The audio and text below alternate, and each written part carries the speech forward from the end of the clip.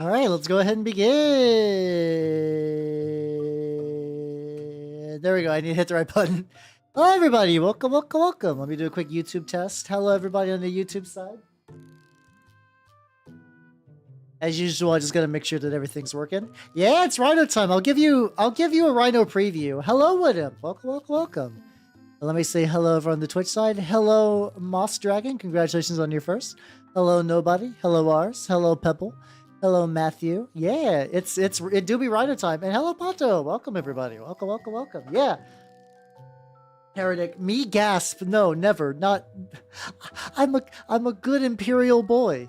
Also, speaking about tank, check this out. This is the tank I worked on stream a while ago. I did, honestly, this is the best lens flare I've ever done. Or like little lens glare thing.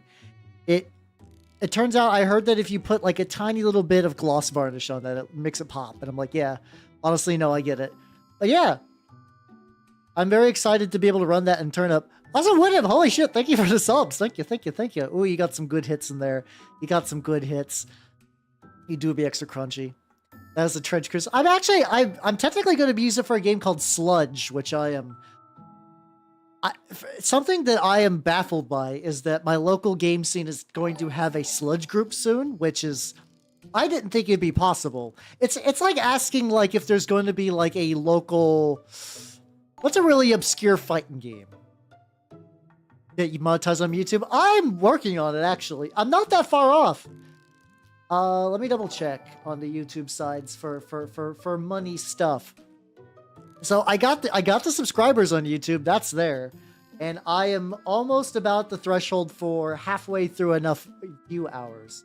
So I need to do more video content that's not streaming, but the watch hours are trickling up. They're getting better every stream. So yes, if you would like me to get monetized on YouTube, keep my strings up at the very least.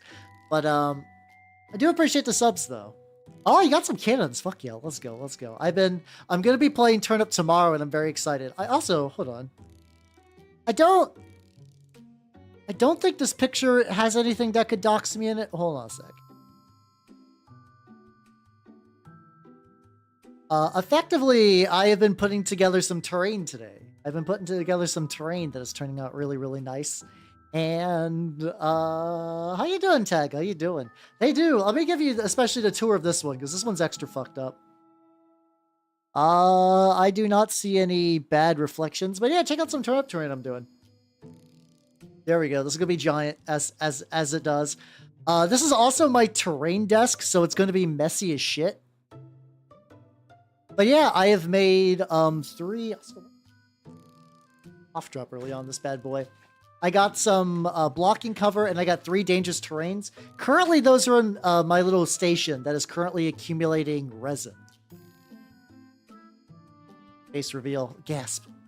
Yeah, right. It's me, John Gorilla Glue. I'm sorry you had to find out this way. It's all good. I could probably just leave that there. How you doing, the Joker? I'm glad you're having fun. I'm aware of that, but I've not actually seen that yet. 8th edition Death Guard. That's the nice thing about, like, if you just care about codexes for reading codices, sorry, my bad. Older ones are super, super easy. Oh, shit. I went out yesterday, and I found 2 fairly old issues of White Dwarf at my used bookstore. Hold on. I can't show all of it because it has, like, the tag on there. But, hold on. I'll show you at least the cover of one, because the cover is really good.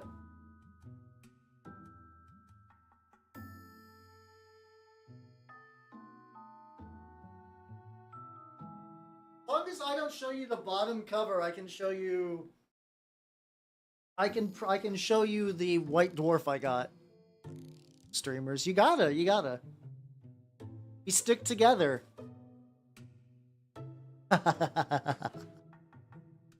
Also, oh yeah, fuck you on the commission. You are brave. I could never do a real serious commission painting. I just don't have it in me. Check out this motherfucker. Oh god, this is shiny as shit. Yeah, White Dwarf 196. There we go. Check it out. We got some. I'm curious what that Warhammer psychology.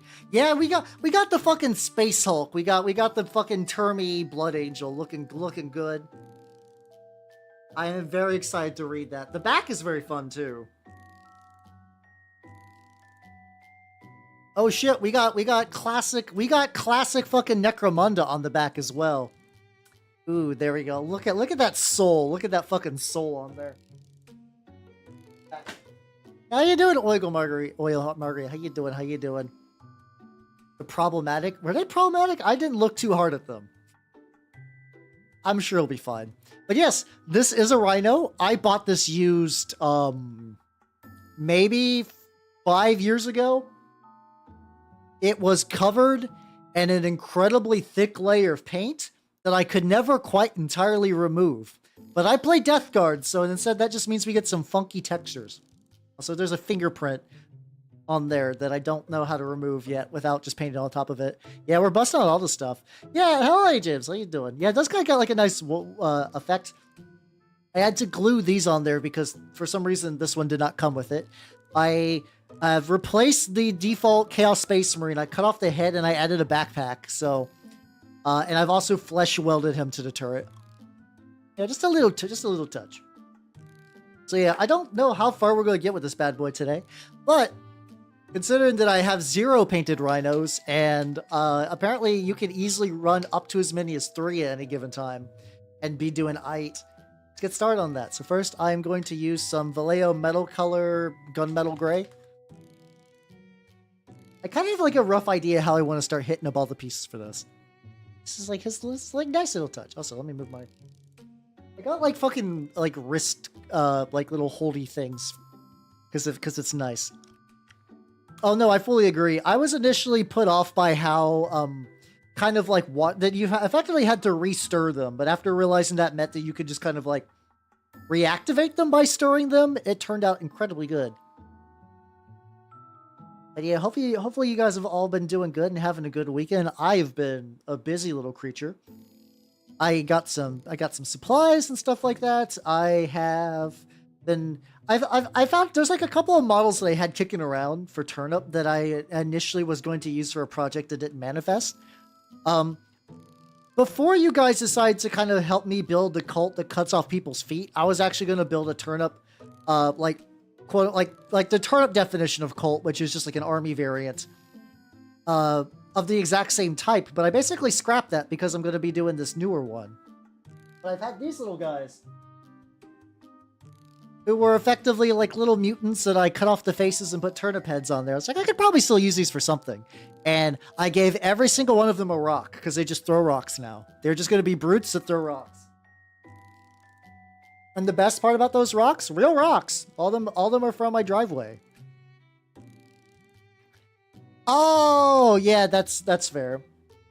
Yeah, I think, I mean, a Capriote, I don't know how to pronounce that properly.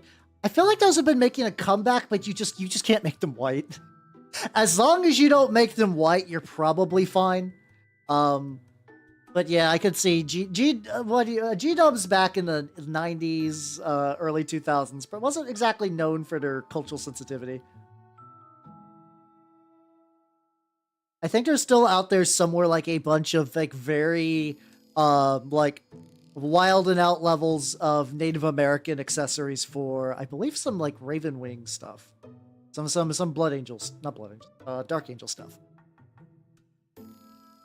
Age of Wonders 4. Ooh, very nice. Very nice. I haven't played any of the Age of Wonders games. I feel like they're a type of game I would probably enjoy a lot, but I have not gotten to yet. Especially because now when I got free time, I just wrap myself up in painting projects. It's a curse, but it's a fun curse. There we go. Look how this is coming together.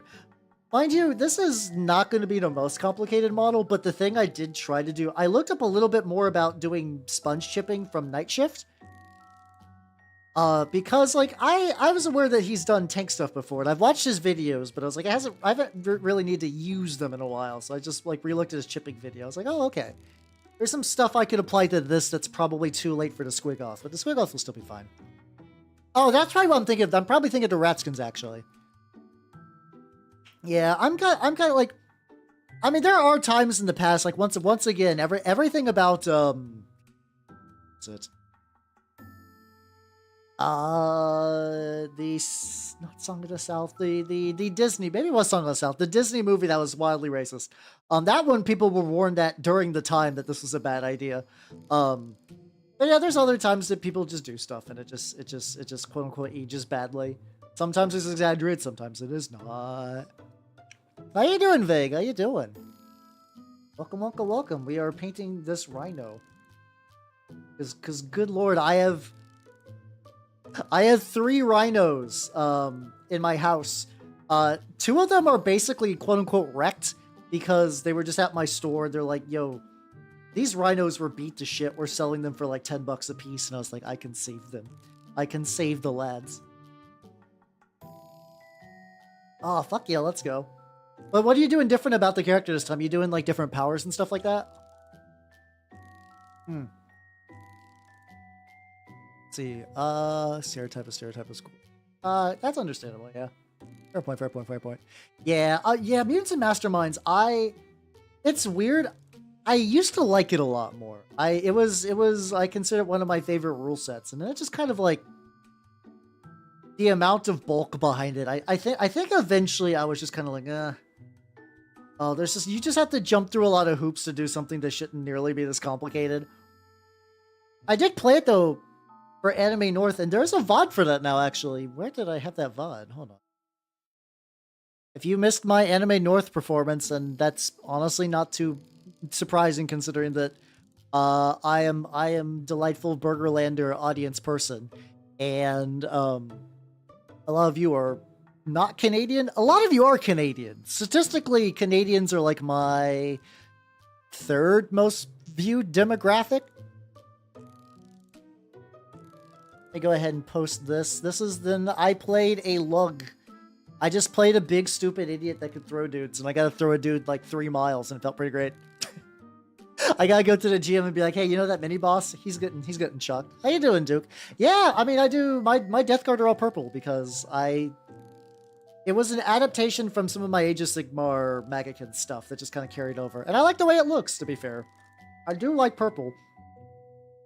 There was an image on the internet I remember seeing a while back that's like tried to be like Virgin G-Dub painter and like Chad like Blanchitsu whatever. Which to be fair, it's one of those ones I hate. Not that I hate the Virgin Chad thing, but usually the idea is supposed to be that the Chad is a fucking ludicrously stupid idiot, and the Virgin's supposed to just be doing things normal people do, but you feel conscious about.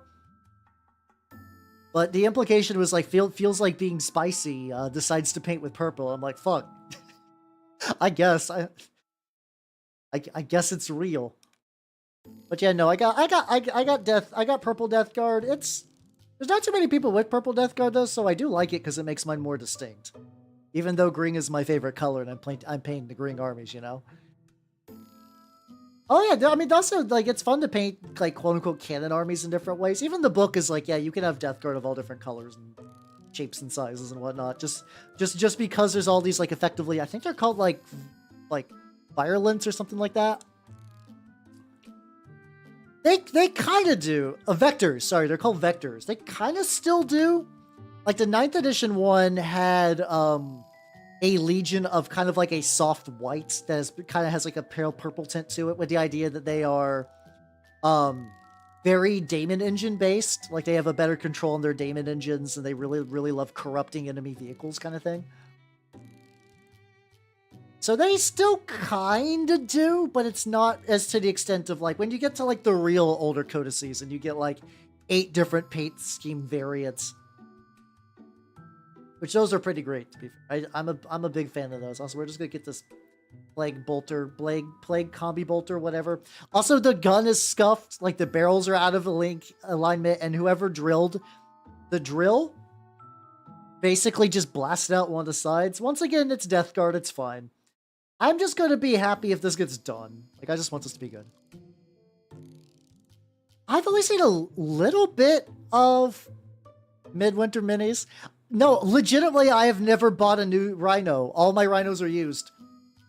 This was bought before I even became a VTuber, and the last couple I bought because they were basically more or less scrap. I know he did like a Predator tank that had like a real fucked up meat texture and an eyeball. They effectively are, yeah. Have all my cars been used? Like my Voom Voom drive around car? Yeah. Absolutely. All of mine have been used. Listen, I paint Warhammer. I don't got new car money. Also, I don't know. I'm very utilitarian with cars. I just want a car that gets me from point A to point B, is comfortable and doesn't suck up all my gas. That's all I really need. Oh, the tank. Yeah, I did like the flesh tank, to be fair. I did like the flesh tank. My current car is pretty solid. It's I've had it for effectively what happened is maybe I think this is before I started VTubing, but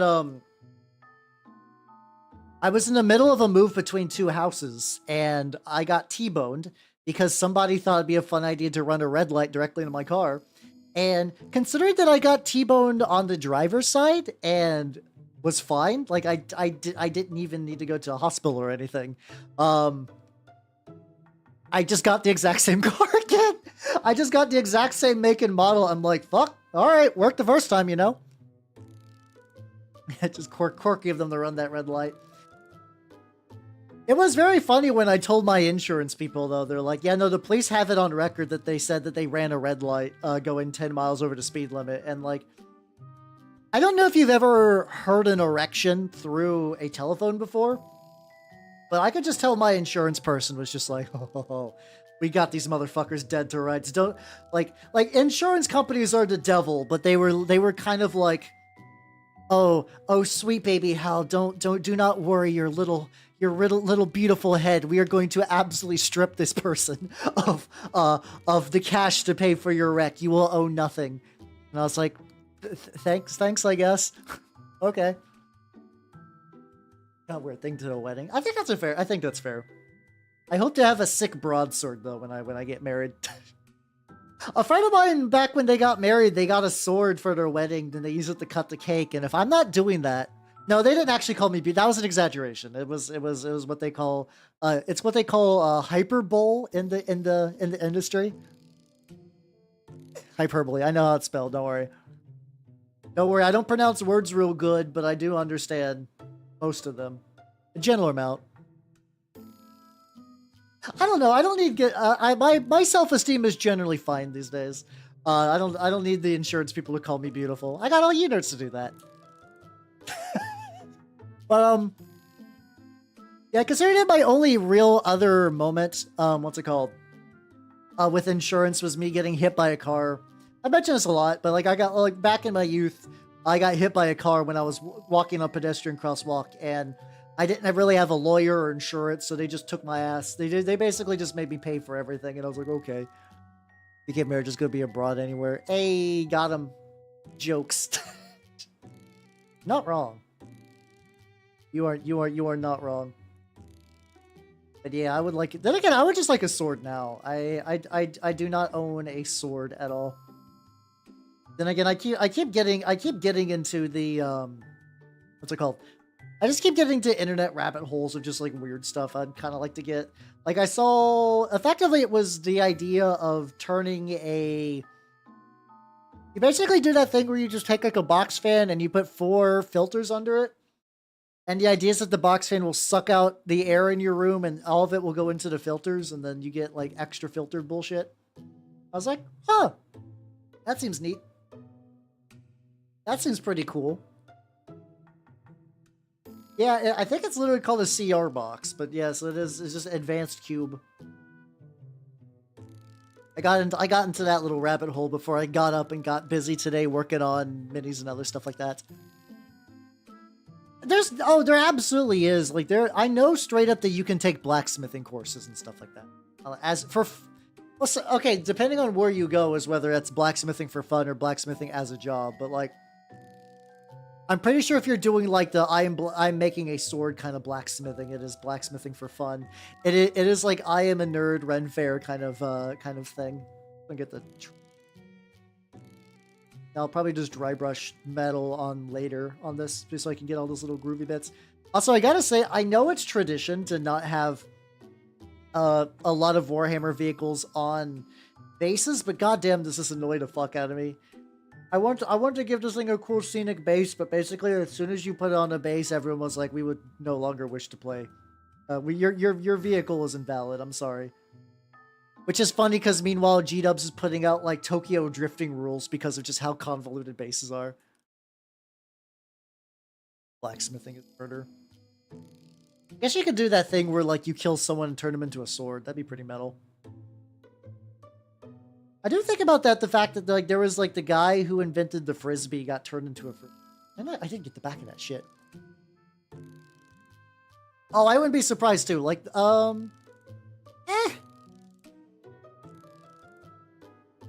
No, because normally... Shit, I think you're right. How you doing, Nick? How you doing? I do 3D printing myself, actually. I have a incredibly shitty 3D printer called an Anycubic Mono. The brand itself is fine. It's just that my Mono in particular is pretty ancient at this point. But yeah, no, if you see me... I own one model. I have like a couple models that were 3D printed by other people. A lot of them predate me having a 3D printer. But especially anything I've done recently has been 3D printed by myself. I actually got some stuff in the printer right now. I was mentioning earlier that I am incredibly blessed and I might have a group to play Sludge soon. So that means I need to actually get like a Sludge army put together instead of just having a couple of like, oh, wouldn't it be nice if I could sludge? If I could frolic and sludge like like in my dreams. Because it's real now. It's absolutely real. Fuck is sludge. Honestly, very reasonable answer. Sludge is a war game by the guy who did Relic Blade. It is sort of a black powder kind of grimdark fantasy war game. You have a lot of models are multi-base, so you'll have like dudes, like three dudes onto one 40mm base for your like line infantry. And there's a strong emphasis that as the game goes by, what happens is that you what's it called? Whenever you take damage in Sludge, you generate a gore token. And that's not on the model, that's on the field. And as more and more gore piles up on the field, the more likely that everybody in the battlefield is getting progressively more stressed and fucked up and stuff like that. And there's also effects to like remove gore or generate more gore. There's Blood Knights that you could use a ritual to turn gore into new Blood Knights, stuff like that. It's really cool, but because it was a niche war game where the rules were either in a magazine called Blaster, which is like an indie war game magazine, or through the website, it does not have the reach of like Turnip 28 or Trench Crusade or Necropolis 28, or like all those ones you can get on like the RPG Vault or whatever for free or for like $5 like Sword Weirdos. So it's a neat game, but it's effectively got some of the shittiest marketing appeal of all time. Oh, I really want a Saturn 8K. That sounds very nice. Also, fuck yeah, Chaos Knights. I've not printed any knights, but I also have a full knight army of actual knights, so I usually use most of my printing for non-GW games, except for a couple bits.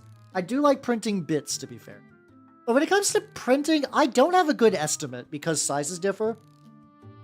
I think it's easier to say like this. I buy Sunlu ABS style resin. It is roughly at any given time for $20 on Amazon. Maybe like 25 if it's for some reason it's not on sale that day, and it usually is.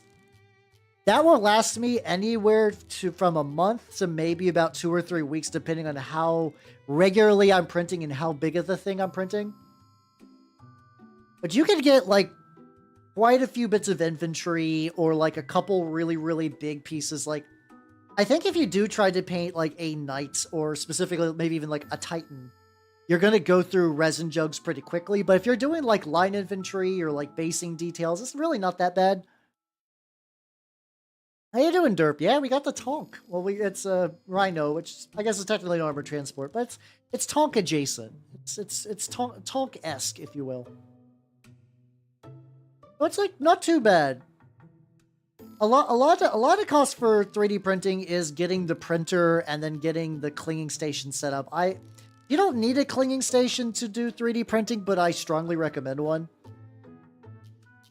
Because it speeds up the process and it automates a lot of things, and it's really, really, really nice. It's really, really nice. They're like roughly in the ballpark of $100. Strong recommend. Then you also do have to factor in, you need like, what's it called? Like, effectively like paint stripper alcohol or isopropyl alcohol to put in there to clean the models. And then you have to use basically a new set of nitrile gloves every single time. That's not too bad. War dogs aren't the biggest models, to be fair, but yeah, that's a pretty reasonable amount. Oh, you're gonna do a BattleTech campaign? Yo, fuck yeah, let's go.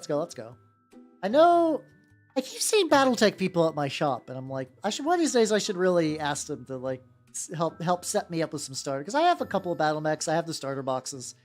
It's been just kind of low on my priority right now.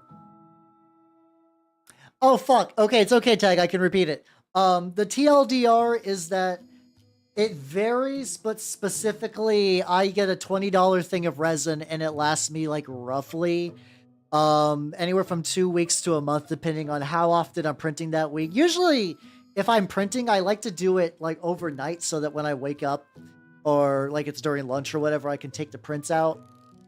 So more or less like maybe like 2 weeks of continual usage with nothing particularly large. Yeah, also thank you for that, Pep. Oil Margarita. Thank you. It does. Okay. So you have two options. One of them, there is a cult called the Tragedy of Rust.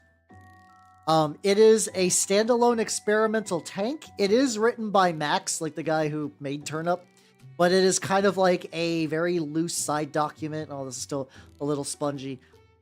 This is an effect I did before I had to do some paint stripping, and then it's still here. This is that kind of like PVA glue,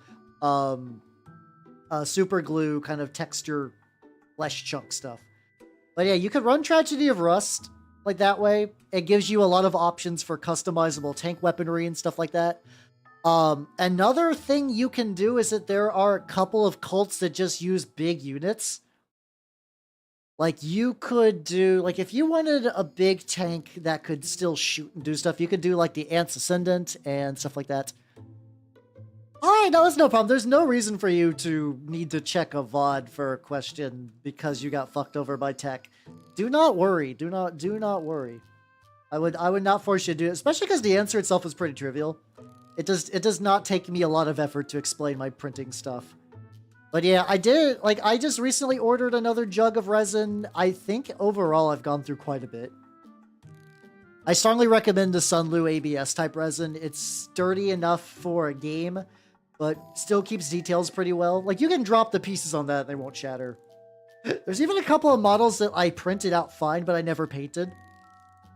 That I am just getting rid of the model because it was done in that older Anycubic resin, which sucks balls. Don't use Anycubic resin. Never use Anycubic's resin. I was a fool. When I was new to printing, I was like, oh, I mean, this resin's pretty cheap and it does pretty good.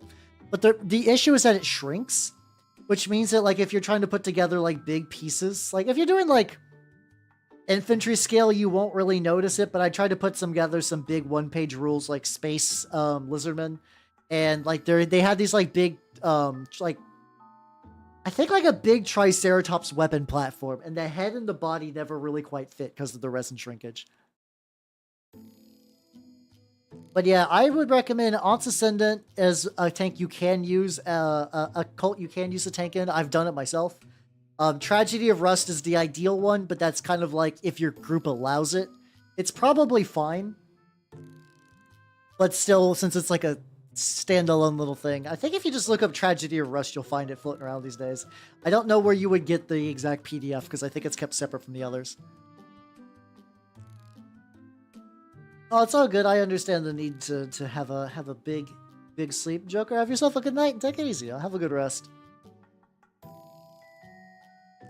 This hat also peeled up a little bit from the bottom, but I think it's fine. But yeah, this is definitely on backwards. It's fine. I'm just gonna preface this that whenever I post about this, it's like, I got this used. It was built like this. I did some modifications, but for the most part, I'm like, ah, fuck it. This guy's aight. Yeah, I'll probably be fine then. The interesting thing about the Tragedy of Rust is that you have the option for experimental tank guns. You effectively have 2 tanks that you can bring. One of them is replacing a follower with a tank, which is fine. The other lets you replace your Toph with a tank. But if you do that with your Toph, you can no longer use them to direct units. So you get like a bit of a trade-off for that. Tanks also do not take damage until they get 3 panic tokens. So that can fuck on some that can fuck some people's mental math up quite a bit. Yeah, I mean that's true, yeah. Especially the Death Guard stuff. Which is really funny because, like, in the Lords of Silence, I just love how they talk about that, like, the boat was an older style Imperial vessel, even, I believe, during the Heresy, but it was still doing good and getting, like, more kills than its rank should suggest. Eventually lost, kind of got drifted into warp, and then the Death Guard picked it up, and it just started growing. Just started growing, Chef. How you doing, Shadow? Welcome, welcome, welcome. How you doing? How you doing? I'm painting the flesh. I'm also doing the flesh a bit more like I've been doing on some of my Turnip 28 stuff, where I do, like, a layer of orange before I do my layer of yellow. Not Turnip 20, sorry, my Trench Crusade. We're gonna see how that works out. And hello, Mini Dell. And hello, Astro Flyer. Welcome, welcome, welcome. Oh yeah, definitely chill if you're not feeling good. Do not worry. You could watch me paint a funnily incorrectly put together used Death Guard. Oh god, somebody just off. Used Death Guard Rhino. Some of the curvature on the back is a little bit of a clusterfuck to deal with. That's fine. There we go. There we go. Oh yeah, let's get you on the Nanners fan club. Let's fucking go. Rinse off ye old brush. Yeah, definitely hang in there, yo. What everybody? It's Nanners fan club time. Bup, bup, bup, bup. If you do not know, this is my wonderful snake Nanners, and she is doing very, very good. Let's see, Mus, you're a senior. Oh shit, we got doubles. We got doubles. All right, let me make that happen. She's doing very good. She's been very active lately. I think she's ready for food. I don't believe she ate food properly last time. And how you doing, Crichton? How you doing? Welcome, welcome, welcome. It is Nanners fan club time. So I'm probably going to try to feed her up in the upcoming week, and I'm big excited. Lost Dragon, you are now a senior, so let's get you there. And Minnie, now you are a junior. Excellent. I wish OBS had like a bigger text thing for this. But yeah, no, Nanners is doing good. And if you do not know Nanners, she is my beautiful ball python. I love her very much. It is the best time of the day, yeah. If you would like to see previous members, there we go. And let me copy that over to the YouTube side. YouTube people, I periodically add you to here. And I think, let me see. I think it's time. Depends. Technically once about every 10 days, but sometimes she just won't eat. She has gone up to 3 months without food. Not for lack of trying.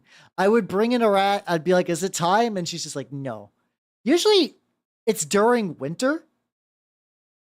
So Pato, I'm going to add you to freshman because I've been seeing you repeatedly in streams. So there we go. But yeah, no, snakes are just weird. Because effectively, I believe she has some concept of seasons. Like, I don't know if it's like an instinctual thing or what's going on with that. But effectively, she'll just be like, oh, no, Shadow, yeah, you fucking lock that shit in there tight. No one's busted through. But yeah, she'll just not eat sometimes. And I know what it is when she does it. Like, I understand that that's just how snakes are. But I would lie if I say that I wasn't worried every single time. It's like, it doesn't matter that I've had her for basically like nearly 5 years now. When a pet doesn't eat food, you still feel weird, you know? But yes, Pato Wega VT, welcome to the freshman year of the official Nanners fan club. And Minida, welcome to the junior year of the official Nanners fan club. And Moss Dragon 24, welcome to the senior year of the official Nanners fan club. And let me move my keyboard off the table. Whatcha? I've had this mechanical keyboard for like not even a month and it's already paint blasted. But at least this time, in theory, I could remove the paint cap. I could remove the caps, and that would make things easier. How you doing, Rattling? How you doing? Welcome, welcome, welcome. Well, the funny thing is, I keep the room vaguely the same temperature, but it's just snakes being snakes. There's not much you can really do about it.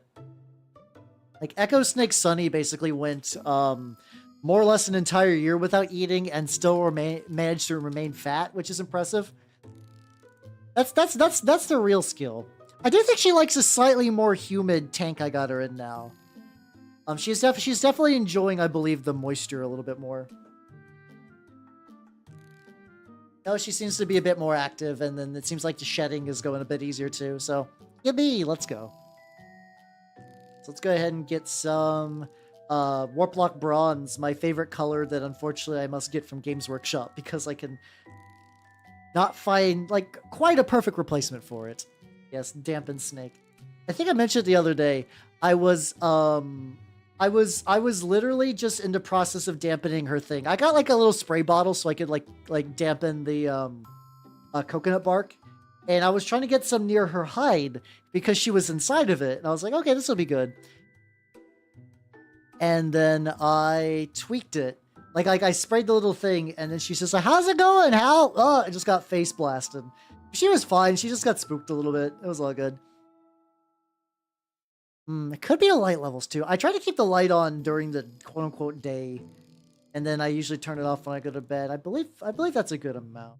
I do keep her in the room I sleep in because it's good for winter. And basically it's like this room right now and then the room I sleep in are the most temperature regulated rooms in my house.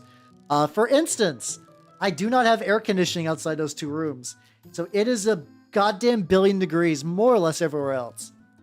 Now, if I die in my sleep, she's fucked. She cannot open the cage anymore. Some cages she was able to open up, not this one though. No more Great Snake Escape. So I think I have like 10 Tau Fire Warriors that was gifted by someone. Stuff like that.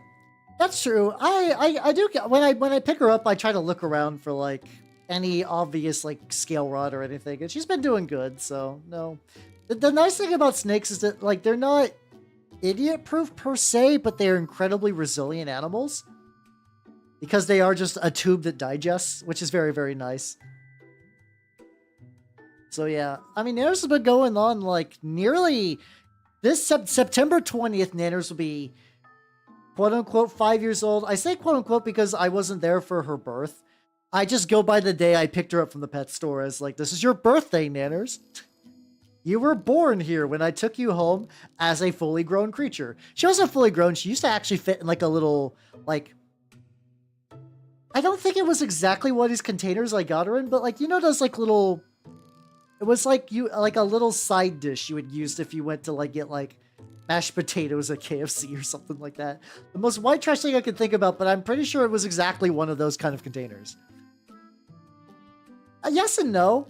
So, as somebody who's owned other lizards in the past, just other reptiles, I guess, what's it called? Snakes are way less shifty about getting held. Like she won't constantly like, I used to have anoles and bearded dragons and geckos and they do not like being held. They do not they're always prey creatures and they want to get the fuck out of there as soon as possible because they will never understand any concept of you being a benevolent entity and they assume you want to eat them.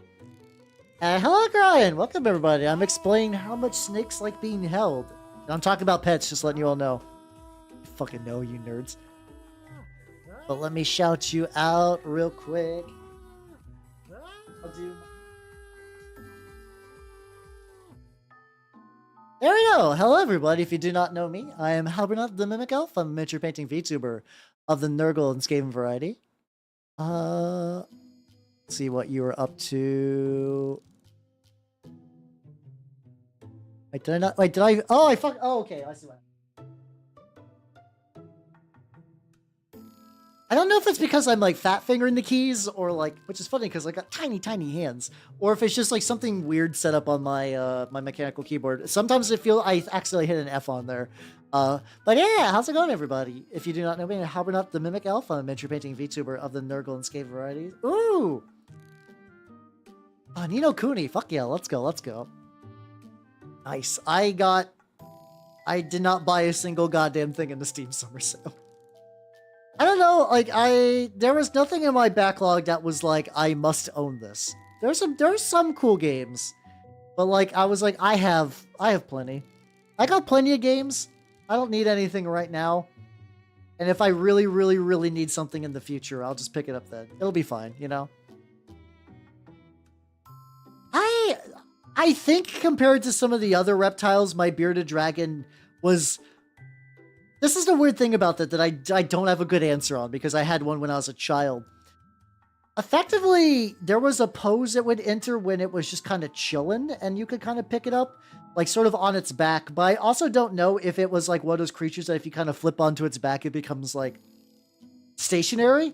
So that could have been me just by being an idiot-ass kid just holding a lizard wrong. How you doing, Iron? How you doing? How you doing? Oh, fuck yeah, Drukari stuff. Someday I might Drukari. They got some Talos paintage in my beloved.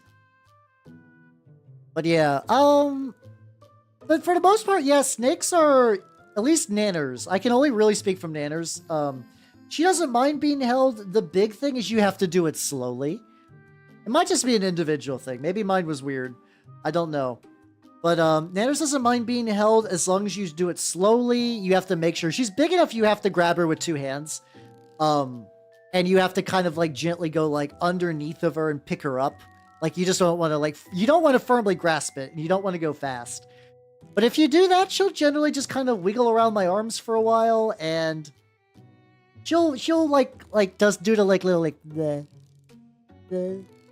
to kind of like sniff around just to kind of like figure out stuff, and she'll chill. Eventually she doesn't get like antsy. She gets like, I want to go exploring, and that's usually when I'm like, all right, time to put you back in the cage. Where she's like, ooh, what's that on the ground there? I'm like, no. No, cease. But yeah, Nanners doesn't really have a fear response. And she's incredibly chill. And like when I say going too fast, because like the reason they're called ball pythons is because when they get scared, they ball up. So if you go like, huh, like she will go like, eh. She doesn't like that. She kind of does it like, don't hurt me. She does that kind of thing on the regs. But yeah, if you do it slow, she's fine. You know? Yeah, I'm fully aware that she has a very poor grasp of reality because the efficiency that led her to being able to live like 20 years and like being incredibly sturdy and only needing food once a week also means that she is effectively a tube. She's a tube that eats. Also, this thing has some wicked mold lines on it, and I'm upset. Since escaping the sewers, yeah, you get those delicious sewer rats, and you have a good time. I already zoomed out. I can't zoom out more. I'm trying to get these like little side metally bits, so if it gets a little fucky, go men. But yeah, no, theirs is pretty nice. She is easily the cuddliest pet I've like not cuddliest pet I've ever had. I should say cuddliest reptile I've ever had. I used to have cats, and like it's hard to beat cats in cuddliness, like cats and dogs. There's a reason that they are the typical pet. They have been conditioned through untold millennia to be like friends with humanoids. It's pretty cool. I mean, technically, yeah, more or less all of us are just one continuous tube at all times, open at both ends.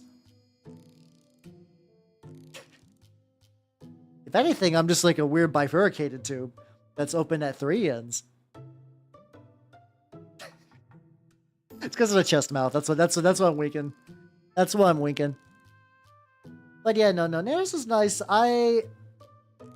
As a pet, snakes are pretty cool. I don't know I'd recommend them to anyone. It takes a bit before you kind of desensitize yourself to finding like a frozen rat in your fridge or freezer as a whatever event and not a what the fuck event. It is cursed knowledge. Yeah. I mean, I had this inflicted upon me.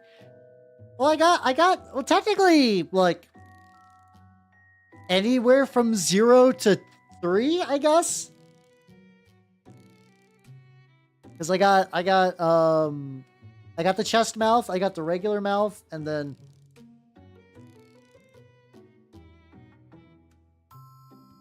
I'm gonna say nothing else. Our anus forms before our heads. Just a floating anus, and then the rest of the body is constructed on top of that. Are the ears fake? I mean, yeah, depends on what you mean by fake, I guess. They're They're real eels. They're real eels in the shape of ears. I'm sorry I've been lying to you. No, like, because of like my elven genetics, I have effectively like, if I was a real elven boy, like 100% elf, no mimic, I would look like this all the time. So this is kind of like a baked-in template that my body can assume. I also got the human form because I was raised among humans, so I just have like a human disguise I've lived in most of my life. Where's Art of the Last Mouth? Not a lot. I technically got a lewd tag, but I took it down just because it was just like, I don't know. It wasn't getting used a whole lot, and honestly, like, it probably felt better if I just removed it. I was like, that's fine. I still got it somewhere. But yeah, no, there's not a huge amount of spicy art of me out there. Which is fine, you know, honestly.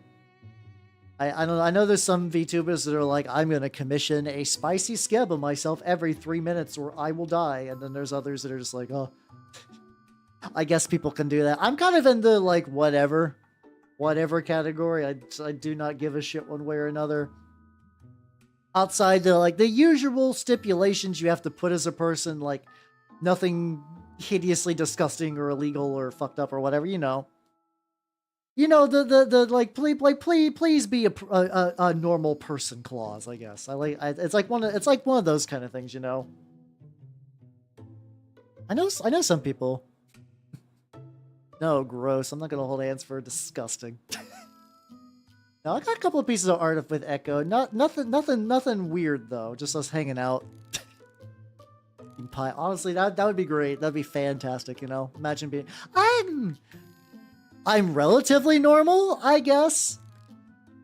Considering that like I'm a functional person that could like pay taxes and like pays their own bills and stuff like that, I'm normal. I'm like abnormal in hobbies and normal and like I am a functioning individual that understands thoughts and feelings and stuff like that. I got empathy, there we go. Which is shouldn't be a big accomplishment, but there are people on the internet that don't. How you doing, Chieftain? How you doing? Welcome. Yeah. Yeah, I mean, there are some people that make money by getting not safe for work art of themselves, or like that is their thing.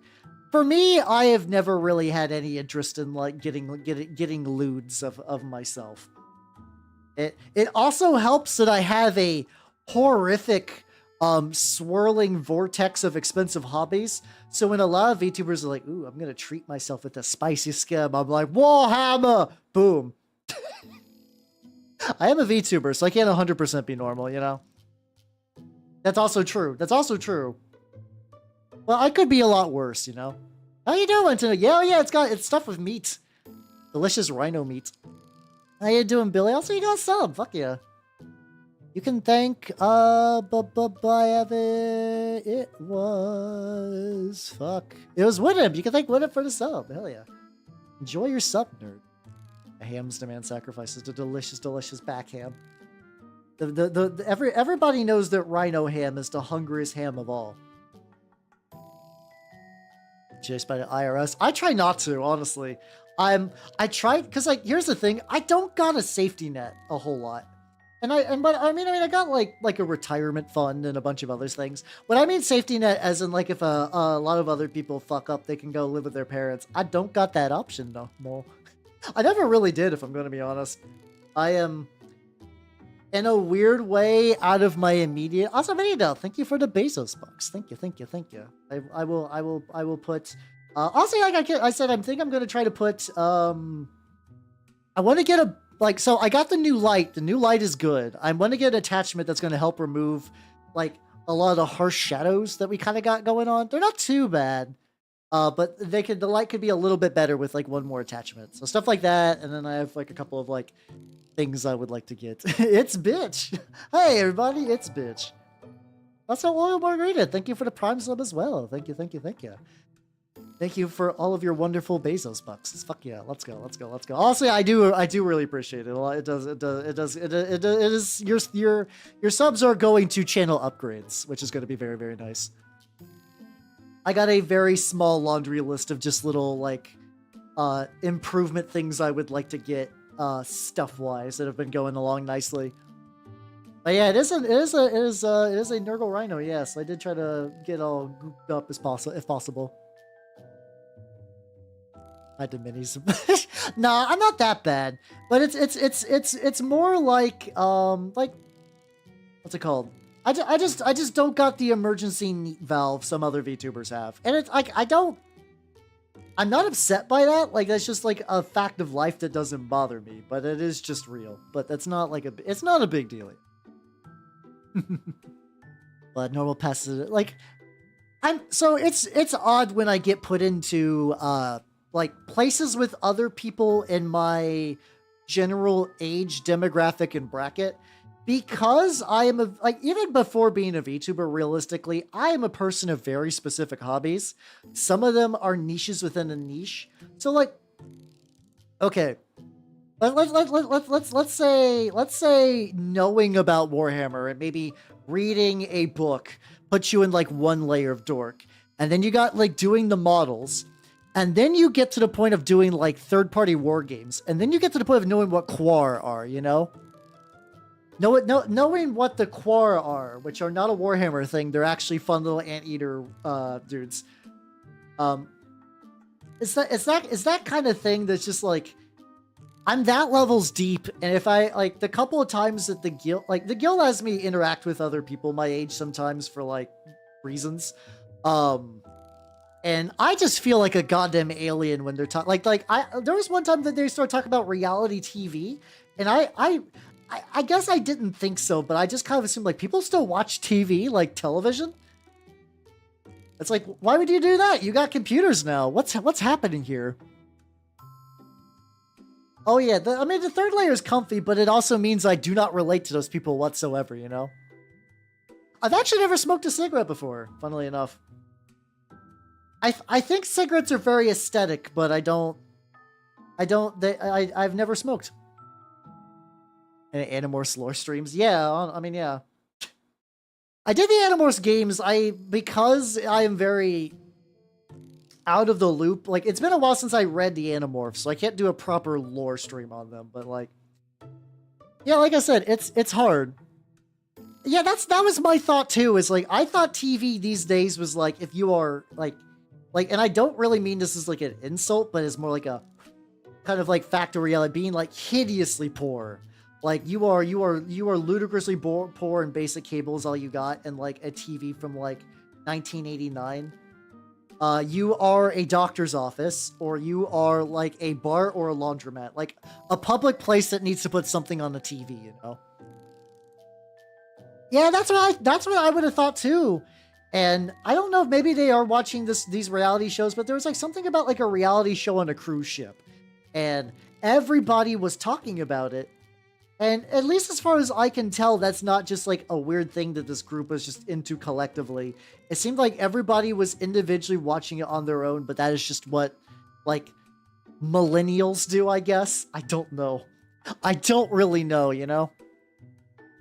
Like that's one of those things where it's like, I am eccentric by hobby, but like I'm have like a reasonable, like as much as I joke about like being autistic, I don't like, I feel bad because I don't think it's actually true. Like I know haha, like hyper specific nerd hobbies, but I think it is just hyper specific nerd hobbies and not like genuine autism. But there are times that it's just because of like that level of disconnect. I'm like, I don't know what's going on. I can't even explain what VTubers are to any of you people, because that is that's like a Pandora's box I do not want to open up. That genie will never be put back into the bottle. A boomer. Also, yeah, I figured some boomers would solve that too. How you doing, Owen? Welcome, welcome, welcome. How you doing? Imagine having interest in that. I know, right? Wild. Absolute lunatic shit. There we go. I'm doing well. I'm doing some mini painting, stuff like that. Well, see, but for me, I do the same thing, but with just YouTube videos. So, like, I don't know. I just don't. Oh, there's also just like metal that just did not get painted there. But I'm doing good. I'm doing good. Addictive. Yeah, it's like for me, like I never saw the positives for smoking, and I did actually like have a lot of like extended adopted family members who smoked their way into various forms of painful and expensive cancers that ruin their lives. So I'm like, I'm good. But I'm not gonna lie, if you see a character smoke in something, you're like, damn, look how cool they look. It's such just like a funny pop culture shorthand that still works, you know? Like Snake. Like you see Snake in Metal Gear smoke and you're like, damn, look at that dude.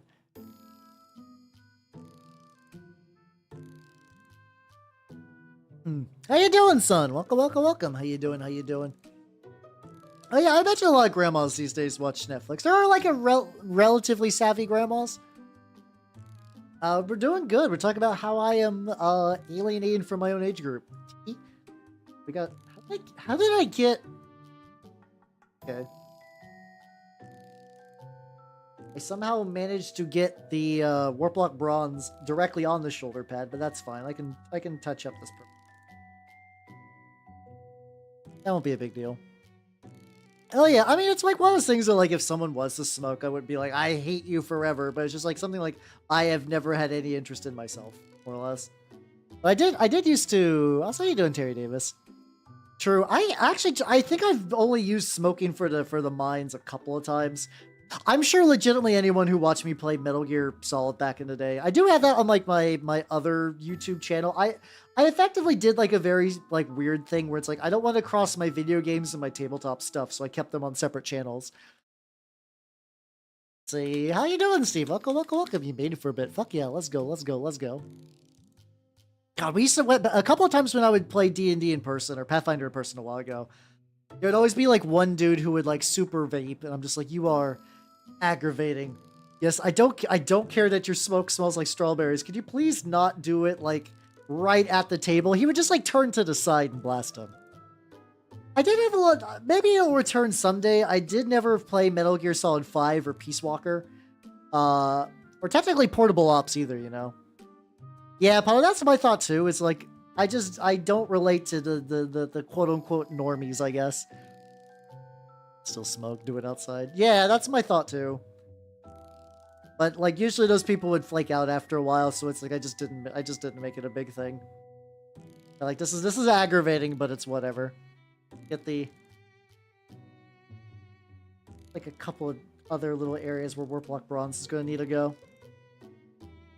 Which is nice. But yeah, for the most part, like the current people I know don't particularly vape. But it's also because I like the people I hang with in person these days. Like I do got a couple of friends that it's like my magic group more or less. Because like I've had friends for a while, but a lot of them have moved, so we communicate mostly on Discord these days. Like I know a couple people in person. They're all like dads or like kind of like marketing people, so they're not too like I'm 20 and then my personality is vaping, so like I haven't had to deal with that too much, which is nice. You can smoke wrong. I have a feeling like I know probably what you're going to imply, but I imagine somebody who just puts into cigarettes sideways and just lights it from the middle. That's also true. I don't want like the like not resin stuff, like just like the like. I've smelled how smoke can stain things. I don't want that. So how you doing, Lego Man? Welcome, welcome, welcome. Break my self-made project order, but I also want to. Ooh. I can't help you there because I like while I don't believe I have autism. I would not be surprised legitimately if I have ADHD. I would not. That would not surprise me earnestly, because I do just kind of bounce between a lot of stuff, kind of at whim. I mean that's effectively it. You're supposed to inhale the smoke into your lungs. I mean that. Are people not doing that? I legitimately know so little about smoking that I don't know. Do you unroll cigarettes and put the leaves in a pot? Maybe? I don't know. All this shit we are currently talking about right now are very much on that, like, that's bullshit, but I believe you kind of thing, where it's like, that sounds weird. Get that delicious. What you really got to do is you got to let the cigarettes accumulate black mold, and then you smoke them, and that's how you have a real good time. They call it the game touch. No, that's an incredibly stupid joke. Anyway, swallowing the smoke, huh? He's just like out-strengthening the lungs, I guess. Cigars go to the mouth, for example. Ah, gotcha. And then boofing goes. Sorry, that was a dumb joke. So I'm gonna like scoots a little over this way. The reason being I'm seeing myself. I think I could like, hold on. Where am I positioned? I could be like a little more. Something like that. There we go. We got a little bit better positionals. Get this going. It's all Mr. Morbius. I've never smoked a cigar either. The closest thing I've done to smoking, I did smoke hookah like twice in college, and that wasn't really my thing. But I've never really had like a cigarette or a cigar or anything like that, you know.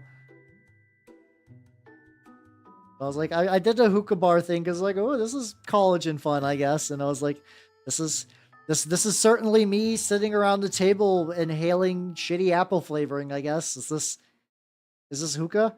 Like, I'm sure there are legitimately people who do hookah as like a regular thing, but it also kind of felt like one of those things like, this is a very college activity. I cannot imagine anyone I'm in the group right now is going to do hookah outside of this. I could be wrong. That was the impression that I got. There we go. It's like a big water pipe that has a bunch of tubes that, like, effectively you kind of do like a big water tobacco pipe that you put in the center of the table, and like a nice lady will come out and put, yeah, it's kind of like a tobacco bong.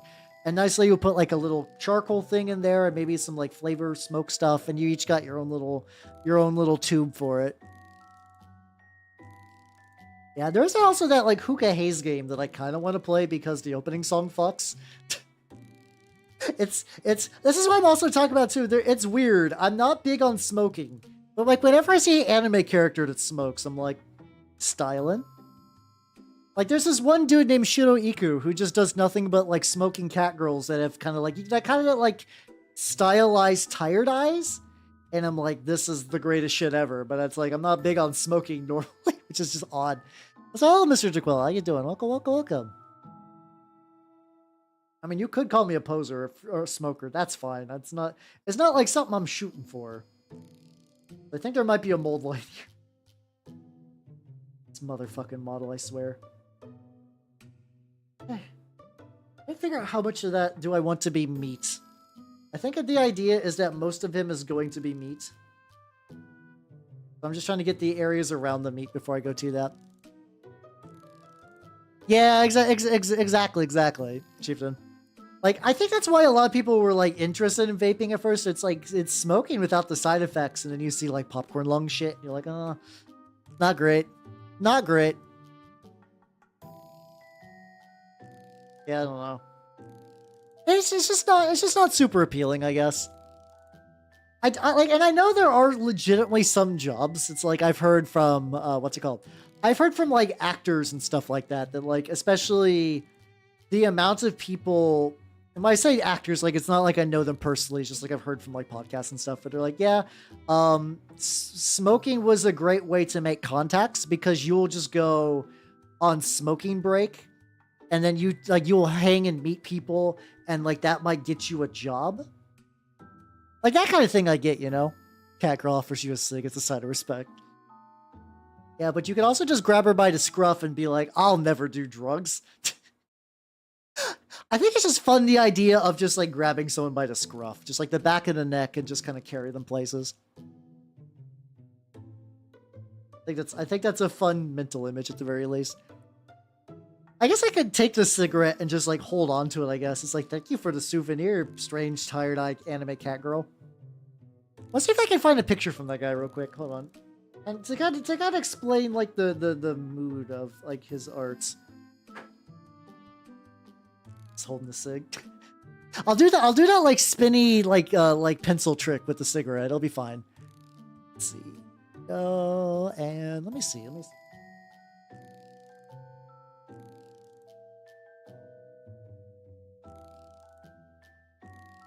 Let's see if I can find a picture that is not particularly spicy. Hold on. He's actually been doing less smoking pictures lately. God, some of these are kind of spicy. Come on, I just want to find one that's just anime cat girl smoking. Come on, that was like your thing. Why can I not find this? Give this like a little bit more time. If I do not find something soon, I will expire and I will move on. Nope, that's that shirt's too low cut. God damn it. It's not like anything's that bad, but like I don't want to get bonked on Twitch for this, you know. Oh, get you some ice cream. This is ice cream weather. That's it's a little risque. God damn it. Motherfucker, son of a bitch. Why is it like this? This guy is literally known for a thing, and he, I guess, has not done it. And okay, this should be fine. Okay, this one should be fine. It's not that representative of something of his art, but yeah, this one. There we go. I think. Oh yeah, I can just do it from this. She's wearing like tights, so I think I'm just gonna keep it up at that level. But like, I like the aesthetic a lot. I like the tired eyes and the bean brows and like stuff like that. He does good art. I do like the art. I can link the Twitter account. Warning, not the spiciest thing ever, but like maybe be careful as usual. As in, like, don't go opening this. Every now and then I forget that I'm following a couple of people that like to wild out on Twitter. So it's really funny when I'm just like in a line at a grocery store and then I look at my phone and I'm like, oh shit, I forgot I'm following Minky on here. Oh god, I hope no one saw that. Is this brewing this? What the fuck? Why'd you do that? Not the photos. My Twitter is entirely work safe. I think I have a relatively safe Twitter at the end of the day. Get that little chaos start on there too. Stuff like that. But yeah, no, my Twitter for the most part, it's not too bad usually, but every now and then. Every now and then some of them kind of wild out.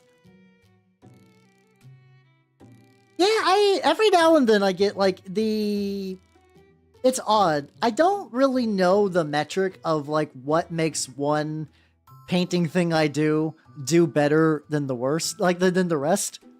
How you doing, Juicy's Pineapple? Welcome. How you doing? He has a very cool art style. I do like the way I think he's done skebs every now and then. I might need to see if like when the skebs open up, because I think he can draw dudes. That's a weird thing to say, but there's some people that are like, I only draw like cutesy anime girls. I'm like, it's good for you. I'm just not your audience. That's fine. I'm doing good. I'm working on this Chaos Rhino. It is going relatively well. I don't really truly fully believe that I will get it done tonight. But the goal is just to get this like relatively high. How you doing, Digital Rocket? How you doing? But yeah, like I've had some things get like reasonably good traction. Honestly, sometimes if like the guys behind the games I paint, like I've gotten retweeted by Max from the Turnip. He's retweeted some of my stuff, and then that's usually when suddenly it goes from like what's it called? Oh yeah, I forgot he does have the ashtray where you can put the cigarette out on the tongue. So I assume that you can just get digital ashtrays, and like as an artist, he's like, I can make this really wild if I feel like it.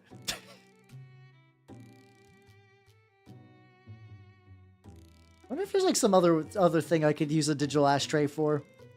Just have like a little screen that I could just show on stream or something like that. I don't know. Wrong color. You should. Like, I mean, there's also that thing too where it's like, okay, here's a different question about the wrong color. Do you like the wrong color, or is it just like this is not fully canon compliance? Because if you like the look, fuck it, why not? You know,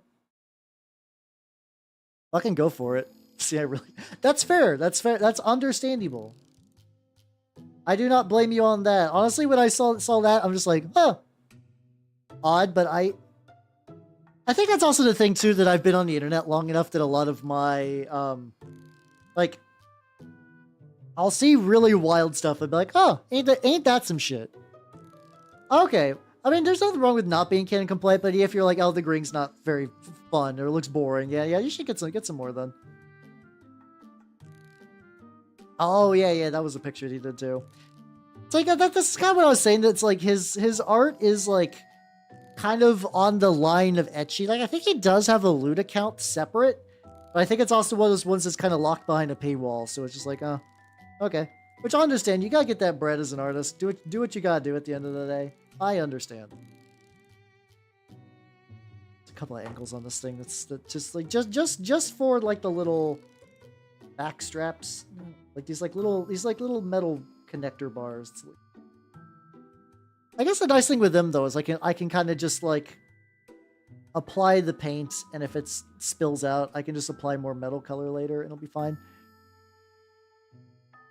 Breaks the gasm. Yeah, I don't know. What is the gasm policy? I've never heard anything referred to as that. So like I think I get the general gist, but I do not know. But yeah, it's also a little kind of some of the reason I gotta be a little issue. I gotta be a little iffy about opening Twitter in public. Discord's at least usually relatively safe, because I don't really follow anyone particularly wild and out on Discord. Yeah, I guess those like little like side things I might make into more flesh. We gotta get the top of these little side boxes as well.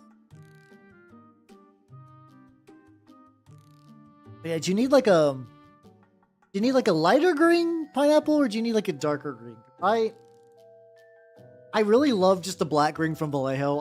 I love that green a lot, but I'm trying to like, it's gonna sound dumb, but like in my brain, I know salamanders are green, and I know vaguely what they look like, but I don't know what I would classify. Like it's like, I guess, a relatively bright green. That's probably not the green you're looking for. A little bit more on there. I do think this is gonna be another one of those vehicles where I definitely apply, and I have so many models that are just waiting for an oil wash. So thank you for that, Pat. Thank you. Headpat's gonna keep on going. So Sammy is working today, which is good. So I'll probably come back to that color once we get like a little top. I'll definitely come back to it later. Like really poke some shit out. Oh, thank you for the hydrate stretch. I could use that.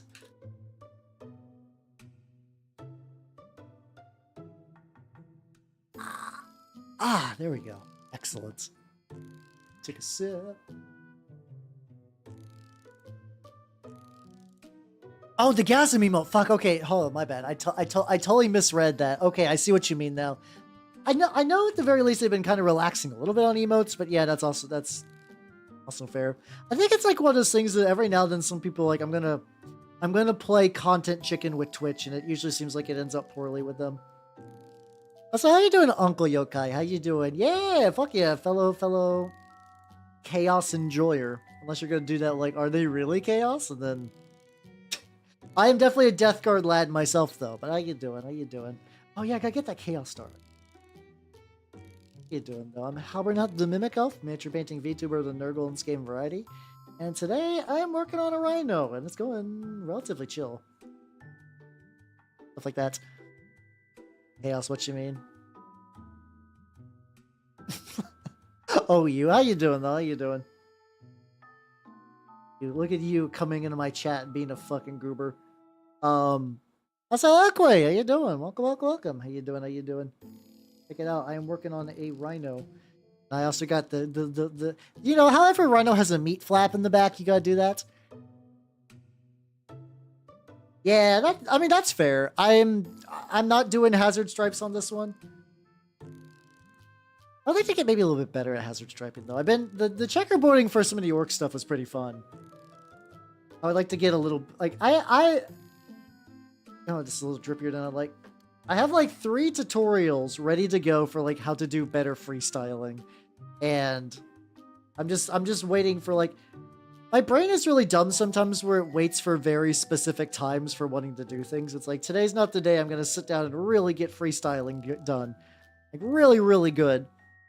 Which is like, a very weird mindset to have because it's like just waiting for a very arbitrary day. But I do that with a lot of stuff, honestly. It's like I would like to clean up a lot of my house, like redo my whole like mini setup and stuff like that. But I need a day. I need a very specific magical day for that when I'm really feeling it. Till then, it's like, could I piecemeal this? I do kind of, but it's like this is all in preparation for the quote unquote the day. So what I'm doing for my camera, just is entirely hazard stripes. Hazard stripe, you know what? An Iron Warrior with a hazard stripe cape would fuck super hard, but goddamn, that'd be tricky to get the stripes with the folds of the cape. So what I am doing for my camera is I'm using a C-stand. It is a metal C-stand. It sits maybe about, I'm going to say roughly 3 feet away from like where I'm painting, maybe less than a foot away from my desk. And I have the camera maybe about a foot and a little bit of change above where I'm at the moment.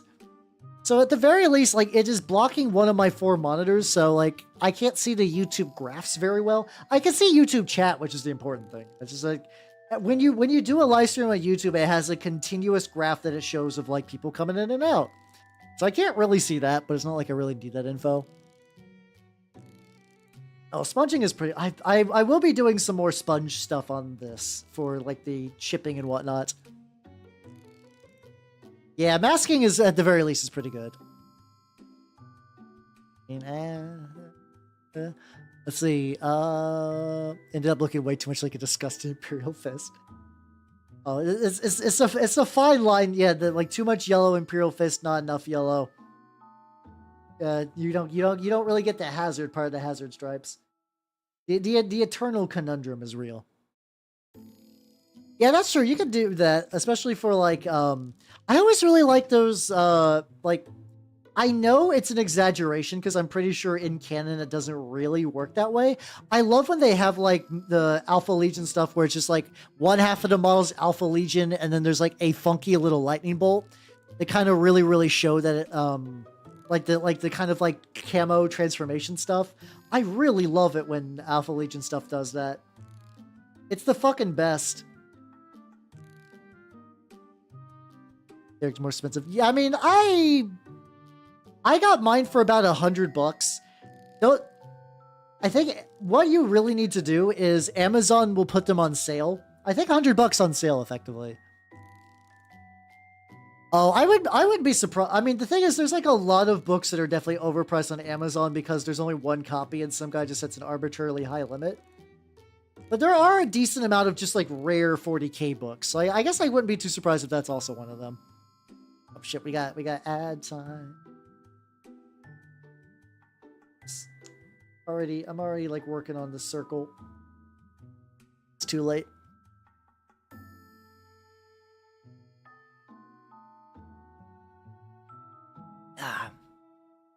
Extra hydration in 1.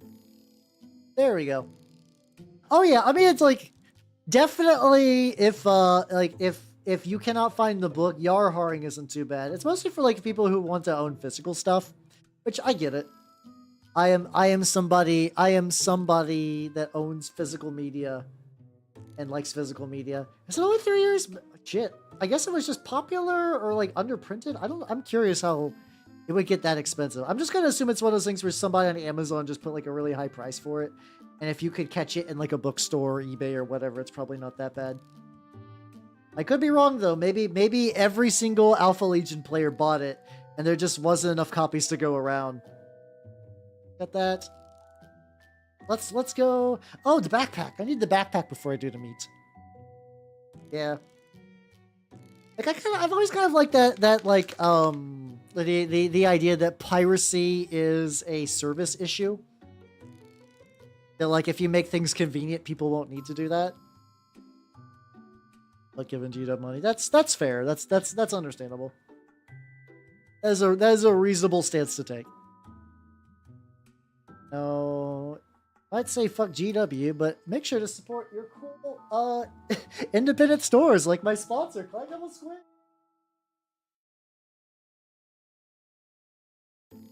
Hey, there we go. I was so worried that I was going to type Sposnor again because I keep doing that.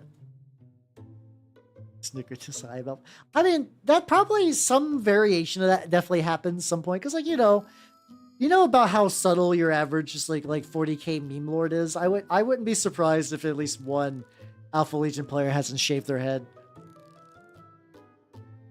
Though technically, if you're going by like which Primarchs don't have a shaved head, you're really kind of like out for like. You got Fulgrim, you got Sanguinius.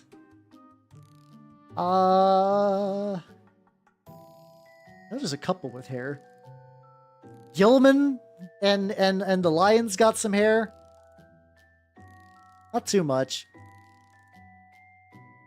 There we go. Convenient, affordable. Exactly. It's got to be... Which, especially for, like, older games, too, and, like, how the retro market is now, like, oh, would you like to buy this older classic? By the way, that's, like, $200 now. Like, fuck off. Fuck off. Curse did... Yeah, Curse did have, like, the Hot Topic jet black hair. Understandable. Understandable. Okay, so, yeah, that's some other options, too. We'll trade the Earth years ago. I mean, how could you really tell? It's an enigma wrapped in the mystery of the... Oh, yeah, no, the con had here. Yeah, didn't the con have a top knot, though? I kind of love how prevalent the top knots are in 40k because they are just, like, the absolute most ridiculous hairstyle. I understand that there are places in history where top knots were more prevalent. But also, they are very silly if you don't do it right.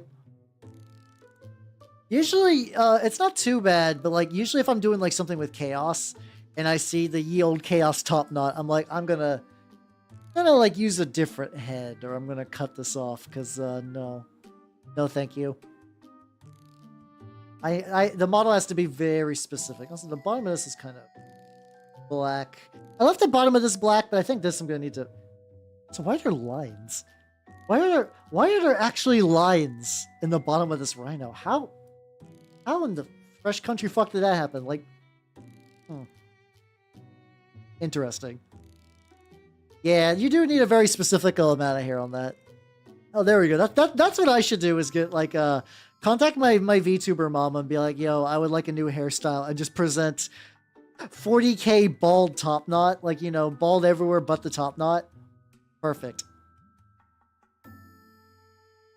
I mean, that's true. That's like, cutting off the top knots, like having like a top knot duel makes sense. But in that case, you could just kind of have the, also a lot of samurai hair is fucking bananas. I love that samurai hairstyles when it's like a man who is not balding shaved his head to look like he's balding. Like, it's like, ain't that some shit? I am Halfaris. I think it would be cool to have, like, at the very least, I think I'd like to maybe get some art of me in, like, Plague Marine armor one of these days. There's, like, I used to think I'd be like, I'm never going to find an artist that would want to do that. There's more and more artists that are like, I love specifically drawing 40k art, and I like doing Marine art. So that would actually be, like, the hardest thing to find these days. I got, like, a queue of artists. I'm like, maybe I want to commission you at some point. I guess I can rock to your brain vibes. I don't think I would like it, though. Like I said, I'm not a big fan of top knots. Yep.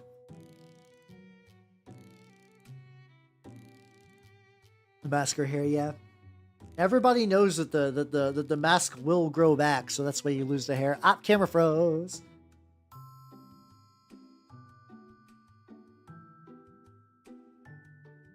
Okay, that's like, actually, that's a pretty big amount of Primarchs with hair. I'm kind of surprised. I assumed it was less. All right, we back. Yippee! All right. Nice. Well, I am mistaken then. That is absolutely on me. My lack of Primarch hair knowledge is showing. There we go. Let's get let's get this funky little lad up front. This is just like, I have used bits from the... I have kind of like weird mixed feelings. I'm not getting a battle core set. No, cease. I have really mixed feelings about the Chaos Spawn kit. It's great for bits, but the actual torsos on the Chaos Spawn are kind of very, very weird. Like, nothing really sets right, you know? Yeah, it's just stringy black mold. Yeah. I kind of imagine it's one of those things that maybe at one point he had hair, but like eventually the tubes just kind of replaced it with a similar style.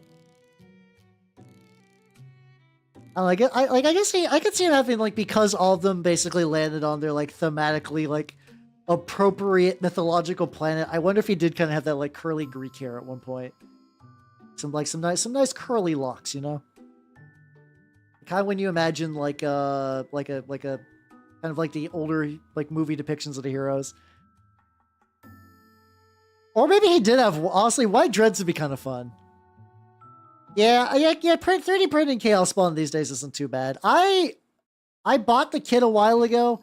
I still use it for parts, but as I'm running out, I do not think I will ever pick up another one.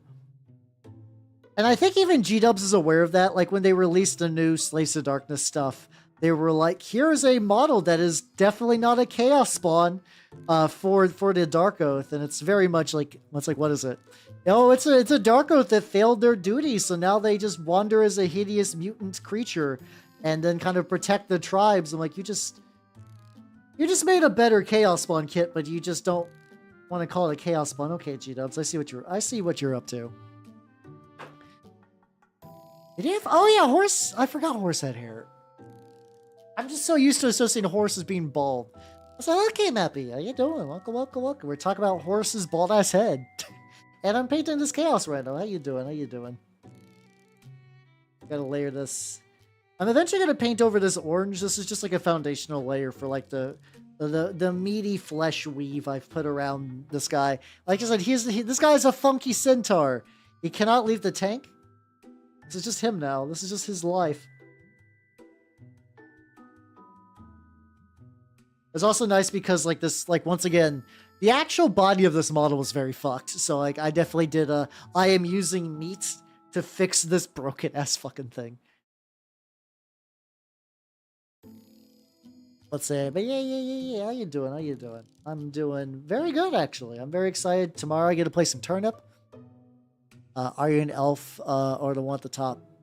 Hey, oh no, I am the elf. It is me. I'm Hal the Mimic Elf. Ah, there we go.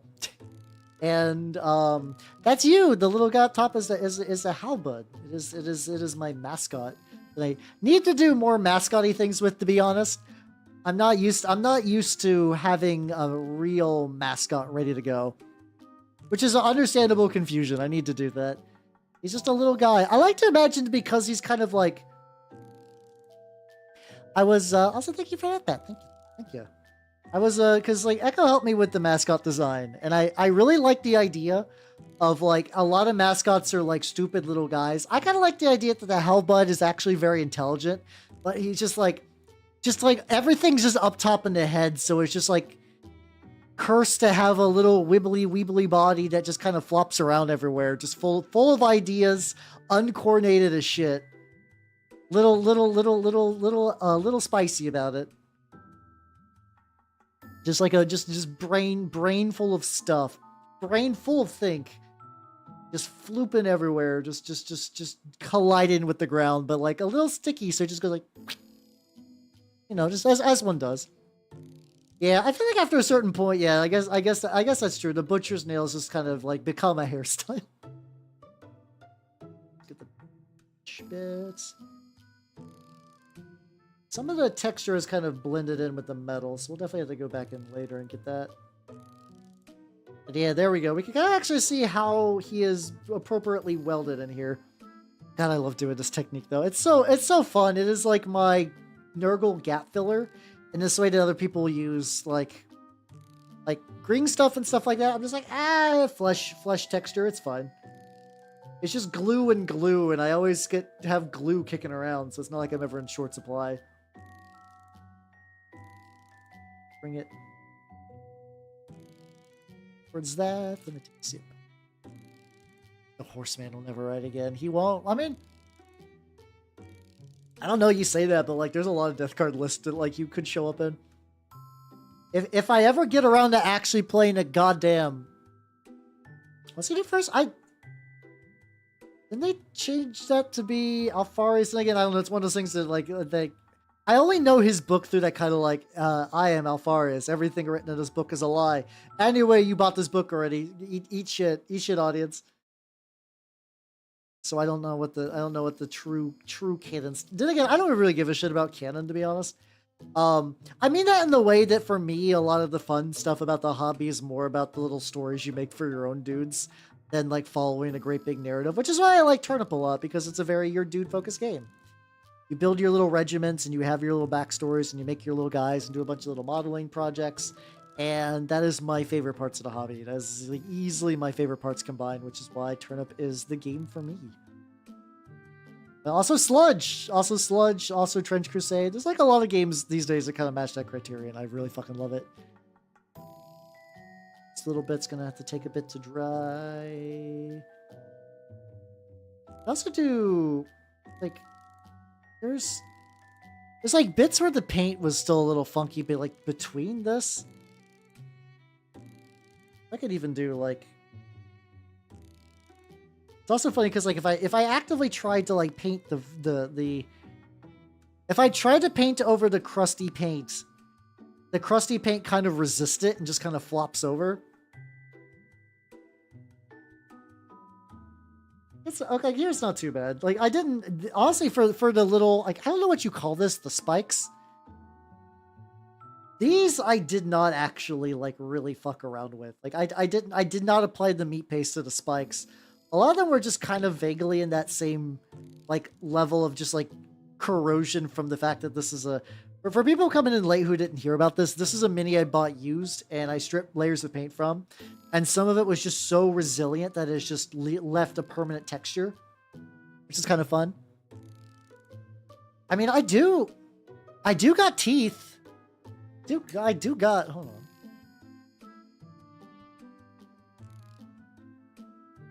I mean, I'm not gonna use my real human. Let me grab my fake teeth. I do that.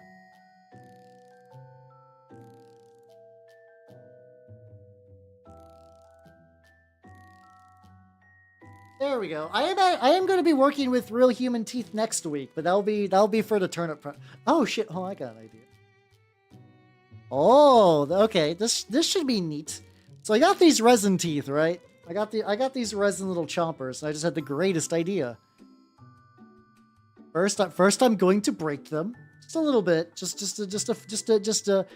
you know, just some good old teeth flattening. Just gonna do that thing where I just gotta. There's so many projects that are just me clipping something, and I don't know where the back half goes. Like I close my eyes and like look away, and then where did that chunk go? I don't know. It's somewhere. It's somewhere in the void.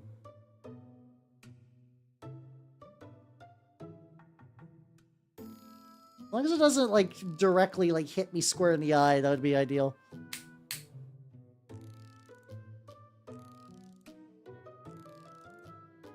So far, I'm 3 for 3 for not getting hideously blinded. I do. A lot of tooth stuff has been coming up lately, and I don't know what that says about me.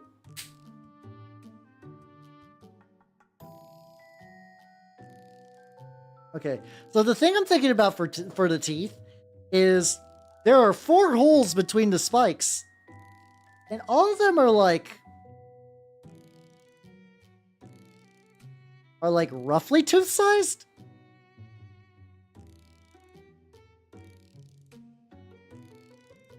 And kinda, yeah, there we go. And kind of make it happen. It's fine.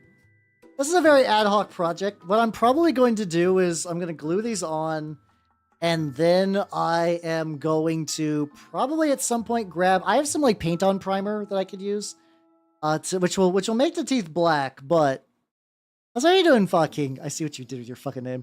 I just ordered these on Amazon a while ago. I think it's like $20 for a bunch of resin teeth. I did order some real human teeth, though. I got human teeth in my drawer, which I'm going to be using for Turnip next week. Those I got from a Etsy seller called Fun with Teeth. That's not a bit. You can just buy human teeth on Etsy. They'll sell you teeth. I have them in a bag. I don't want to show them yet because I want that to be fun for next. I figure next Wednesday stream is going to be a part painting stream, part building stream. So I could like, I got a couple of projects I would like to build stream. Go, get that in there. It's a nice when I got your mouth fixed. Oh, fuck yeah, let's go. Honestly, I'm going to be real. Human teeth go for roughly $6 each. So like, if you got your own teeth, are those ethically sourced? Nobody would ever do shady shit on Etsy, right? Right? No one would ever do anything just like real weird on Etsy for no reason. I can't imagine. So I hope. Oh, I guess we'll find out one day. I assume I wouldn't get in trouble for it. I'm sure it's fine. I'm sure buying teeth on Etsy's fine. Got like 10-ish teeth. You got... I'm gonna be real. Okay, this is gonna sound weird, but hear me out. Do your teeth have fillings and or cavities? This is not a judgment. I don't personally care if they do. I just need to ask because there's information that I can give you about that.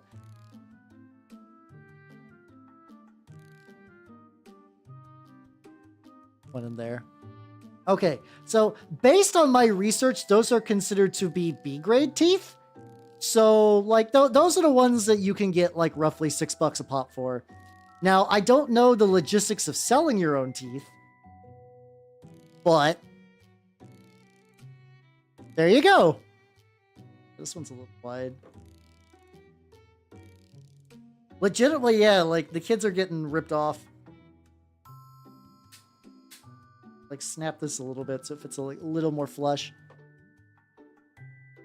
But yeah, there's like once again too, like, I don't know what you have to go through to sell them properly, like the official like correct channels and procedures, and like do you need like a license for that? I will say, however, that those you got potentially, assuming you can get that checked out, you got roughly about $60 in teeth, and you can sell that to weird goths on there. I mean, no, fucking literally, that's what people, there are people on Etsy. What do you mean turn into orcs? You've been there the whole time. There are people on Etsy that literally make tooth jewelry. I'm pretty sure the implication is that they're just like weirdo goths selling teeth to other weirdo goths.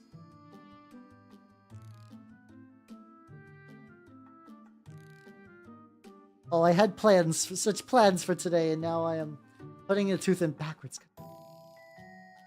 The other three went in so smooth, and this one's being a real bitch.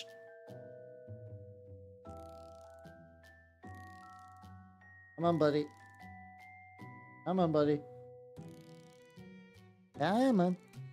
Come on, glue. I'm probably due for getting some more glue soon. Okay, there we go. There we go. That's also it too. Like, if you want to stretch your teeth out, which is a fun thing to say, but like straight up on it, like if you were a little bit craftier, you can just go like, I am going to like buy a bunch of cheapo plastic vials from, say, Michael's, and then just put your teeth in there and get some like jewelry string or whatever, and then wrap those around it to make like a little necklace. You could sell those for like maybe $30 a pop. Maybe 20 or 30, something like that. You could easily like get them tooth stonks, you know. No, wait, I wanted to know. I don't think anybody who is making teeth jewelry is a normie. I think you have to be a little bit goofy to do that. However, though, like, doable. Very doable.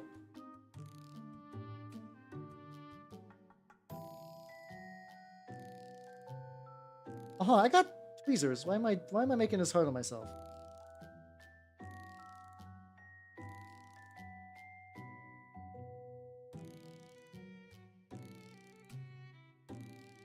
Oh, because the tweezers make it kind of hard to grip.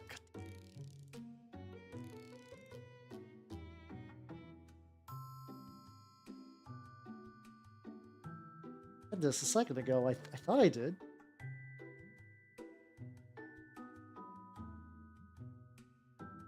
Oh. Okay, and I know what I have to do. I take the little like metal bits and just snip them. This is yeah, I guess I'm definitely not finished this tonight. We are impromptu crafting. It's kind of fun though, honestly. I love these like little like wait a minute. These little inspiration moments. All right. Get tucked in a little bit more up here.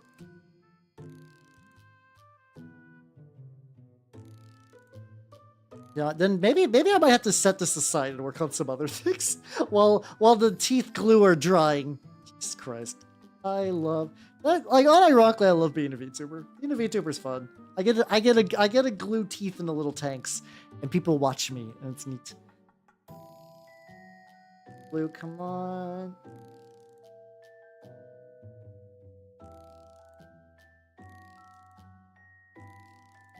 This glue is very much on its last legs, so it should be able to.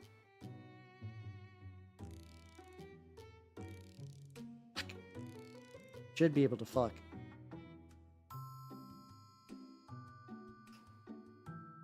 I'm amazed that the first two went in so smooth, and then these second two are just kind of like, eh.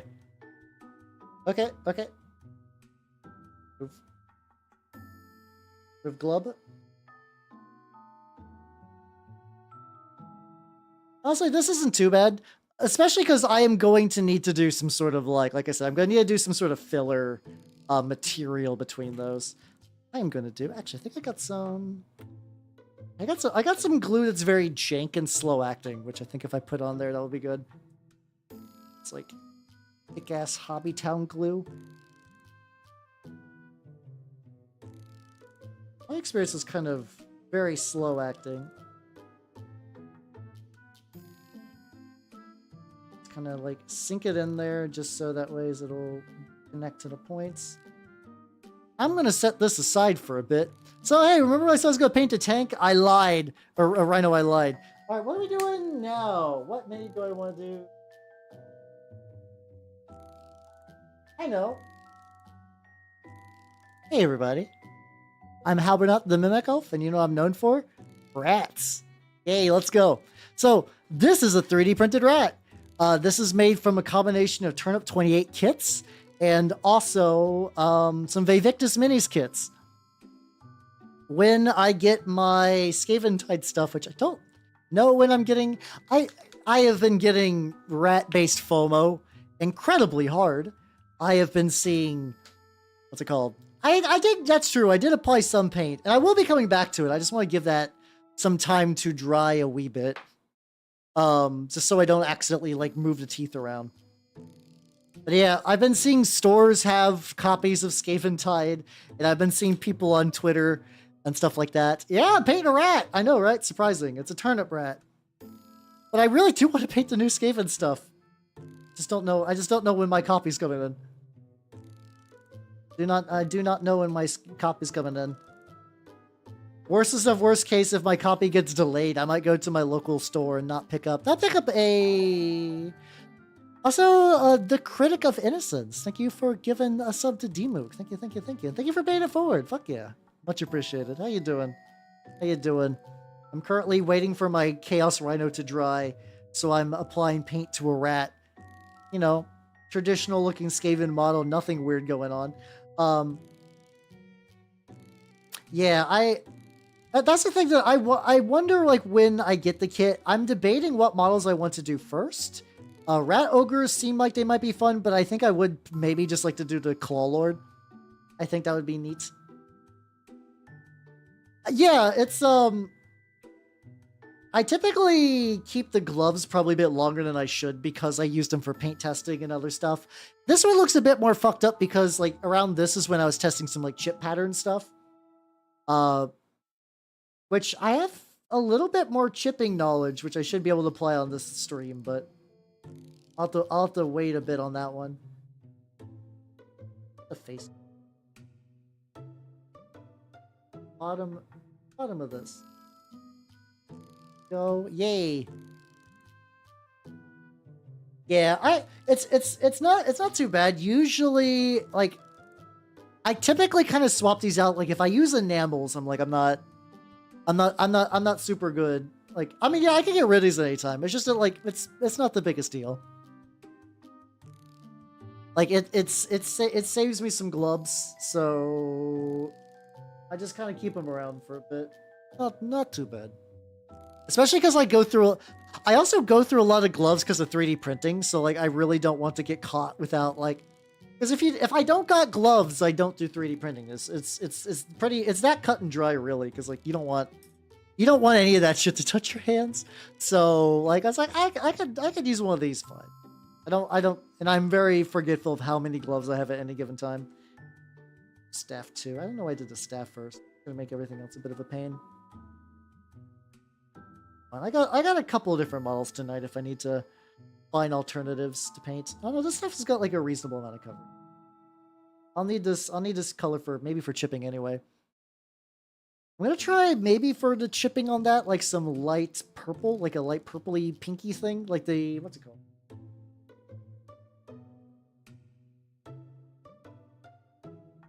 Oh, not the burgundy. Oh, there we go.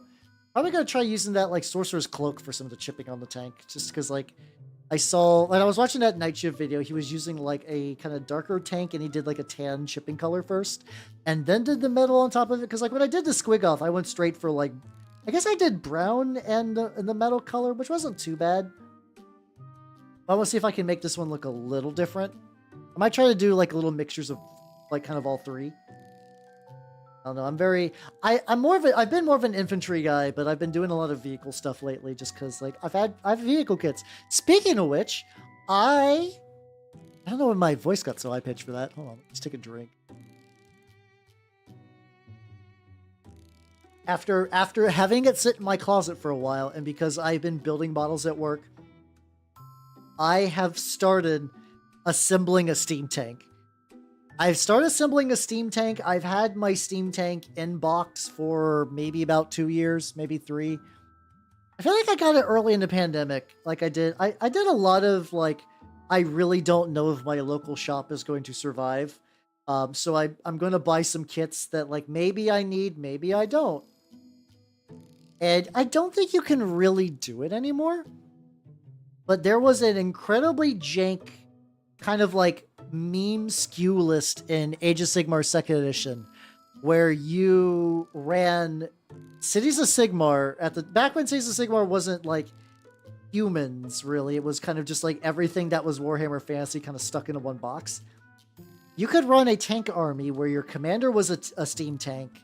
You brought the rest of your units as steam tanks, and you picked, I believe, the Nature City. I can't remember what the city was off the top of my head. But the cool thing that it would do is it would give your tanks automatic healing. So like, if somebody knew what they were doing, it was not a hard list to dismantle. But if you were just kind of fucking around, you would have an entire tank brick in Age of Sigmar, which was just unheard of, and it was very, very fun. Yeah, I did go goblin mode. Like, I got like a Chaos Sorcerer Lord on Manticore at the time. I got a couple of like Magickin kits. The Magickin stuff I think actually got more or less done. I was also looking at like Age of Sigmar's been focusing a lot on that like spearhead mode too, which is just like doing like effectively the combat patrol fights, but making it more integral. And I was looking through my stuff, just like, do I have all the parts for the Magickin, like, it's like spearhead? And I basically do. I got to get that. There is a character plague bear. It just has like it's like a dude with a big old scroll and like a megaphone mouth. And I just do not have him, like the Soilpox Scrivener. And he's also one of those models that just like is really only included in these big stupid boxes. Like you could, at one point you could have bought them separate, but I don't think they really do it separately anymore. So I might legitimately need to like kit bash one or some shit. How you doing, Belny? How you doing? Welcome, welcome, welcome. Oh, fuck yeah, let's go, Steve. Have yourself a good night and best luck at D&D. For Belny, I will enjoy a comforting beverage of water very shortly. Modern age really is wonderful. It really do be.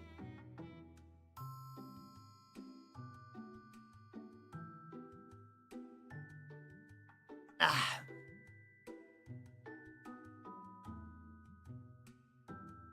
There we go. Got that good stretch feeling on limber. A lot of them are pretty neat. The only one I really have is Horticulus Slimux. Slimux? I have no idea how you actually pronounce his name. I have a brick of like 40 plague bears because as somebody who likes to buy a lot of used models, people just offload plague bears all the time. They're just like, fuck plague bears, and they just turn them into the store, and then I sneak up and get them. In the place of computer. Oh, fuck yeah, let's go. I know that's Cleo's doing that, right? Fuck yeah. Oh yeah, I saw that and I was like, that's very neat.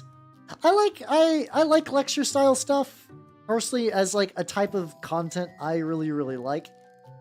I think I've done that a couple of times before in the past. That might be something I need to look into again, just because that is kind of fun. I think the tricky thing is I don't have like good educational. All my stuff would be like incredibly niche tabletop content, stuff like that. But it could be fun, to be fair. I'll talk techniques. Well, usually for painting stuff, I kind of just give out that info as I paint. It'd be for like GMing stuff, probably. I think I've done a couple like how-to GM things in the past. How you doing, Hellcat? Welcome, welcome, welcome. How you doing? How you doing? I painted Rat because my tank is currently drying. I'm not gonna go like super hard on him tonight, but I think once I get this bit, I should be able to work on the back flesh again, and that'll be. I might have left that paint in my living room. Hold on. I'm currently working on a like kit bash thing that's going to be for turnip and Skaven stuff. But really, my thing I'm working on tonight is my Chaos Rhino, my Death Guard Rhino. How you doing, Prim? Look at it. How you doing? How you doing? Look, I put fake teeth in between the little things, which is going to look a bit better once I get like this properly like gap filled and stuff like that. I got some putty I can maybe use on that. I'll have to do that later. Also, the spirit is going to leave my body real quick. I'm pretty sure. Let me double check. I'm pretty sure when I was working on some terrain, I left some paint in the living room. I'm gonna do a little shuffle. I'm gonna BRB. I'll BRB though. Quick.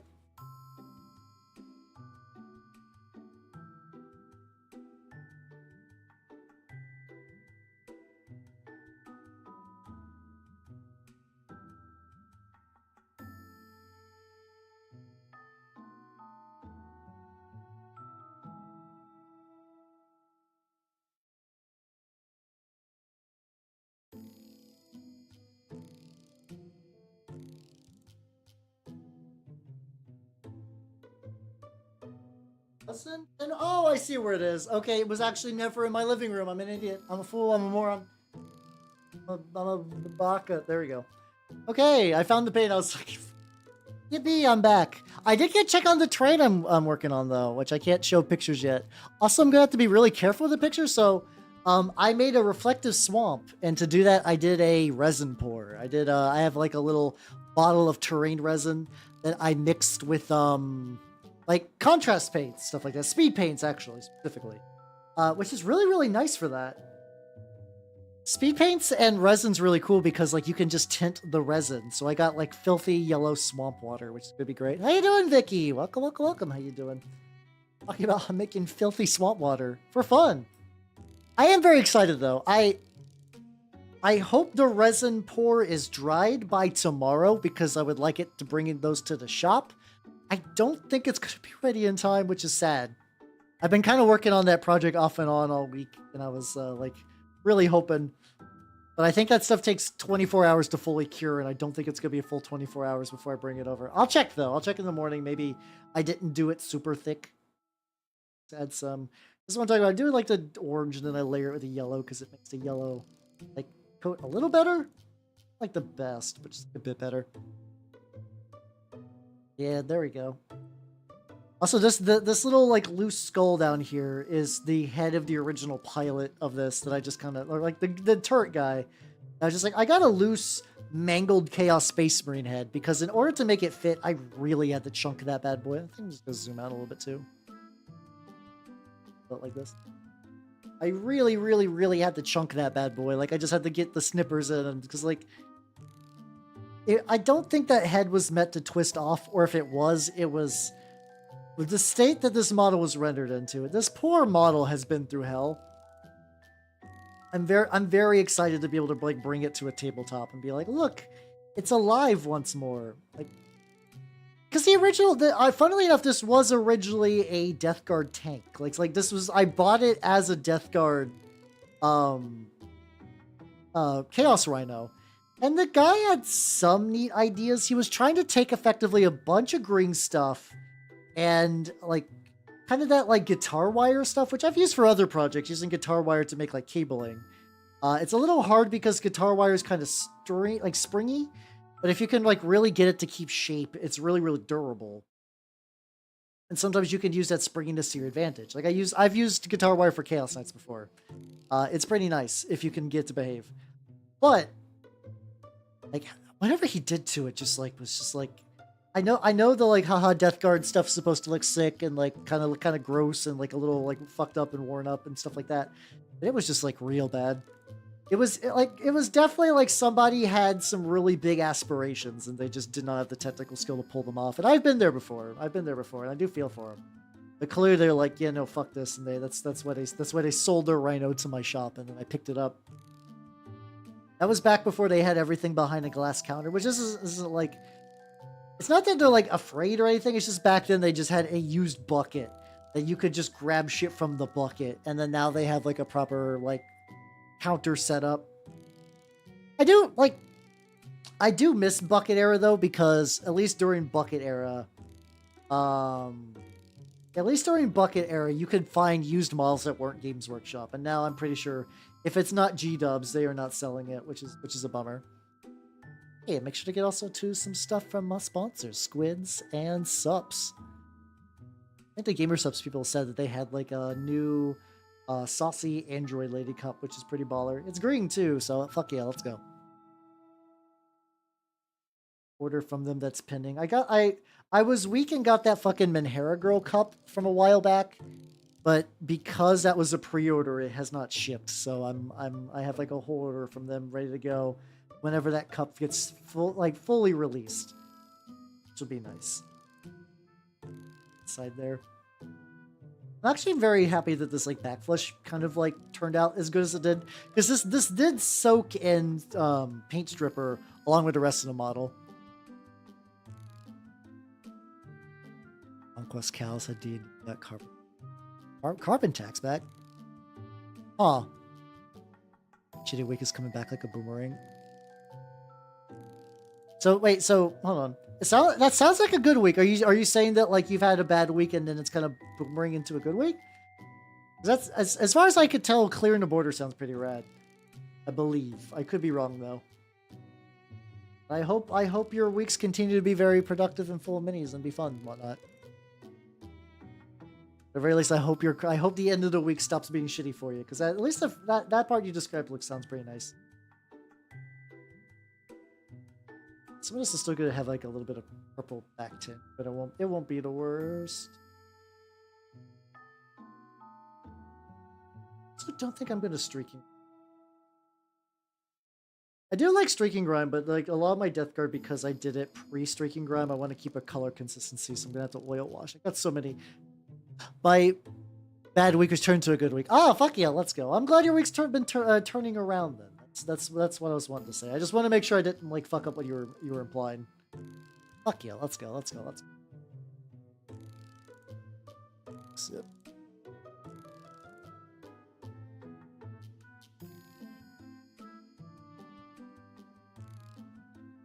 I get like all the face on this guy too. Oh, and I gotta get the little zombie bits. Not too bad though. But yeah. I think it's because like I still have 3 Death Shroud Terminators just in my kitchen, just like waiting for me to oil wash.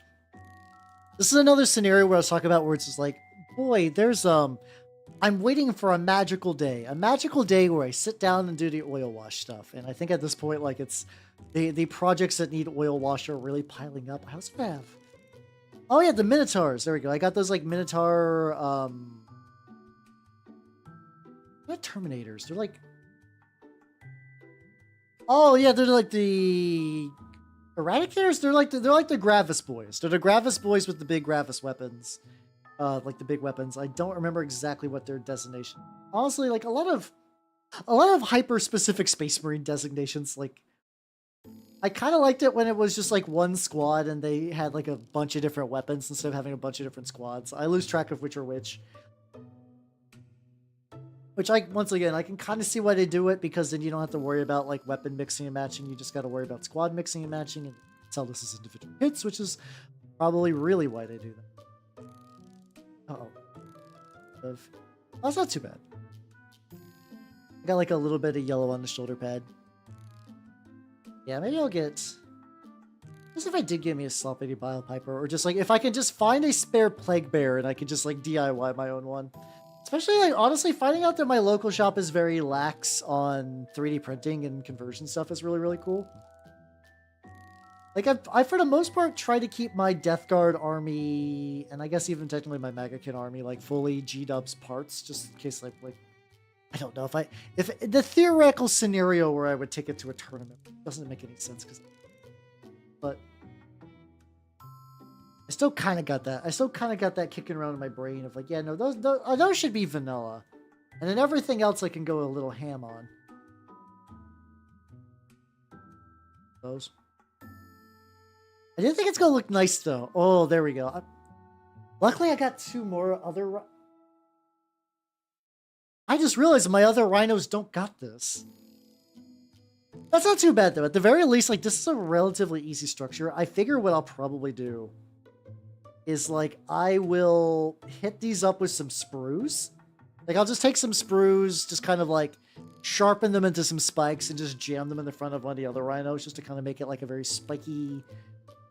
It's really as long as the end goal is like this is a spicy. Ah yes, I love my spicy rhino. As long as it's like a spicy barricade, it'll probably be fine. Is it spiky barricade? Words are hard. Like luckily stuff like that isn't that hard to do. I knew getting those extra rhinos that they were gonna be very DIY heavy. Like one of them doesn't even have the full treads. Like I think there's like a maybe like 2-inch wide, like long stretch of just like broken tread, and that's probably another one I'm just gonna make like skin treads.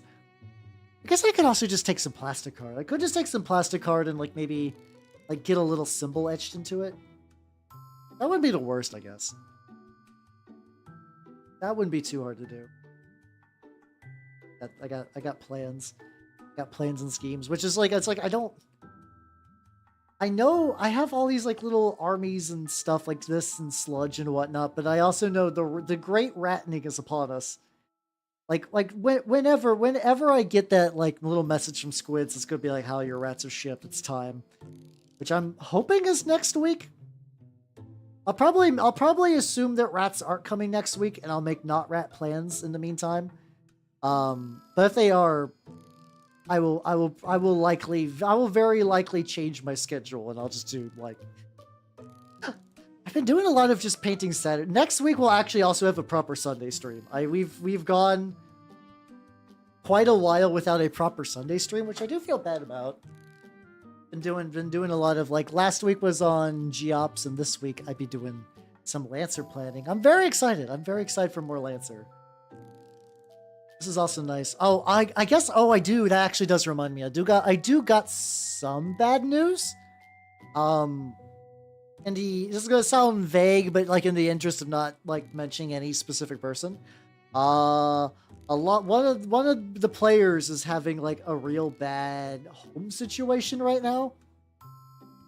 So Changeling is probably going to be on a hiatus till that gets like better. Which is a bummer, because like I was hoping that would be more of like a multi-stream thing. That wasn't meant to be a one-shot. I'll figure out something. I'm still kind of on the fence if it's like, do I want to bring in another player as like a fifth, and just either have them duck. Probably I wouldn't have them duck out. It would probably just be like we have 5 players instead of 4, and we can kind of make it so that like if one player needs to duck out, they can just like leave. That might probably be the best way to do it, but I also don't want to like, I don't know.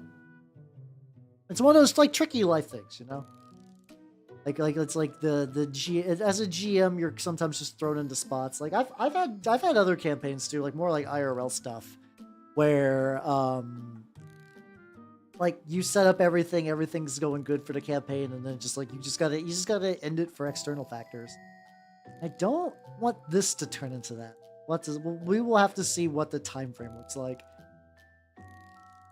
I guess if things really take too long, I could just restart the first session as like, oh no, I don't know. I would need to find some way to be like, hey, it's been like 6 months. Here's what happened last time. And I don't want to do like it's all a dream or this is like, oh, changeling magic, which I could, I guess. There's like the perception of reality in changeling is an incredibly fluid thing. But the big thing is like it was all a dream or an illusion kind of things, or just like such a boner killer for like you as someone who's invested in a thing. Which is like I'm joking about it, but like that would be an awful thing to inflict on characters. Like, hey, you remember those like fun choices you made and like all the planning and stuff that went to that first session? Oh, that was an illusion. Oh. There's probably some way to make that work. Like I don't want to be the one that figures out how to make that work. I mean, it'd be fun to figure out how to make it work for just like the sake of just like an argument, but no, I would not want to inflict on my player base. Say not to devote my fault. Oh no, you're good. Listen, I understand that a lot of you nerds are also doing projects midway through, so do not like if you are lurking or if you're lurking born on a mountain, live in a cave, lurking and working is all I crave. Okay, I'm sorry. That was a fucking thought virus I had to expel from my body. Yeah, it's all good. Do not worry. I did find my Storm Boys again. I managed to put my Storm Boys into a baggie for like, I need to strip the paint out of these assholes. I really need to strip the paint out of these assholes real bad. And then I lost them. Somehow I just managed to totally lose them, which was kind of impressive in its own way. It turns out they were just in a little plastic bag on my floor. This is once again one of the like, I live in the damn bitch you live like this zone, because like I'll just lose projects sometimes. Not super often, but like every now and then I'll be like, I had these somewhere. Where they have fucked up off to. A little bit more golden brown. Let's see.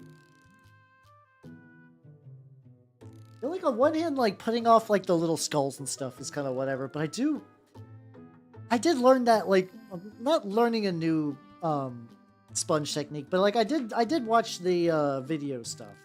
I have some ideas on what it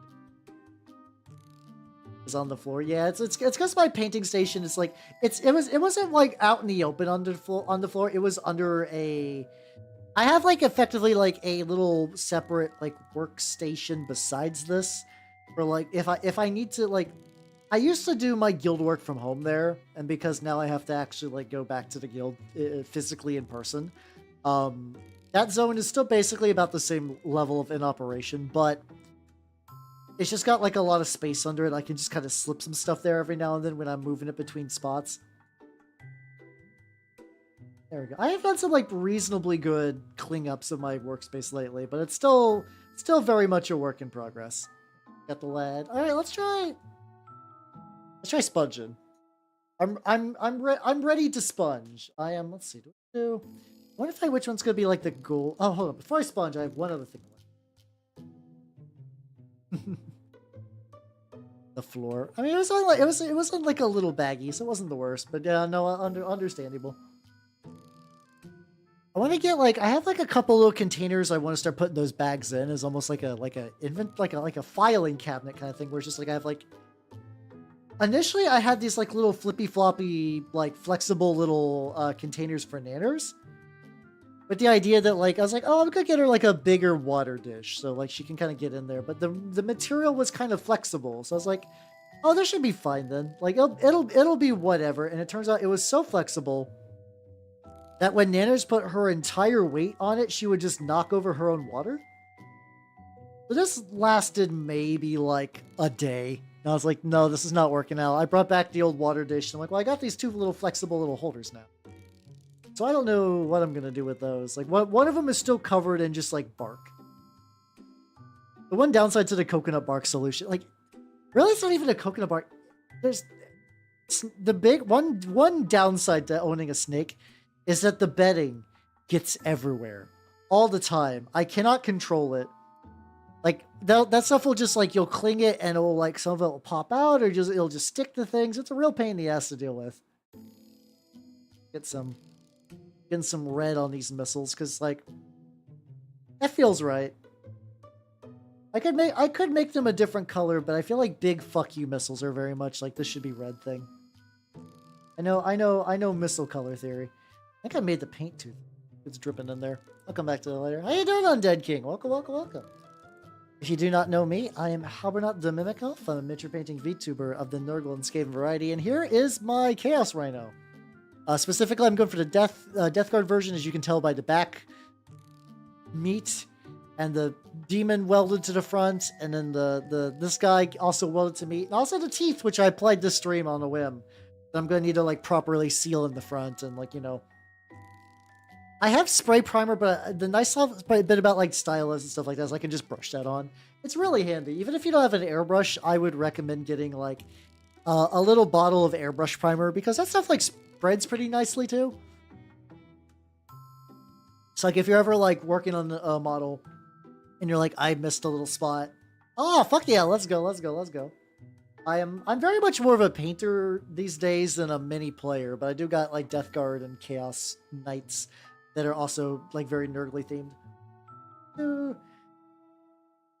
Let me get this little.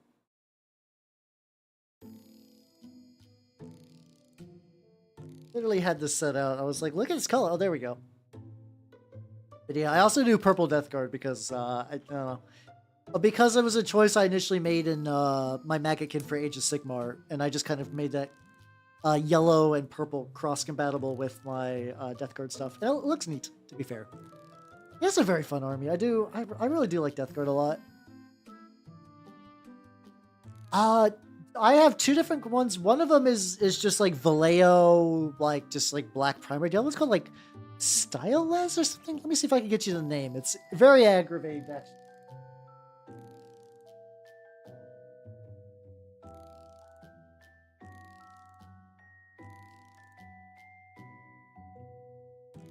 Steerinless. Oh god. Okay. It is. I still don't know. I don't know who thought that naming it this was a good idea. Here is the name. Here is the name of like this is the gray primer I use. It's from Badger. Yes. So it's like Steinelres? I have no fucking idea. Usually words I'm bad with pronouncing, I'm like, I get what you're going for.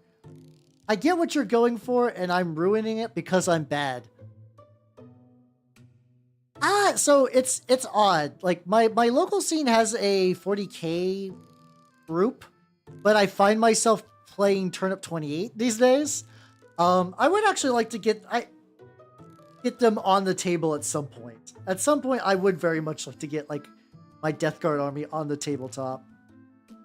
And that was originally going to be a thing, but there's a lot of like Discord planning that I would need to do to get weirdly enough, it's easier for me to get a turnip game set up than it is 40k these days. But I've played some games with my Death Guard before in the past for one-page rules, but not 40k. But I'm 100% more of a painter than I am a player, to be absolutely fair.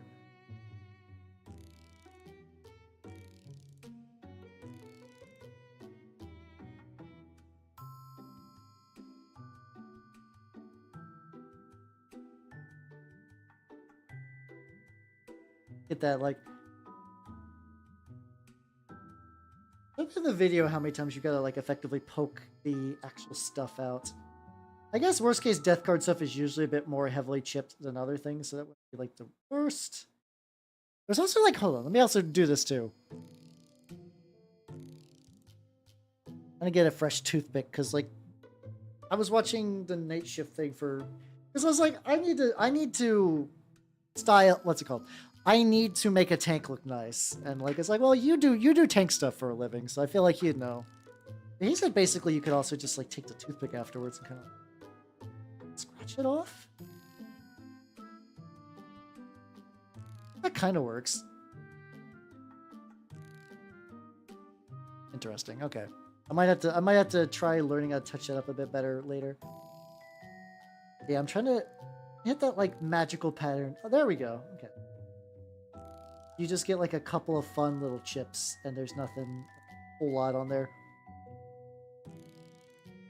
Yeah, I'm honestly too. A lot of it is just because I think I enjoy kind of like smaller alternate war games than I do like the bigger ones. Like I really like Turnip. I like Trench Crusade. I like Sludge.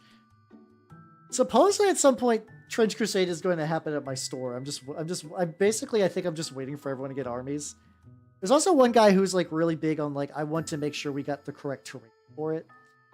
Get like a lot of like you know, Trench Crusade. He wants trenches. And like those are not the hardest thing to make, but you definitely like, we just don't got trenches available to us right now.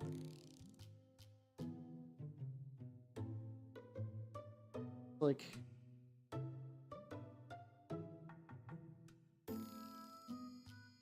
probably gonna go in later with like the metal chip stuff too, so kind of mix it up a bit.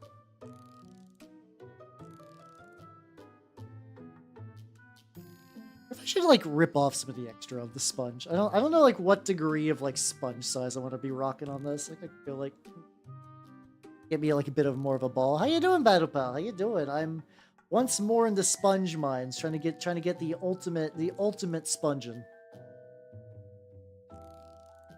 Trying to get the sponge both like saturated, but not too saturated, because I don't want this to get like too much coverage. Let me get the ads on delay because I don't want that. There we go. Yeah, I think I'm probably gonna have to do with the teeth, is I'm gonna have to use that like one of my airbrush primers just painted on. So getting like a little bit of like, not the worst. I'm getting like a teeny tiny bit of glare when I'm like looking at this. It's because like in order to minimize the shadows, I brought one of my brighter lights over there. And makes the shadows a little less harsh until I get that like bulb thing. And then right now it's also kind of like slightly looking at shit harder.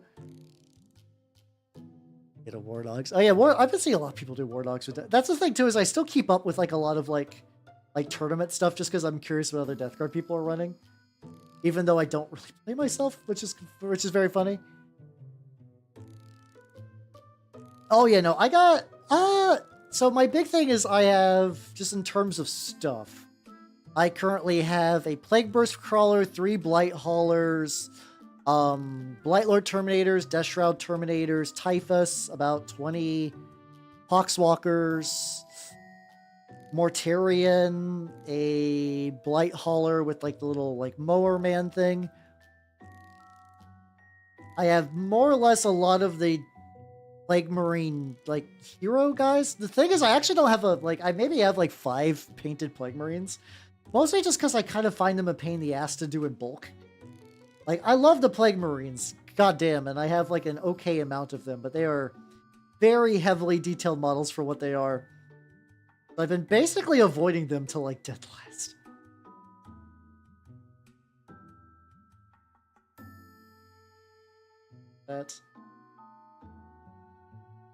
But I do want to get farther along getting those done. At least get them built up, I guess. I also early on, like I was, once again, even though I don't play a lot, I still like building my models towards like an army ideal.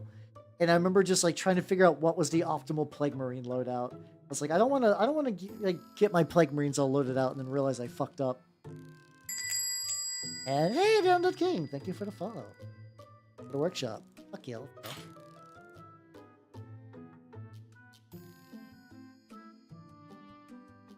Okay, just need to turn the music a little louder on my end.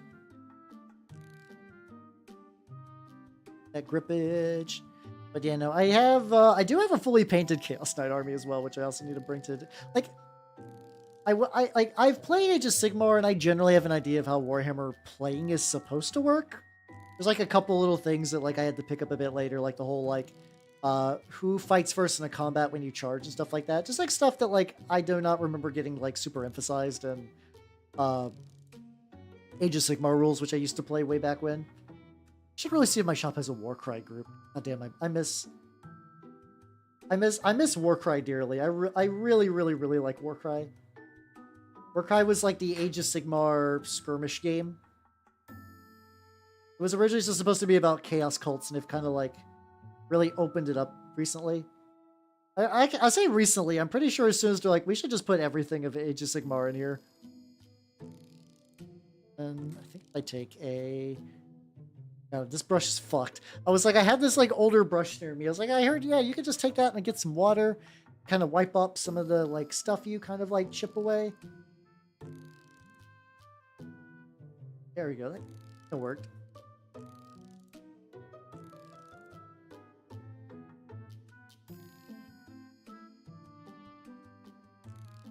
Some of this might just be toned down a bit once I get like the little metal bits.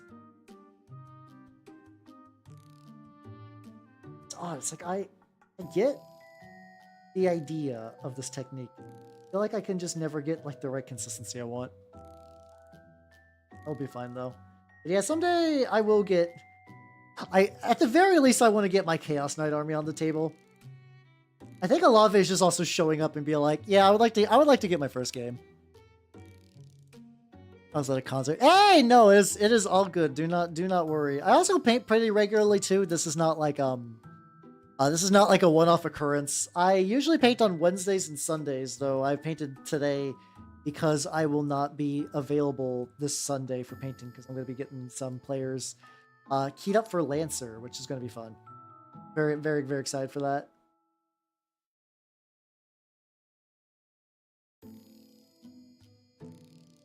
It's definitely scum. But yeah, do not worry. Do not worry. Like I said,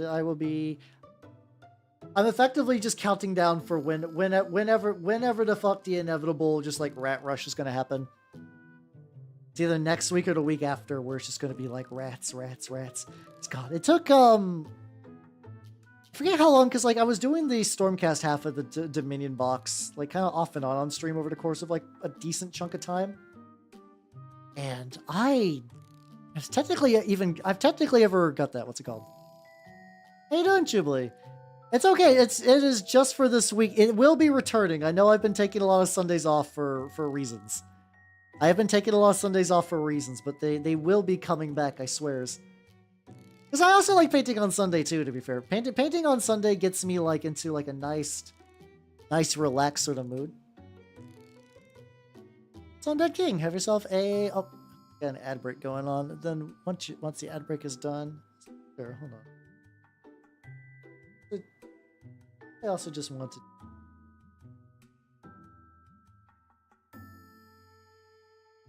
There we go. Oh, but yeah, Undead King, have yourself a good night and take it easy. Also, hello, Mad.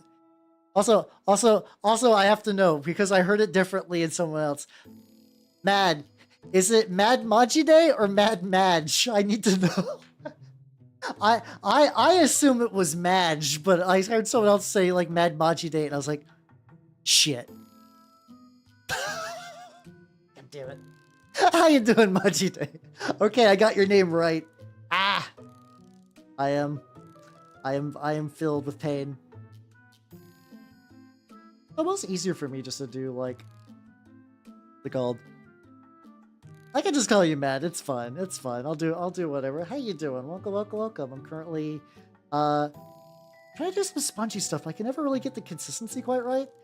And like weirdly I can kind of like roughly poke patterns with just like a paintbrush.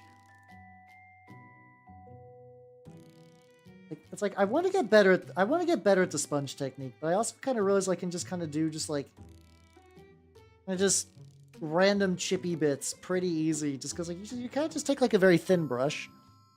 You take a thin brush and you just kind of like hit some of the raised areas, and you just kind of just like poke it a little bit, kind of get to stick out. This is for Death Guard, actually. This is a Death Guard Rhino because Death Guard tend to run a lot of rhinos these days, and I got several. I'm trying to get better at at like sponge chipping, which is like funny because the technique is supposed to be like, oh yes, this is for babies. Not for babies. It's supposed to be like a relatively quick, fast, and easy way to do chipping. I just find myself like not getting the right consistency each time. I just need to put some more paint on there. Yeah, I'm doing a kind of a shaky little sponging. We just sponging, but yeah, otherwise it's going pretty good. The flesh has turned out great. I glued human teeth, fake human teeth this time. I'm saving. How's you doing, just some chocolate? I think you're here.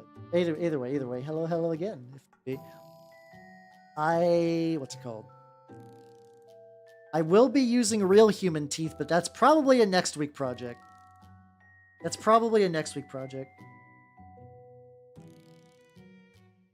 also seen some people have like a little like formal attacher thing that you can put on these.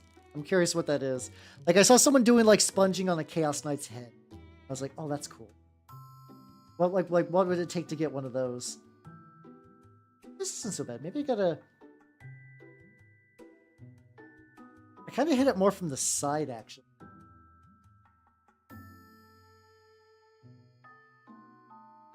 I might be figuring it out. I think it's because I might actually get into pokes. Peter Turbo's too goated. I mean, he is too euphoric to fall to the whims of the Chaos Gods, even though he's fallen to the whims of the Chaos Gods, because he's also a very silly person. God, I love Perturabo so much. He's the best moron. He's great. He's the spiciest lad. If I had to do a not Death Guard, I'd probably do, I don't know, Iron Warriors or Word Bearers, either or Alpha Legion. They all seem pretty good. I don't know. I really like the idea of Word Bearers really leaning into the like chaos worship as a religion sort of deal. I just find that aspect of them really, really neat. Whole like Dark Apostle angle and whatnot. All you had to do, Imps, was let them treat you as a god. That's all you had to do, buddy. It didn't have to be this way. Not have to be this way, buddy. There we go. Yeah, you do kind of have to be a cope addict. It's fine. I mean, there's a lot. That's the funny thing about. Basically, I think more or less most Primarchs make incredibly stupid decisions. That like, even if you like them, you're like, why? I think it's because it's one of those stories where like, because there's a very specific and very like kind of like. Because we know what the ending is, and because a lot of times you gotta get that ending going in a certain way that requires the characters to act very stupid in a very specific way. Yeah, I was looking at Kill Team again recently as well. Because like Death Guard has a kill team, but it's a compendium team, which kind of sucks. And I was like, I just do Chaos Legionnaires, you know?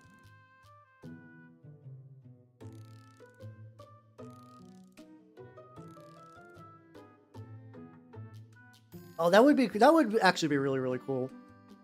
Oh, like Horus Heresy stuff is neat, but I gotta work on mine. I guess if I keep like in between doing Rats and Turnip and Trench Crusade, if I really want to lean into doing more tanks, no, I got other things I could do before I do my. Man. Maybe someday I'll just straight up do just like go to like 3 paints a week, and then I can actually get like Horus Heresy stuff done. Especially if I take the little. I'm debating, because like on one end I'm trying to do like metal. I'm doing like a little bit of a metal stipple, but it's very subtle. I'm using the gun metal, I'm not using the silver.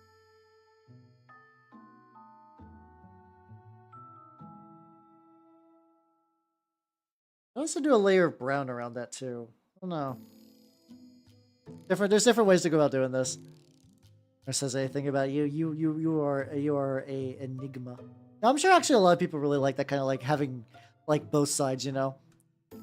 Like it's because like I think about that too. Sometimes it's like when I'm putting together my Minotaurs, I'm like, that'd be cool. These could be like little guys for my Death Guard to fight.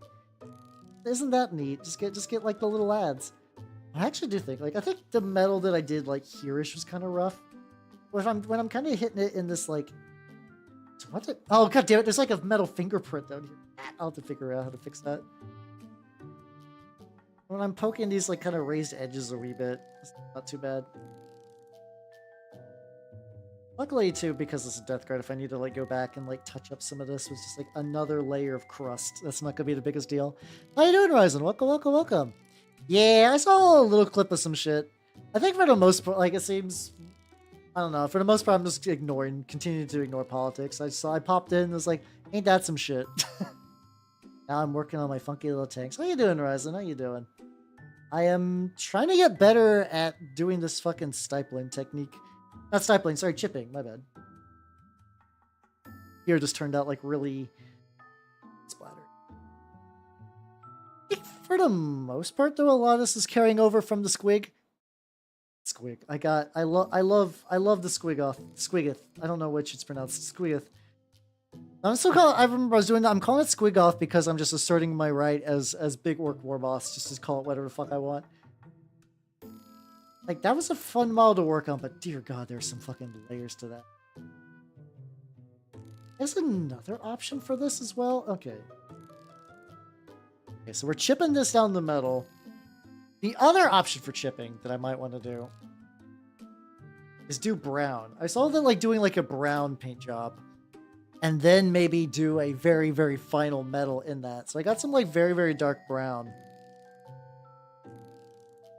That's okay. This is potentially the first of 3 rhinos. So if I want to use it to fuck around and find out, I could easily make that happen. So we're fine. Where do we want to do this at? This side. Basically the same idea.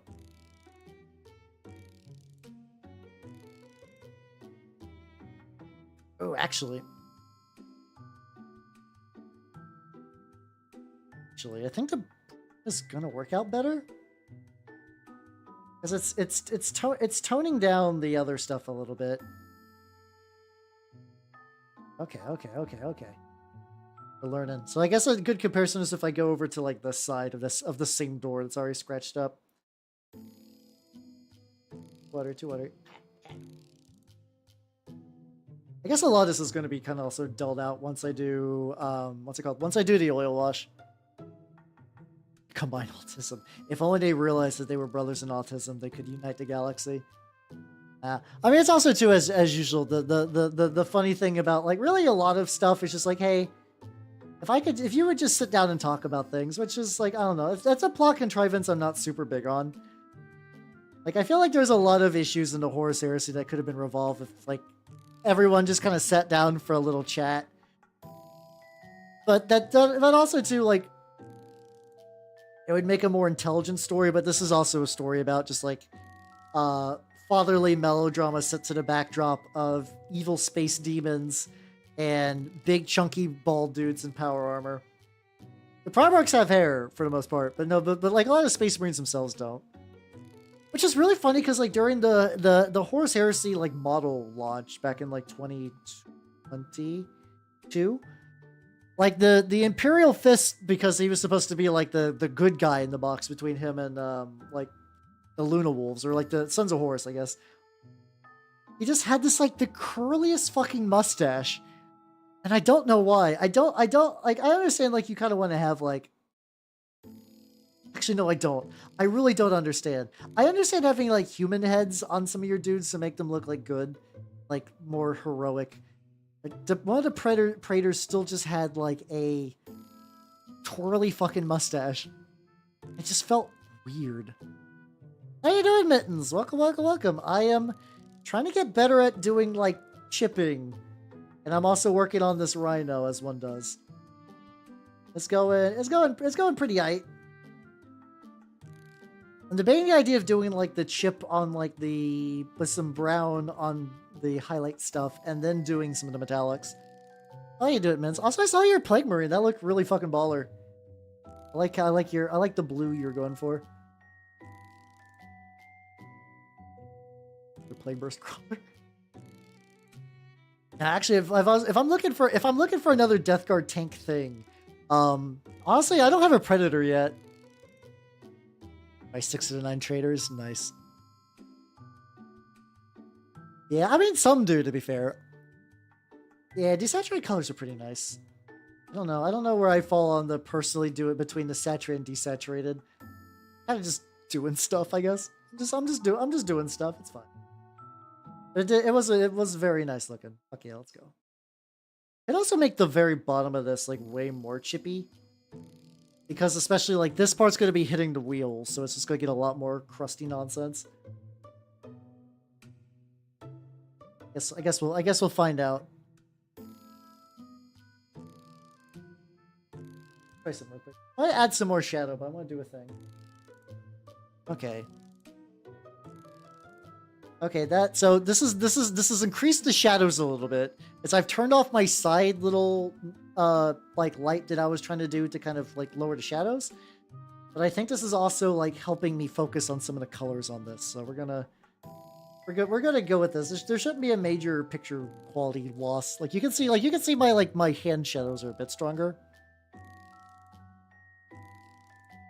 I think overall this is probably a good idea. Stuff like that. Those bald. I mean, we saw. Now Abaddon had the top knot. Horus went bald when he went to Chaos.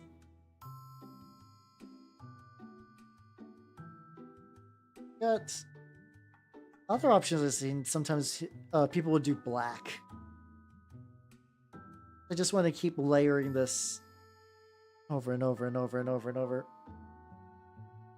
I also need to do, there's like that like little bit over here, which is like, I guess I could just make that flesh.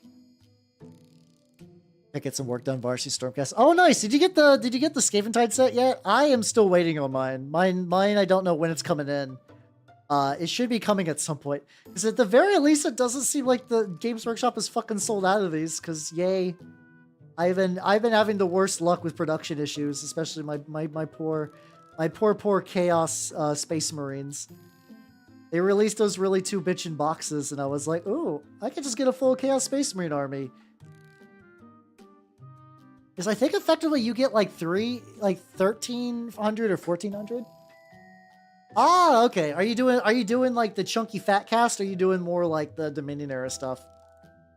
I really like the Dominion era Stormcast a lot personally. I really like the new proportions. Which was just kind of funny seeing people like going years of like, I hate the proportions on the Stormcast, and then now they're like, they're changing them. I've always loved them. I've always liked those hunkin' checkerinos. I'm like, fuck off. Oh, the retired boys. Okay, that's kind of sad. The Sackers like weren't too bad though. They were kind of like, you could tell there was a bit of like, we're slowly trying to work our way back to a, like, we're working our way to a very specific design now.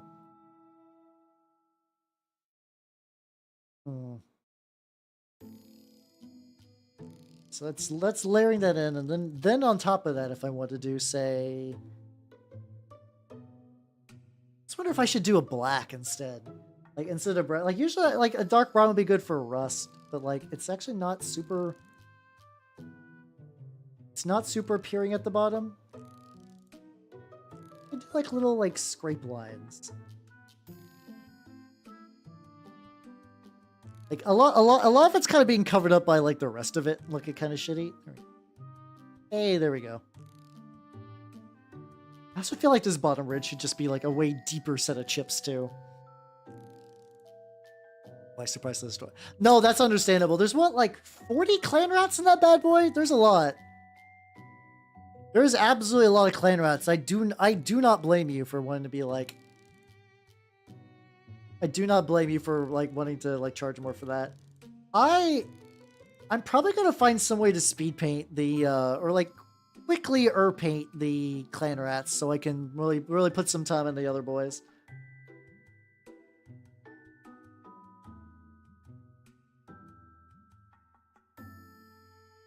See, especially because like this is going to be like this bottom bit's going to be really heavily chipped because this is going to be connecting where the wheels are at.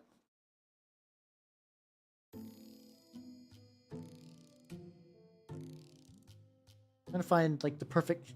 I'm trying to find like the perfect grip for the sponge. Like I want to do that. Old loyalist piece only power market. I can't. Yeah, I think because like Vulcan's like one of those like one with like him and Sanguinius that I think everybody just like generally liked.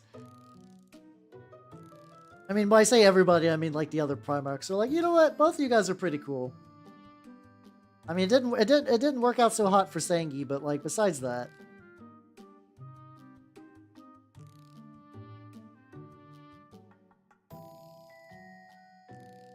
I also go away from doing that, like, cause like,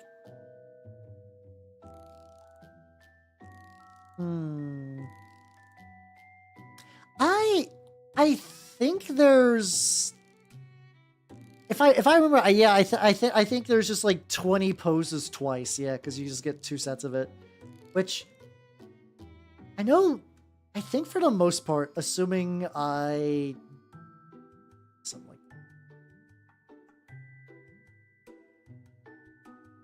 the other options, if I wanted is to do all this like really, really dark black and build towards it.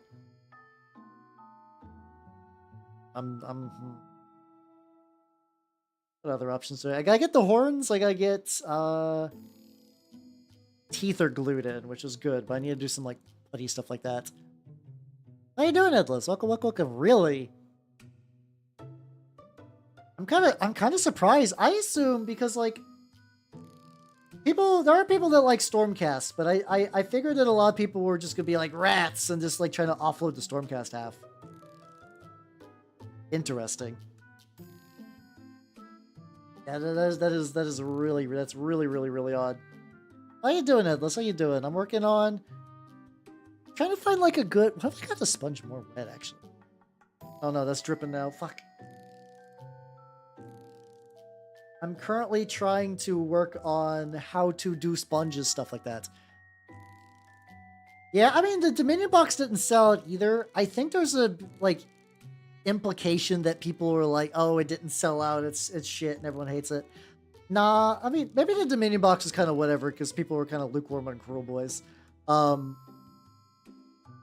think they actually just for them like I don't think Leviathan ran out of stock, or if it did, it just did after a while. I could be wrong though.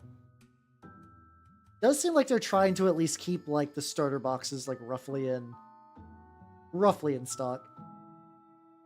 Got the sponge way too wet. I'm gonna need a different sponge. I'm ripping off another sponge chunk because I think that one getting moist was a bad idea. That down a wee bit.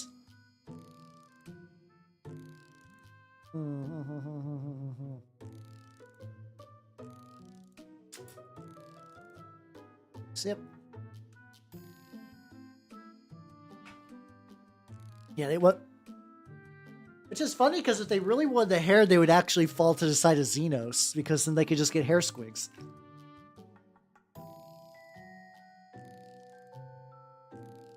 You know, oh shit, where's that book? Hold on. I got the best book idea. In a major battle with the orcs, Abaddon fucking crushed them. However, in a last-ditch effort for spying reasons, what happened was that they were actually an orc managed to replace his top knot with a hair squig, and now that hair squig is deep undercover collecting chaos info, and it's just waiting for the opportunity for it and then the Gretchen that snuck aboard their ship to make it back to orc-controlled territory with the goods. This summer, Abaddon's top knot. How you doing, Ranu? Yeah, I'm currently working on like getting some like shipping techniques down, but it's getting there. How you doing? How you doing? Actually, let's turn up. Good. How you doing? How you doing? Lando looked like they had fun. Yeah, it seemed. I kind of like the idea what they're doing with like. I can already feel the bitching online about the Magic the Gatheringization of Age of Sigmar, but I like having like, oh, these are really clear phases, and this ability activates in this phase. Here's a trigger, instead of just doing everything like natural language, like you figure it out. When does this activate? Eat shit. Everything has different timings. Do you want consistent rules? Fuck you. Here's an FAQ. Maybe roll dice. We don't give a shit. Yeah, this isn't too bad. This will turn out aight. Well, like gas generator. Oh shit! Yeah. Oh, were you? Oh, I'm so sorry. Are you in the hurricane area? Because I know Geop ran out of power. Dear God. Honestly, it's impressive. It's impressive you can get internet with a gas generator. Like no shade. That's very impressive.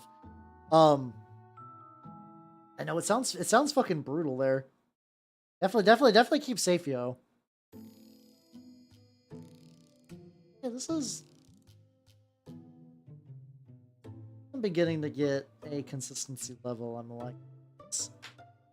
Yeah, no, I like clear, consistent language. It's nice. There's a lot of people that like prefer natural language, and that's how you end up with like some really fun stuff. Like if you ever want just to like lose your mind, look up like sage advice articles for D&D 5th edition. A lot of them are incredibly arbitrary, and it's usually for like trying to get like disputes on things. Like just like disability says X, disability says Y, and you can watch like the designers just like change their mind on things, or just like one guy will rule something one way and another guy will rule something differently. And when you have nice, clear, concise rules, you don't run into that issue. You just get like rules. It's nice.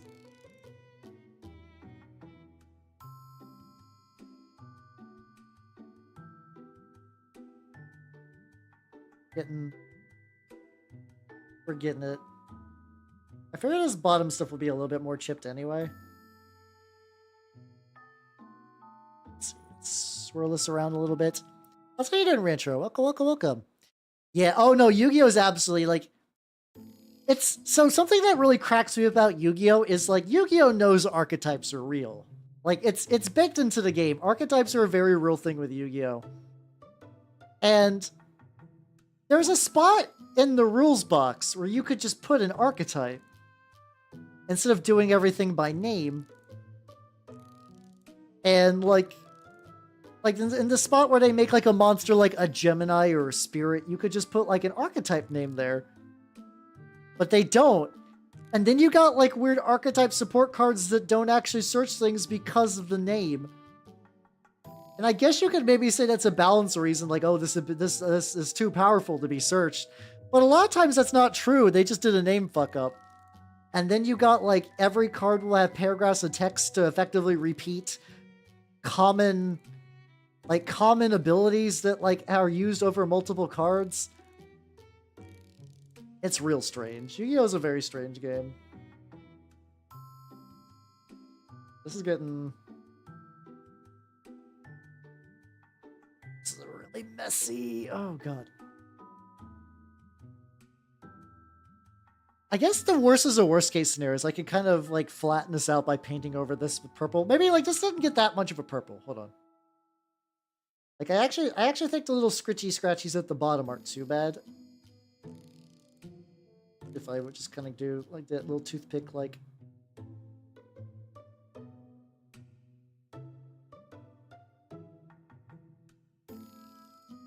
There we go. Yeah, no, I'm fully with you that like for me, Yu-Gi-Oh is like a worst case rule scenario. Your game should never hit the Yu-Gi-Oh zone. Yu-Gi-Oh should have never hit the Yu-Gi-Oh zone. Yu-Gi-Oh is fascinating because like there is a kernel of like I wouldn't say a good game, but there's a very flavorful game there. The archetypes generally do the ones that aren't just shit infinite value are very neat. And like even ones that like I've never played, like Fluffles is a fun idea. You take cute cuddly little animals and you like stuffed animals and you rip them up into like horrible fusion monsters. It's a very neat thematic idea and I love it. But then you got the rest of the game. You got that really worn bottom parts. This is still a little bit...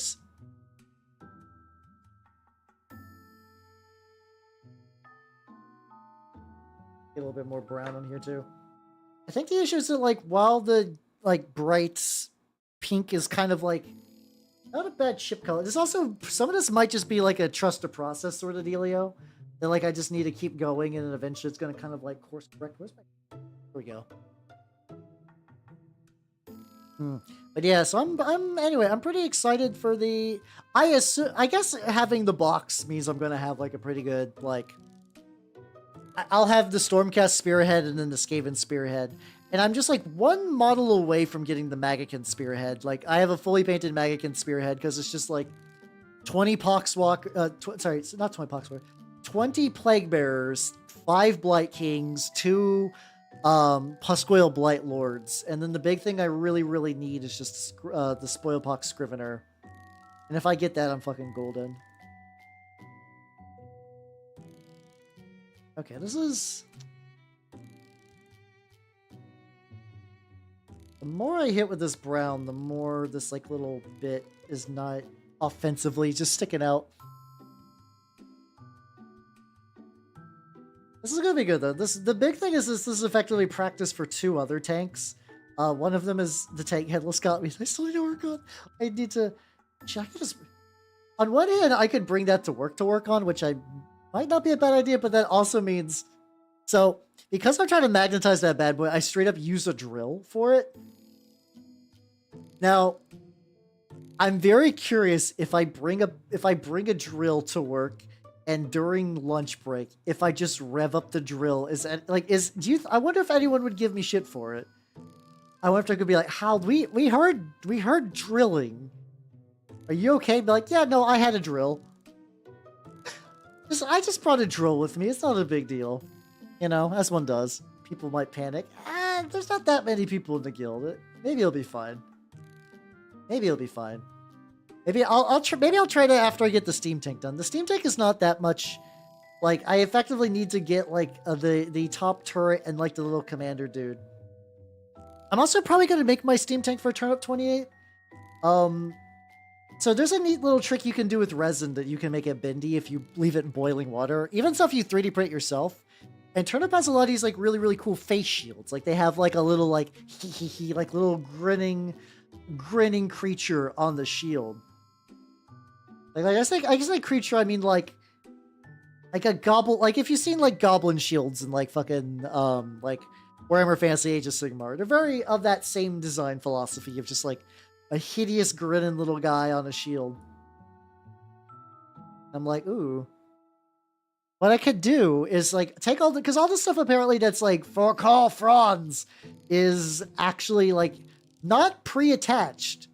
You can actually kind of like modulate like how much that actually remains on your model. And it turns out I don't need to attach any of that at all, which is pretty baller. So in that case, then what I could do is just just print a bunch of those turnip shields and then boil them and just kind of press them in the shape on the side of the tank. And then when the tank is all like, when those are dried, I can just glue them on. And I actually think this is working now. I think actually taking the bright color and just kind of desaturating a little bit with this dark brown, and then I can kind of get that little metallic sheen on there.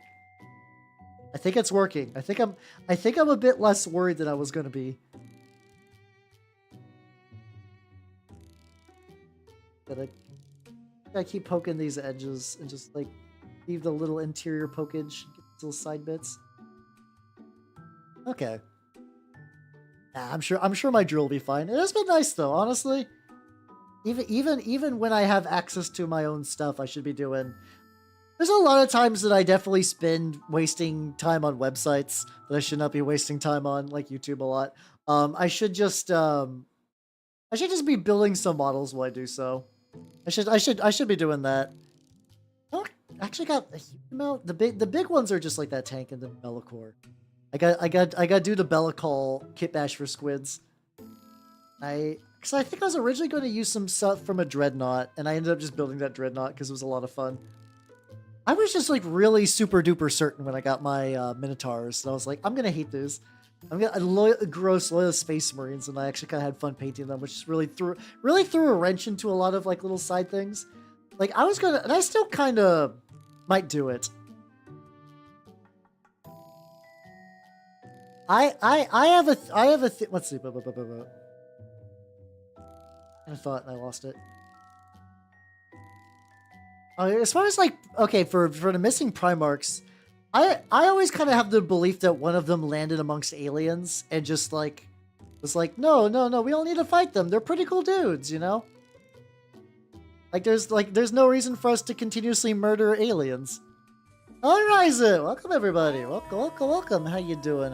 So let me just put my keyboard on my lap so like really type in like a shout out. Let me shout you out. Hello everyone, if you do not know me, I am Habernot the Mimic Elf. I'm a miniature painting VTuber of the Nurgle and Skaven variety. For you up to...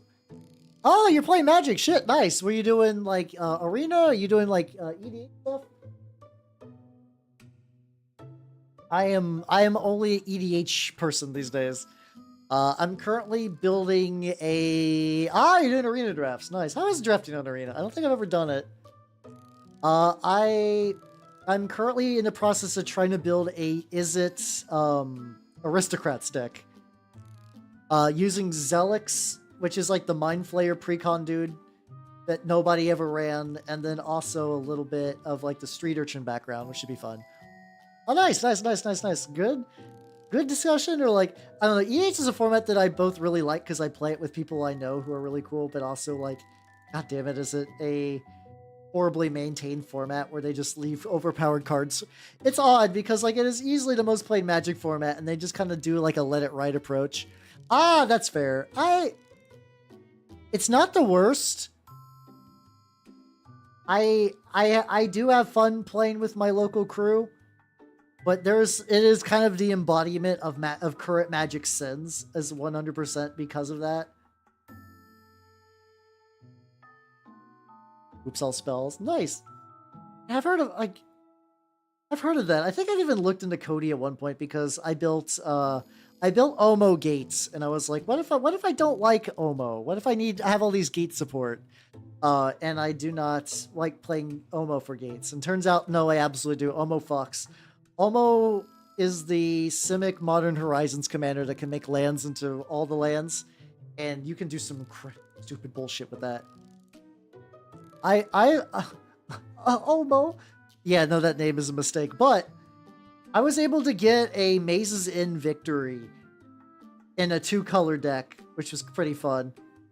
I think only like 3 of the, I had I think 5 real gates in there on the field. The rest were fake clone gates, and it turned out pretty well. But yeah, for everyone coming in, this is a...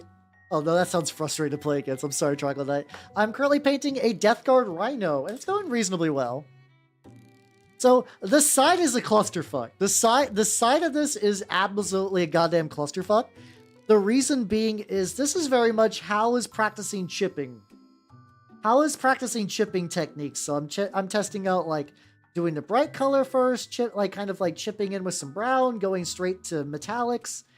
And I'm trying to really find out what I want to do with this. So this is very much going to be this is a learning model.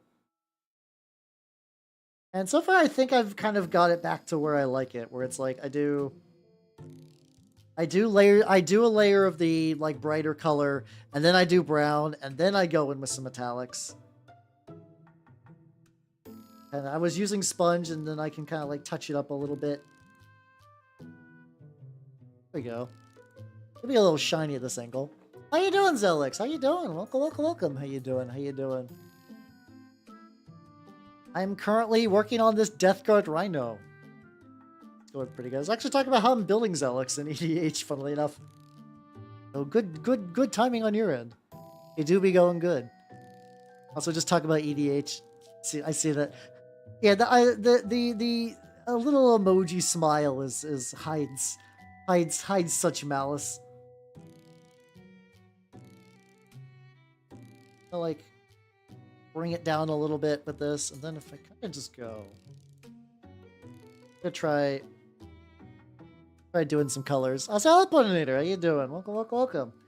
But yeah, it is going good on my end. I am experimenting with chipping, and I am currently having a good time.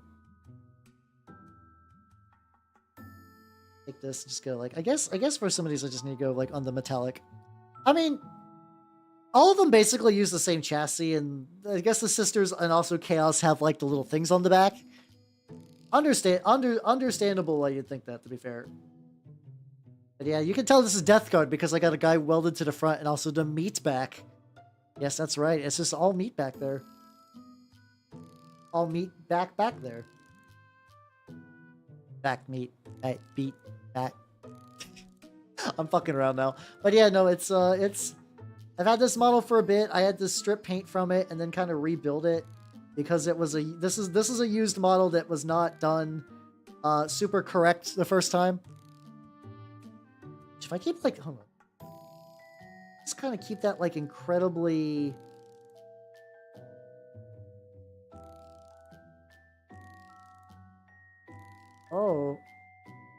Oh, there we go.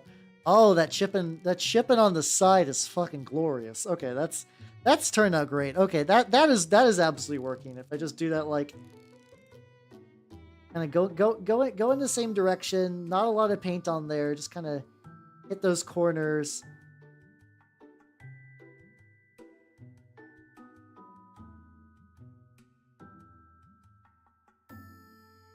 So nice. I'm actually having a lot of fun with this. I haven't got like a good practice model in a while. Like I've been doing a lot of like paint jobs for things I really, really like. And not that I dislike them. But like sometimes you just gotta have like a model to fuck around with and just see how it turns out.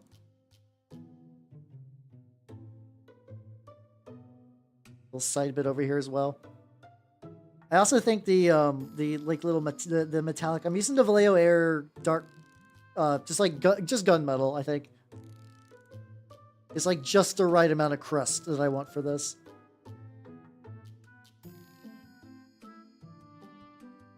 Glorious, fucking nice.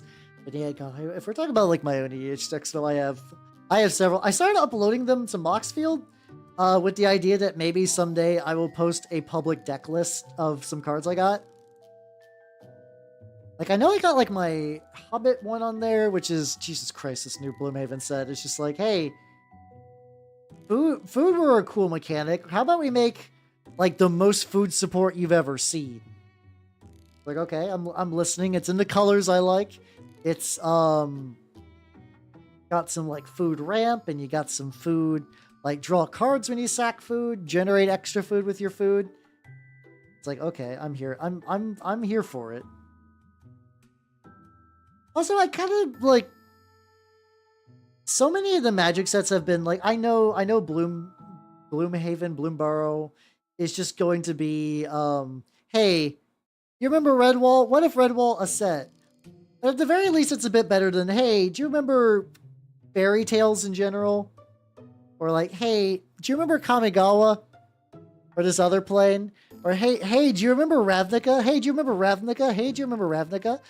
What if it was Ravnica? What if it was Ravnica and everybody had funky hats?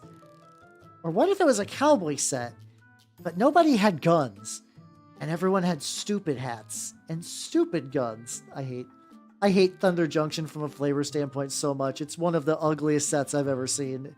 It's fucking hideous. Everything design-wise in that set is abomination. Oh, you're playing Goblin Game? Oh, Troglodyte. Don't know. Honestly, I don't like this guy Chaos. I mean, if your group is fine with it, whatever. I hate those decks that are just like, yeah, we're not playing Magic. We're just going to shuffle around permanents for the next 3 hours. You're welcome. I absolutely target those first. Like, if you've ever seen somebody go like, I'm just a silly little Chaos guy. Why are you targeting me? It's because I know. I am aware of what the plan is. And I'm not here for it. I will slap down I will be the no fun allowed robot. Because I know what's going down. I know what's going down. And I know other people can be fooled. Because like when it comes to those kind of decks, for people who aren't super into Magic, there are decks that aren't really made to win. They can win, and sometimes they do win. Sometimes a good one will have a win condition, but there are decks that are just made to be just like goofy, like the I'm just a little guy excuse of decks where they just like shuffle around permanents, exchange ownership of things, make you like discard your hand and draw a new hand a bunch, and not the kind that make you do that to try to kill you with like ping damage, like just do it just to do it. That kind of stuff. Castle healers. Oh yeah, no, yeah, Sister of Battle do a lot. Sister of Battle is one of those armies that, like, maybe someday I would like a kill team of. I would. I do not think. Yeah, I mean, you did say you're spiteful. To be fair, you did say that. Oh, where's I going with that? For people who can do a whole ass fucking like Sisters army, they are brave as shit. I cannot do that. I could definitely not do that. Like all the little like I already have like a bunch of stuff that takes forever to paint. The idea of going through like Sisters infantry is like, oh Jesus Christ. There we go. Okay, so I was able to make this pillar into something I generally like. There's like still a couple little areas I want to hit. Like the edge shipping feels pretty good here. I think the real questionable thing is like, do I also want to do like in these kind of like other like little miscellaneous zones where they get like a little bit. It's like this is just kind of like detached.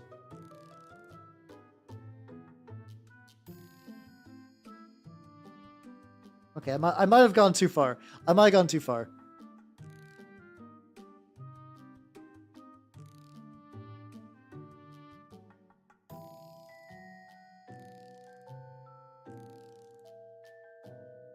Like a little bit more here. Stuff like that. Too far to or just far enough. No, too far. It's mostly because like there was like a couple like random little dots. I'm like, what? Okay, they look kind of like spaced out in a weird way. It's like, what if I made them feel more natural? Which I think at this point I'm just like, what if I just take the bottom and I just keep like just keep upping the amount of just like little like scratch damage there. Okay, that doesn't look too bad.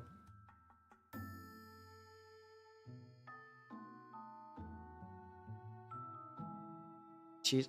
No, they do. I mean, there is a card that is functionally the cheese stands alone, but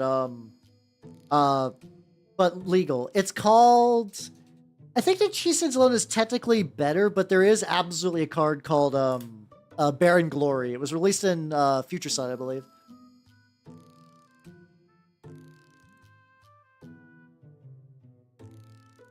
So yeah, you can absolutely get the cheese stands alone effect in like Black Border Magic. I think the big thing is I think cheese stands alone checks on instep, and then Baron Glory checks on upkeep. It does stand alone. The cheese stands alone. It's like it's kind of interesting seeing like older unsets because like newer unsets are very much like they have a theme they're trying to base the jokes around. The older ones are just like, ah, fuck it. We're just making goofs. We're making little goofy ass cards. We don't give a shit. I think the thing they realize though is like unsets are fun because they're goofs, but also a lot of groups, even though like they basically said most Magic is played casually, right? Like everyone's pretty much on board that like casual Magic is sort of like, well, is infinitely more played compared to like tournaments and other nonsense. But by the same token, I also wonder. I'm actually going to try to see what happens if I totally saturate the sponge from. Oh god, I got that in my metal. I just entirely saturate the sponge and then blot all of out. So just like at least like. No dry part of this goddamn sponge. I see what you mean. Oh, my bad. I totally misread that. Oh, you're saying you wish others got the cheese stands alone treatment. Yeah. Honestly, there's a lot of dice cards, especially that like are at one point when rolling dice is a tee hee ha ha funny joke Wizards of the Coast made. It made sense to like exclude those. But like now, very much because dice rolling is in the game. There's a lot of cards that could just be made legal. I don't think they will though, because like that would require, like, it's one of those things that like the effort in order to do it would be much higher than probably the amount of benefit. Like they could just say like, hey, the following uncards are legal now, but whatever.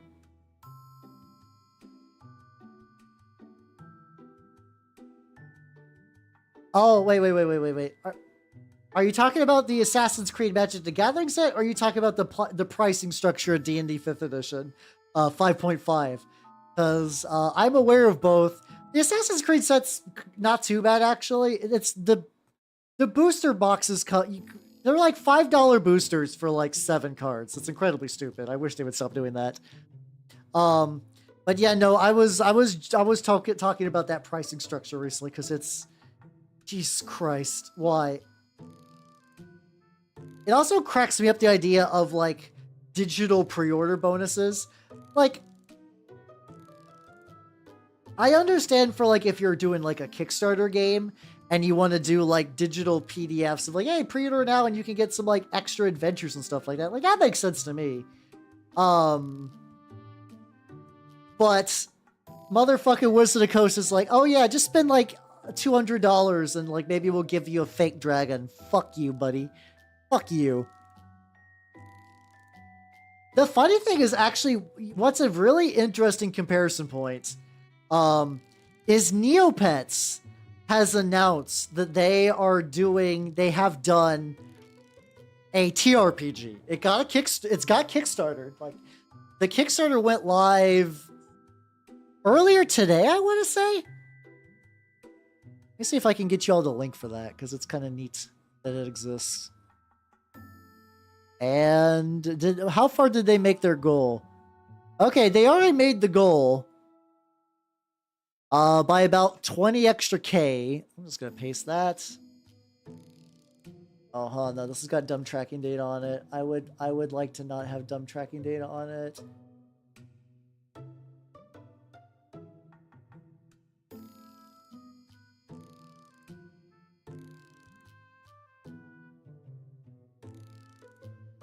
All right, there we go. This is the Neopets TRPG. And it's like, you can already see that, like, I don't know if it's going to be any good. I saw one of the phrases in there that's like my biggest boner killer, which is based off of 5th edition. I'm like, man. But also, I know a lot of people that would really, really, really like to play that. How you doing, Nerf? I'm bitching about D&D pricing structure again. Also the Neopets RPG, which is TRPG, which is, I guess, coming out at some point. Or coming out in, like, I don't know if it's one of those things that, like, as soon as the Kickstarter ends, you can get a hold of the PDFs or not. But yeah, I've been doing good, though. I've been working on this Rhino. I am futzing around with trying to get a nice looking, like, scrape pattern. I'm probably gonna have to go over this, like, a couple of times. I'm trying to get more consistent with,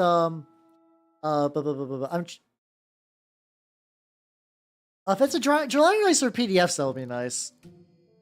I'd be down for that. Like I said, I'm pretty sure if I went through my Rolodex. Oh, it's July of next.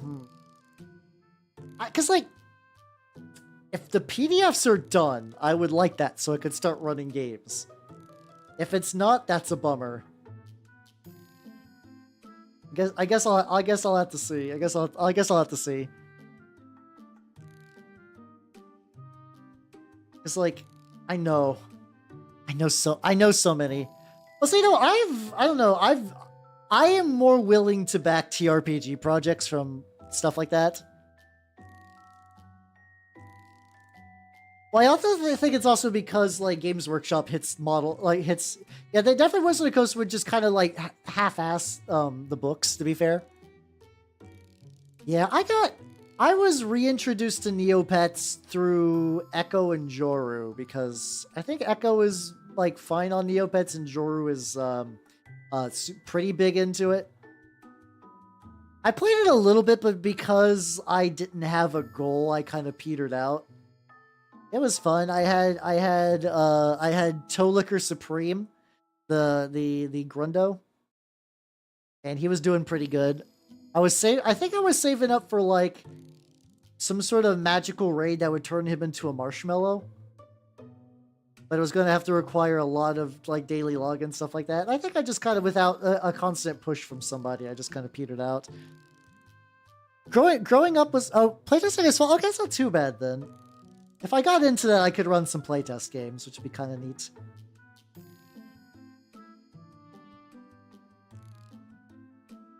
I don't know. We'll find out. But yeah, I have my poor Neopets are starving. Because like growing up, I didn't have steady internet, so when a lot of people were like becoming developing blossoming dorks via the Neopets forums, what I ended up I would play at my cousin's house because they were a rich family and thus they had early dial-up internet before a lot of us did. And I remember distinctly, like, making money was really difficult, so I remember having to like soup kitchen my pets constantly. And I was like, this feels bad. It feels bad when you're like, I'm sorry, like I'm signing up for the poverty sim. And I know some people did that because like they were big on the forums, like that was socialization. I'm pretty sure there's like people and I would also not be surprised if there's people in the VTuber community who have no idea that when they were 10, they would get into arguments with somebody who is now like a VTuber friend of theirs. That has to have happened at least once. I know there's a couple people like who have met in the past through MMOs and kind of reconnected after becoming VTubers, which is very funny. The only MMO I got really like super hooked on at the time was Kingdom of Loathing.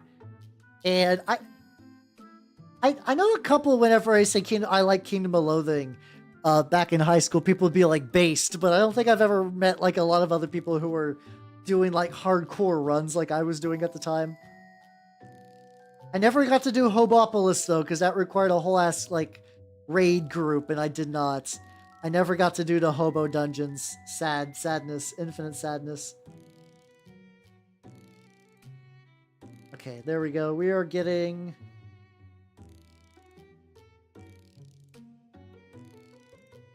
I'm gonna go back onto that metal, grind.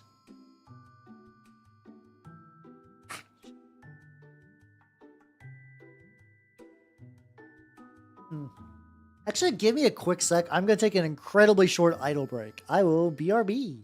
I'll be back.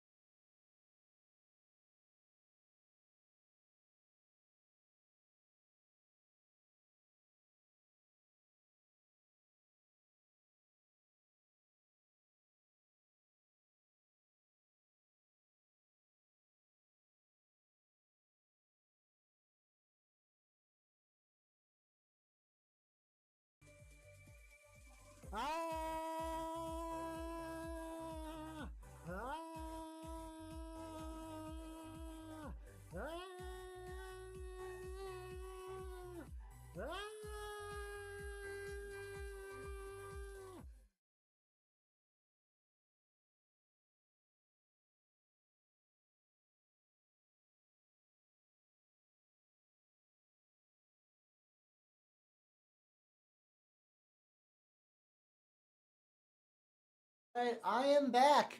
Oh shit! Hello, Raiders. Oh, I'm sorry. Hi, Malfon. How you doing? Oh shit! I have returned. I was taking an idle break. Let me say hello, everybody. Welcome. Ah, hello. out. How are you doing this, Mayor? Hold on. Nice.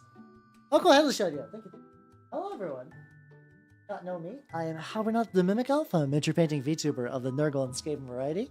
And I'm currently working on a Death Guard Rhino. Specifically, I am really just kind of fucking around with attempting to learn how to chip in a way that looks good. This is very much an attempt was made for a lot of this. I might paint over some of it.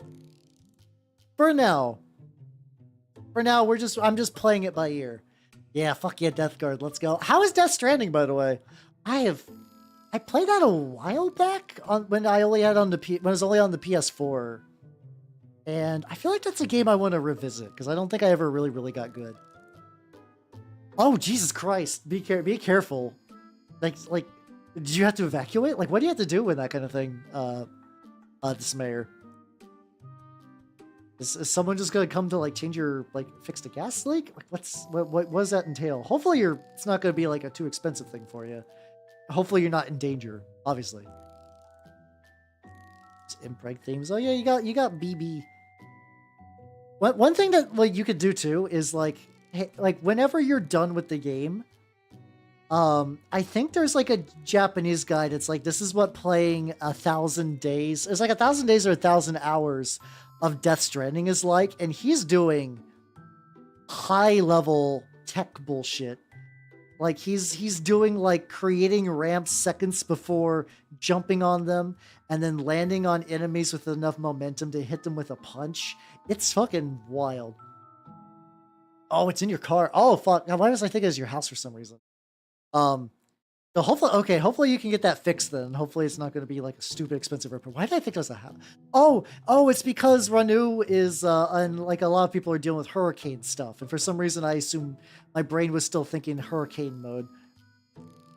He did effectively play it like it was Fortnite. It's really insane. Like, as somebody who's played Breath of the Wild and had a generally, I enjoyed Breath of the Wild.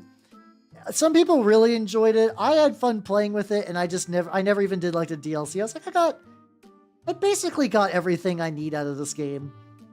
But there was, like, the people who would do, like, sick physics tricks to, like, teleport halfway across the map and then, like, in midair, slow down time and just pop one of the guardians directly in the eye without aiming, and then just go back on their log ride. And I'm like, damn, that shit looks rad. It was kind of that same feeling, really. It was really cool. Yeah, I'm currently, like, we got the meat in the back, we got, like, the meat in the front, we got the other guy in the front, we got the fake teeth, which off stream, I'm just gonna have to put some, like, effectively my thinking is I have some, what's it called?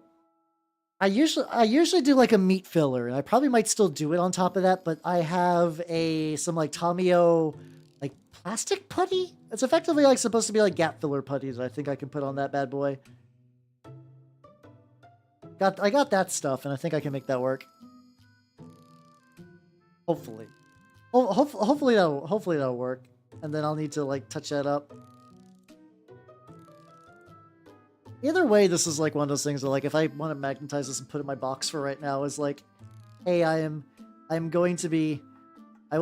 death guarding, which I even need to do that with just, like, my, what's it called? Just my Plague Marines. I need to take inventory of all the Plague Marines I got built, or, like, in process of getting built, and just really look into what I need to just, like, get.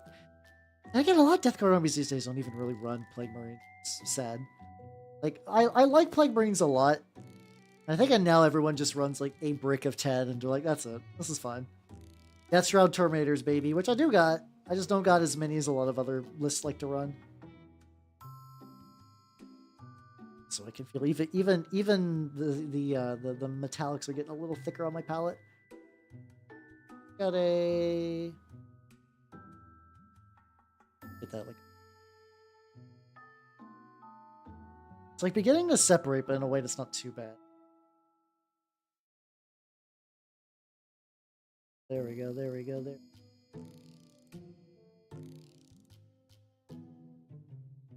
At the very least, I feel pretty good about, like, the bottom scrapey bits. I everything else, I'm kind of like, Like, the option is, like, I either add more corrosion on the door to try to look a bit more natural. Like, it's, like, heavily, heavily corroded. Or I use some of the purple to maybe cover up some of it. Trying to get rid of your death guard. No, what's wrong with it? I mean, understandable if, like, you're not, like, playing with them and whatnot. That's, like, I think I'm trying to... I did another thing where I'm like, maybe I'll downsize my, what's it called? Maybe I'll downsize some of my stuff. And I was looking, like, at my... I'll probably still do that with my, Paradron. But I was like, I have a bunch of Voton bodies, and I saw a kit bash, like, that was Skaven heads on Voton bodies, and I was like, oh, it actually looked really good. It looked really, really good. Like, they took that, and then they, like, dingied it up a little bit, so they kind of, because, like, Skaven are kind of weird miners, if you think about it anyway. And I know technically I think Gene Stealer cults also have a very strong, like, mining theme, but... Oh, no, that's fair. Yeah, they're not as, like, elite, I guess. Which does feel weird. Also kind of funny because Age of Sigmar is going the opposite way, where they're actually making basically most models more expensive. Like, I can run a pretty decent chunk on Age of Sigmar 4th edition, without needing any new stuff, because it just, like, the size of my army has shrunk. Like, I used to be able to cram in a couple of Beasts and Nurgle in there, and now I just don't even have space for it. Which is fine. It's fine. But yeah, no, that do be a mood. I mean, it's also like one of those things too, it's like, maybe it will fix itself when the Codex comes out. Who knows? Oh yeah, I've seen Skaven heads on, honestly, Skaven heads on Mechanicus stuff also looks really, really good. Usually not like Skitari, though. I think the Skitari are too thin, but I've seen some stuff like that. Oh, let's see. Oh, yeah, that's my familiar Pinyo. He's just vibing. He's just vibing in my pocket. How you doing? How you doing? You do not know me? I am Howard the Mimic Elf. I'm a miniature painting VTuber of the Nurgle and Skaven variety. I still really need to sit down and look at the rules. Or like I know the regiment stuff is like... It's not as, isn't it like not as loosey-goose as 40k where you can just kind of put in whatever, but there's like certain formations you gotta put in? I download the rules and I just need to look at them. Oh yeah, this is all mouth sounds. This is all Neil Ciceriga. It is every 2 or so weeks I decide to listen to this while painting because that's just how my brain works. This is just what my brain feels comfortable. Tabletop Sim 40k. Hey, let's go, let's go. Oh yeah, no, it's fun, especially like if you have any questions about like the hobbying side, like doing like mini painting and whatnot, just let me know.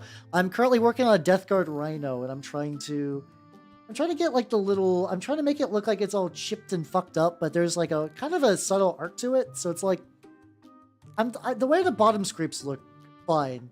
And like even like these pillars of when I'm hitting the raised edges look really good that way.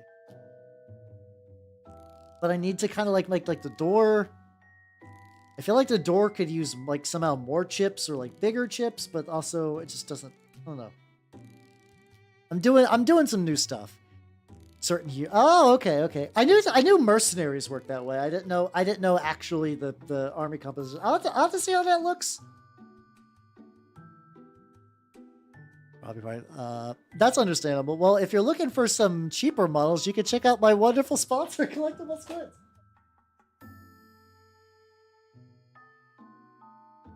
Listen, I'm mostly fuck around. Squids doesn't make me shill them this hard. I just do it for fun.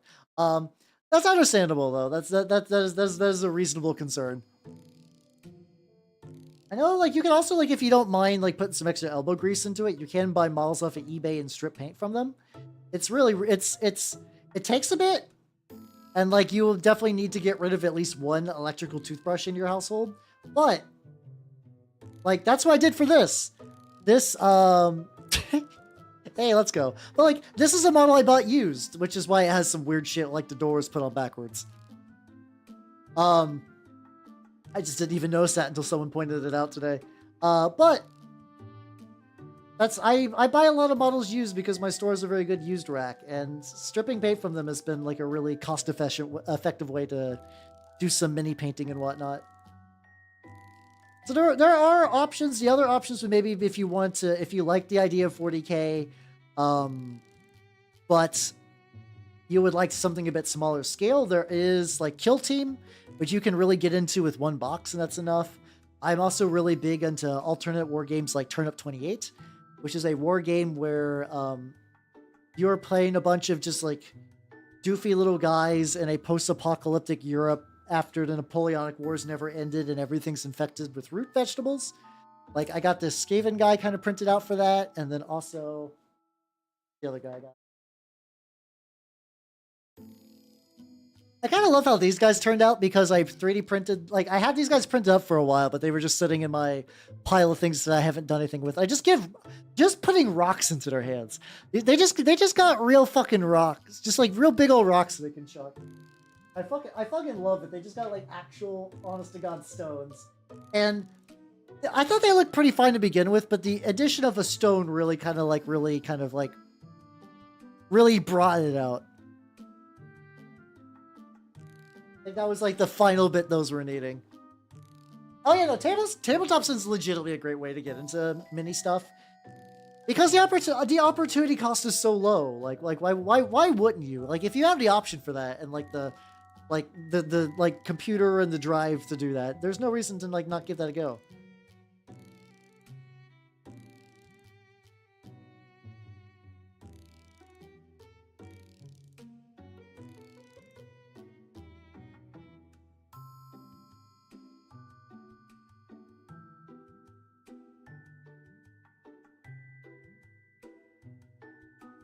See, so like this.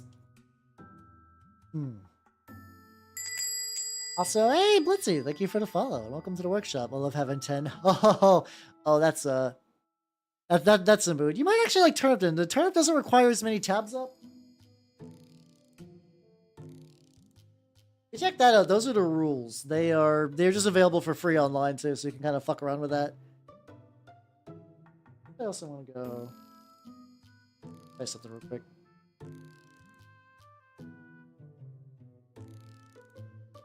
Kind of reduced the harshness a little bit of the bright bits. Also, Nintendo, have yourself a good sleep and take it easy. Yo. Have a good rest.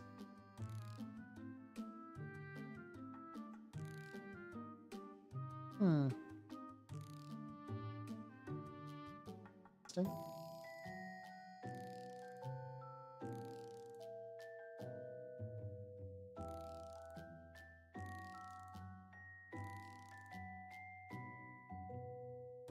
Basically, I think the big thing right now is I'm trying to identify, like, the bottom chips feel like they're close to something I like. Also, I can go in, it's like little bits where I guess like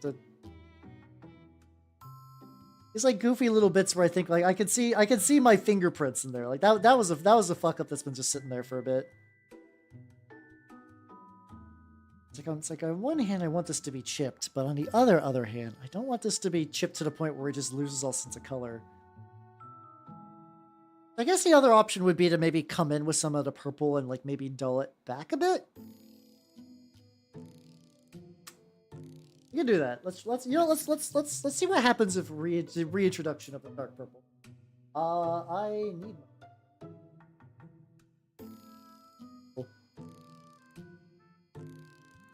This is Hal looks for a color he uses all the time. Also, hey Chibli, thank you for the follow. Welcome to the workshop on the Twitch side. I know you from YouTube. I know you there. There we go. I found my purple. Nice. Yeah, feel free to continue to use whatever side you prefer. I multi-stream for that reason. So, but I do appreciate like the double follow. It is nice. Does make the stonks get big. Realizing that like my purple's lid does not shut properly, which I'm going to fix that because this is like I use the Vallejo. I think I got a new royal purple recently. It might be my pink I got. Oh, I think I know where that is. There we go. Let's go see what happens if like, okay. Let's see a zone that I think has gotten a bit much going on. Guess it also, so I did airbrush this. Like this top bit is probably a bit closer to the purple I'm using now.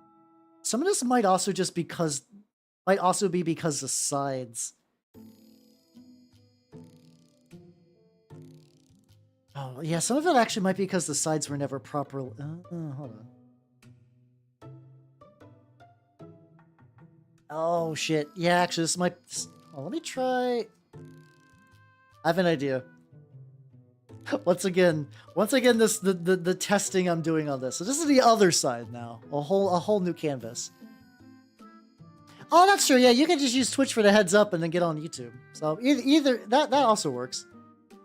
I did airbrush this, but what if I go in with the purple? Do I do the thick purple, or do I want to do that kind of like stiply purple? Yeah, let's do thick one coat purple. God, yeah, no, this is a fucking night and day difference. I think maybe doing the initial purple wasn't a bad idea. Do I just want to repaint a lot of this?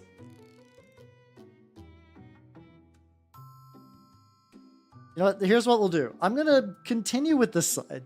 We will continue with this side with the idea that we are currently just laying down a new coat.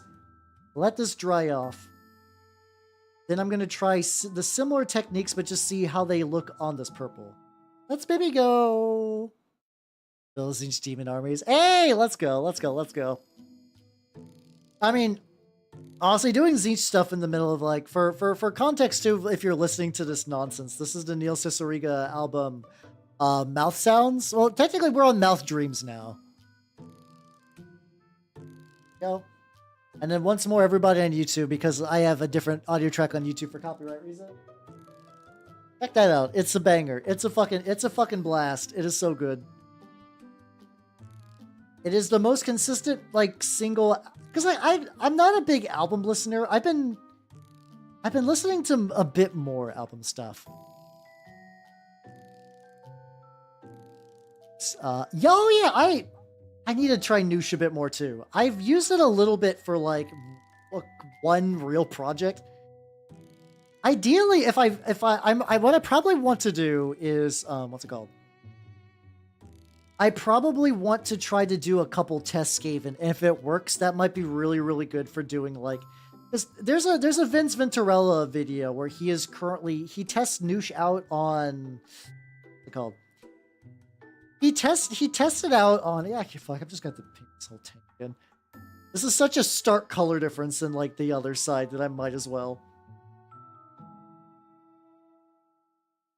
It's fine. This is fine.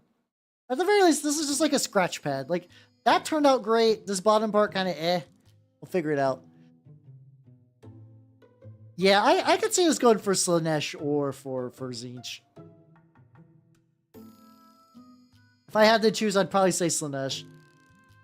It is an absolute feast. Yeah. Yeah, but yeah, if you check out the Vince Ventura, I've also seen the guy behind Artist Opus. I think if you just look up Artist Opus, the YouTube channel, you can find info for it there. He uses it for terrain. Like, he basically takes what is like, you know how there's like the generic, like this is Warhammer Ruins thing. He basically does that. I mean, this is kind of a music mashup. That is kind of effectively what this is. But what's it called? He basically takes like a couple of panels of like one of those kind of like Imperial Wall things and hits it with a very nice layer of Noosh, and it really does shade everything really, really well. I don't know how much terrain you're sitting on. How you doing, Holy Chainsword? Yeah, we do be Rhino timing. I did a bit of like experimental, like attempting different scratching stuff on here, but I think the issue is that the back was not purple enough, weirdly, as much as weird as that sounds. So I'm effectively probably just going to go to this other side and just really use that as like the true test bed of purple. Kind of forgot how like bright this purple is. It could also be because I'm layered on top of like a shittily airbrushed on purple, I guess. It was so weird because I was like, this is very purple. Like, just because I hit it with a lot of purple coats, and in certain types of light, it looked a lot more purple. But comparing it when I'm putting this, I'm like, no, this is true. This is true purple.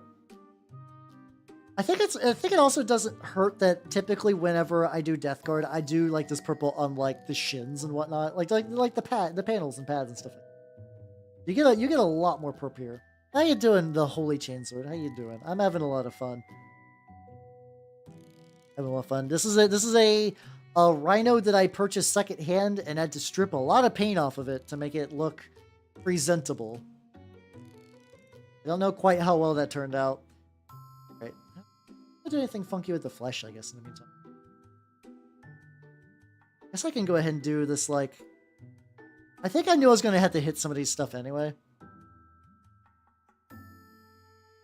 Oh, thank you, thank you, thank you. It is very early in the process. If you'd like to see my finished stuff, hold on. Let me hit you with my Instagram link.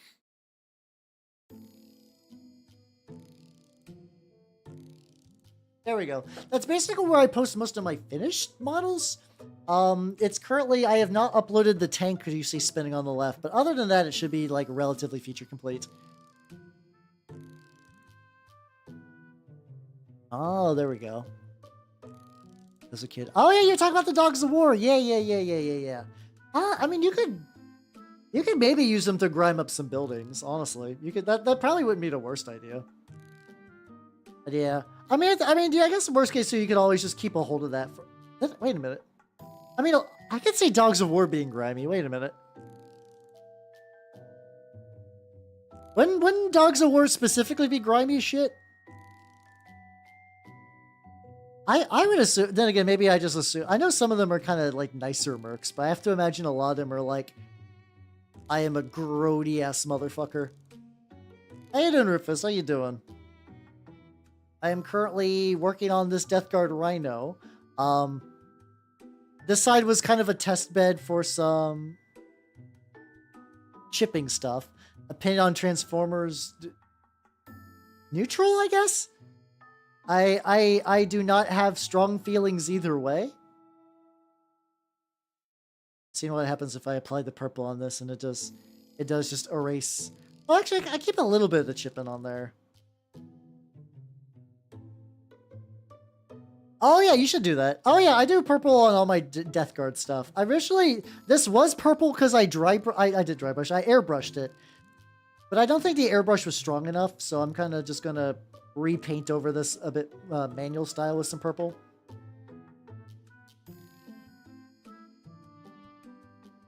Especially because I think this is going to build up to like the tone I really, really want.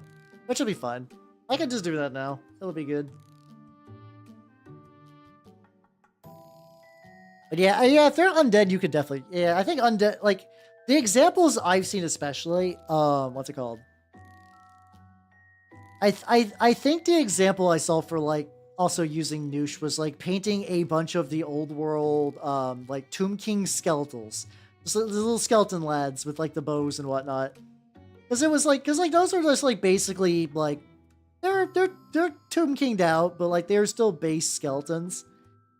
Painting over all this. Alas, some of that is still kind of shining through, so I don't think it's, like, this is entirely wasted. I kind of figured out what worked and what didn't. I'm okay with that. And if this makes everything a bit thicker, there was already a lot of thickness in this model just because of the initial layers of paint. Get this nice. Oh, the starkness of the purple as I begin to layer it on, just so good, so good.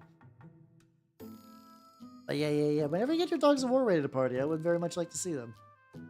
I have done nothing with the old world, really at all. Since maybe once I get those Chaos Warriors at least oil washed and like I repaint the bases, I'll have something. I just do not really have much in the way of an old world army these days. I could see. I mean, it's one of those things. Like, I kind of wonder, like, if I had like infinite free time, like if I did not have a job, I would be able to play all the war games I want all day, every day. But it's like, there's just only so much time I got in a day to run them, or play them even. The tippy-toppy bit.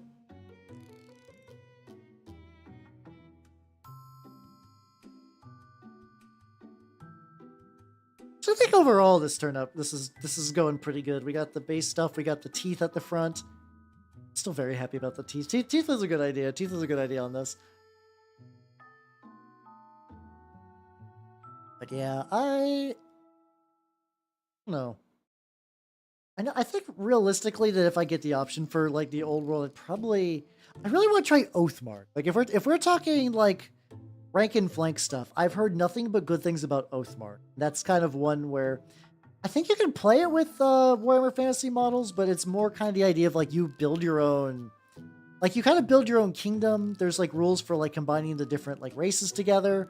Like you could have an army where humans lead goblin hordes, or like dwarves and undead, or elves and orcs. Like you can kind of mix and match a bit more, and you kind of build like a kingdom like history thing with it. I think the gameplay is supposed to be still pretty solid, but I really like the kind of like how fluid you can be in like army creation. Kind of really make something yours. Which once again, I'm one of those like I love to be the most creative boy when I work on it. I do though. That's half the fun. I guess is the hobbying and like the like role play light aspects. I guess a lot of my army stuff is just effectively role playing stuff in my head. For like my own dudes, which I was thinking about, like I did for some of my turnip stuff recently. I did like a little like lore snippet with the little YouTube short. I'm like, I should just extend that to, I should just do narration. I could extend that idea just to doing like really, like maybe lower the background music. Oh, oh, the music is over. Let's get some. Let's just get some anime jams. Let's do that.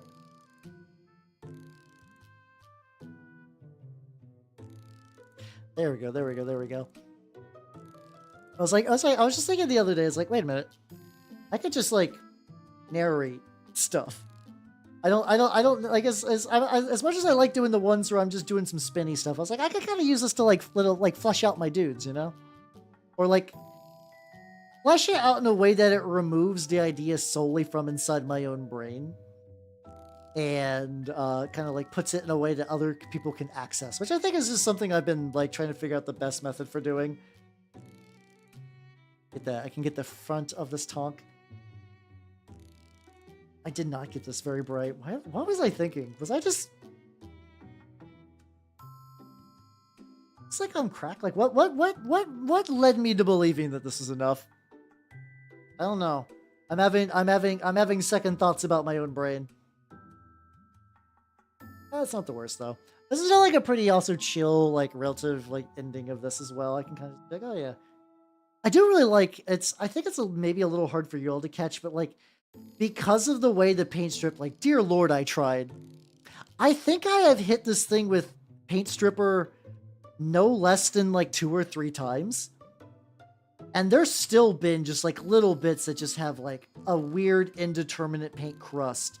Like whenever I strip paint, the only thing that I'm really lacking for like a super, super deep cling, some people get ultrasonic clingers for their stuff.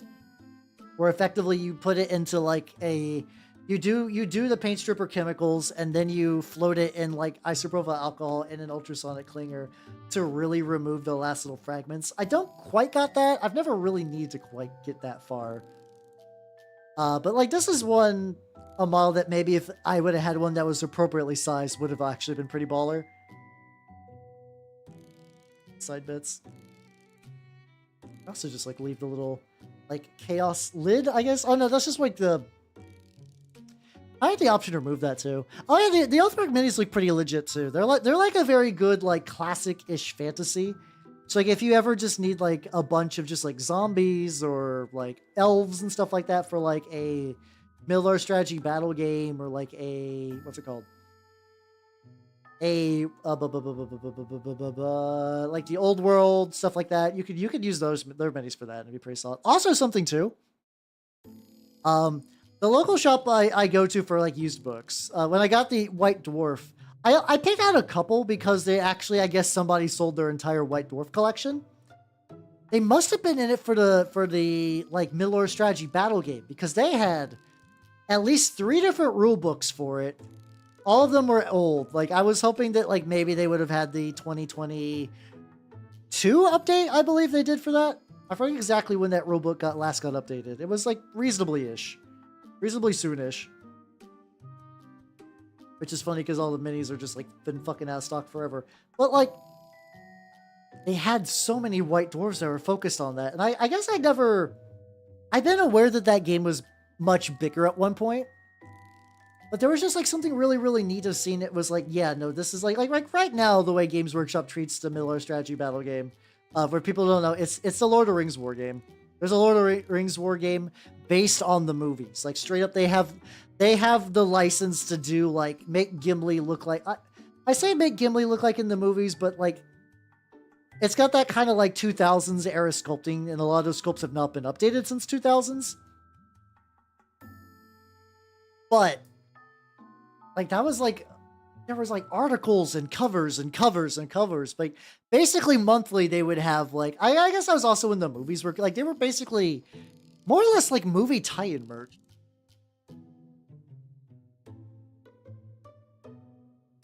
Like to the point where even when The Hobbit came out, they just straight up were like, oh yeah, we're doing Hobbit minis too. And from what I understand, those Hobbit minis are, I don't know how they look compared quality-wise, but from what I understand, they basically like semi-power creeped a lot of the armies. Like the armies that were really good in Lord of the Rings basically stood up to the Hobbit armies, but like a lot of them were also just like very, very, very fucking strong.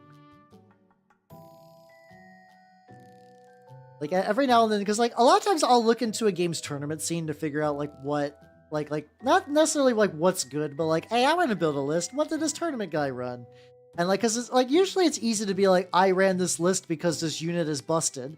And that's why I have 30 of them in my army. Versus like, you know, this is like a pretty good, well-balanced, take all comers kind of list, you know? Oh, I don't think I've really looked at her goblins too much. I could maybe see that. I could maybe see that. That's kind of surprising though. I wonder if they just assume that you'll get, mind you, getting goblins is not like the hardest thing. But then at that point also too, like, I don't know. I guess this is a taste thing. I like hideous little green goblins, for the most part. Like I like the Warhammer goblins. They're pretty fun. Also, I love Vossachungus all the goddamn time. Usually that's more in the realm of 3D printing, where if like, oh, this looks cool, I'll print it out, even if I don't get around to it, because like the opportunity cost is a lot less. But that's how I've gotten into factions before.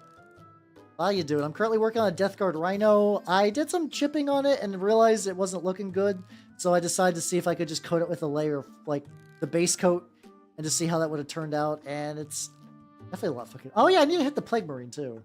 He didn't have that either. Oh, they just like. Oh, okay. So, I don't know then. That's a weird choice on their end. But yeah, no, I am weak. I am weak for minis. Really, honestly though, for me, the worst thing is not whether something looks cool. It's if there's a spicy deal. I have no interest in playing Imperial Guard other than Vostoyans maybe. But if somebody was like, hey, Hal. Just like, I don't know, like, I'm just, like, going to the game store, and then somebody's like, hey, stranger, come over here. I'm like, yeah, what you got? And he just kind of, like, does that, like, what you buying from, like, fucking Resident Evil. And just, like, unfurls a jacket, and they're like, Imperial Guard Army, $300. I'd be like, oh, fuck. Right now, I could not. I do not got the fund money for a $300 army until the 20th. But if my funds did not run out for that particular month, I'd be like, ooh, that's tempting. And because like the funny thing too is like sometimes I'll not. I'll be like, I'm good for now. I'm trying to be a responsible boy, and I sit and stew on it. I think about it. I'm like, I could have got that real fucking. I could have got that fucking cool model. And then like I'll eventually go back. And like it'll be gone and be like, well, I guess the temptation is gone. This is fine, but I'll still think about it from time to time. I didn't pick up a Glotkin a couple months ago, and I still think about that one. Thank you for the hydrate and stretch, Matthew. I haven't looked at the Oathmark Dragon either. I should really do that. There we go. Get a good stretch. Hey, nice. Oh yeah, I could do like little. I should do like the little horns too. While I got the brown out.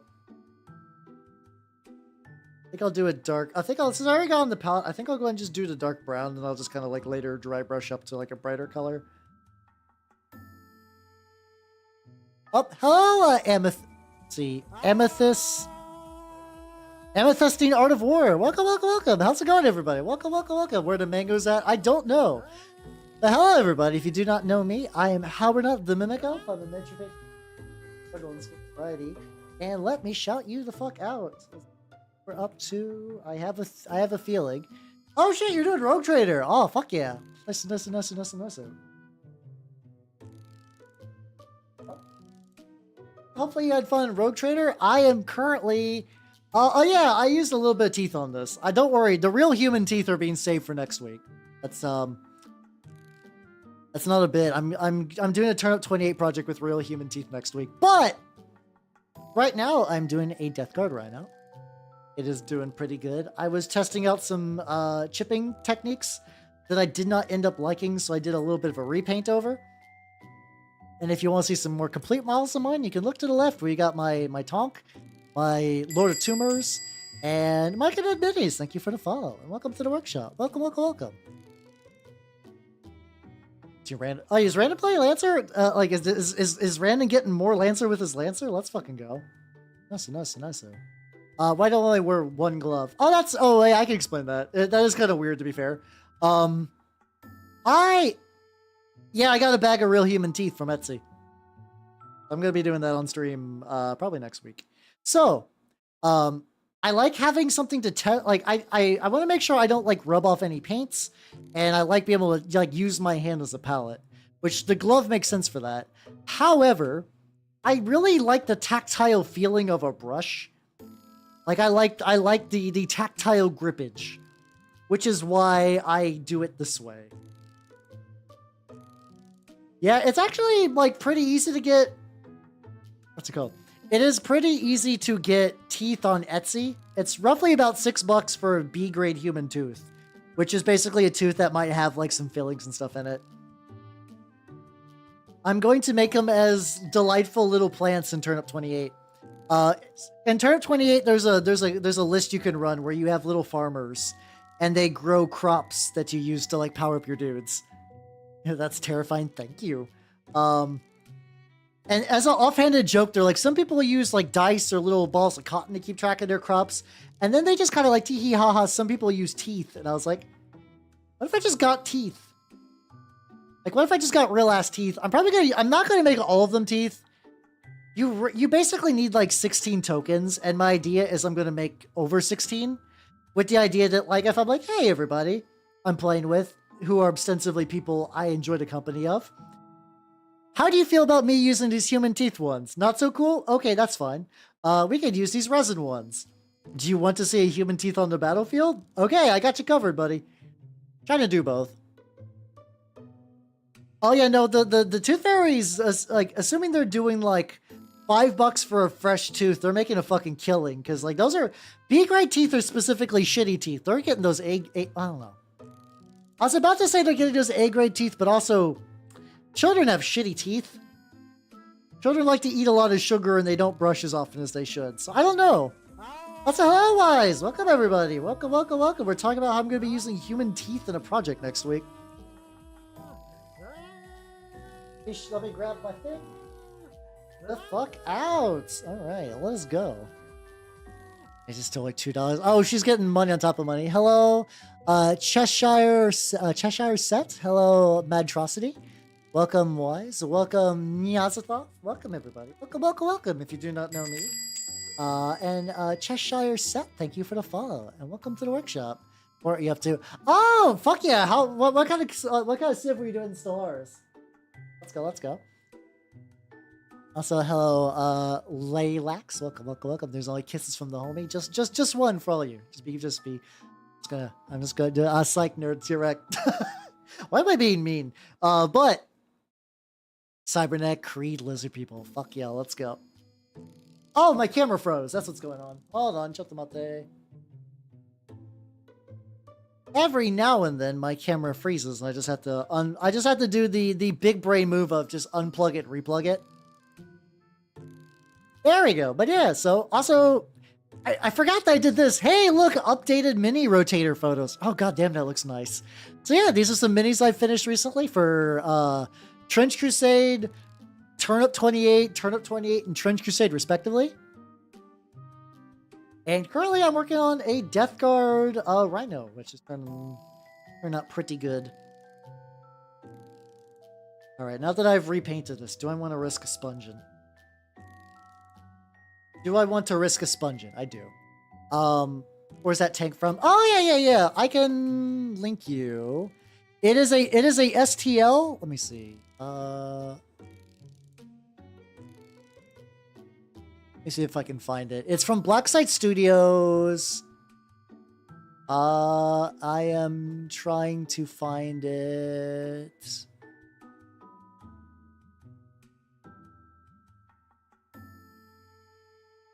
There we go. All right, it's called the Gustav tank. Go. It's a fun little lad. Oh no, Trench Crusade's great. I really like it. I'm trying to get a scene set up for this. I saw Dr. Anime. Welcome. So I'm trying to get a local Trench Crusade scene built up. It's slow. Slow but steady. It's in theory, so we got a darker color. I want to go brown or do I want to go light?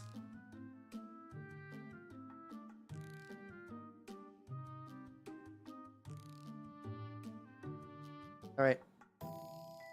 I'm gonna go light. Hold on.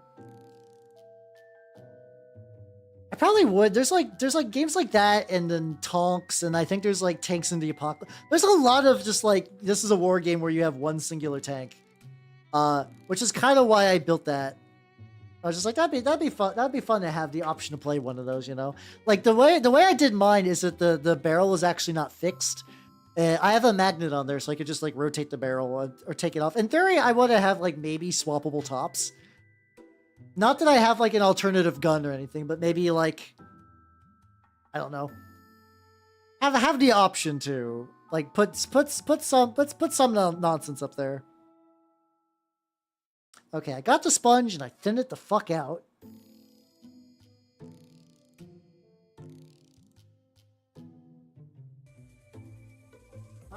Thinned it out to the point where I don't really see any difference. Oh, how's Kyle the Lore Breaker? Welcome everybody. Welcome. How you doing? Let me shout you the fuck out. Howdy, Ray. That go. And if you do not know me, I am Howard Out the Mimic Elf. I'm a miniature painting VTuber of the Nurgle and Skaven variety. Also, hello, Goonerman. Welcome. Oh god, I hope I pronounced your name right, because if not, I just gave you the gravest of insults. Oh fuck yeah, Lancer! Let's go. I am what's it called? I am. Thanks for GM for Random. Oh, are you running stuff for Random too? Fuck yeah. I have I have that in common soon. Haha. But I am currently gonna be running Lancer very soon as well. So I'm very excited about that. I ran Lancer a little bit ago. And I have 4 bright-faced, I guess 3 bright-faced Shining players, and 1 super cool veteran. And we're gonna try out Lancer. It's gonna be fun. Yeah, gotta save up those points, you know. Oh fuck, let me go back out. There's just some minis I painted, and currently I am working on a Death Guard Rhino. Specifically, I'm trying to get better at what? Hold on. Has the secret just been like how hard I press into it? What's the tutorial for him? Fuck yeah, let's go. Oh, Cosmic Afro, welcome. How you doing, Velocichungus? I am streaming it. There is a VOD in my YouTube archives, if you would like to see the one I ran previously. And that's a Cosmic Afro. Thank you for the follow, and welcome to the workshop.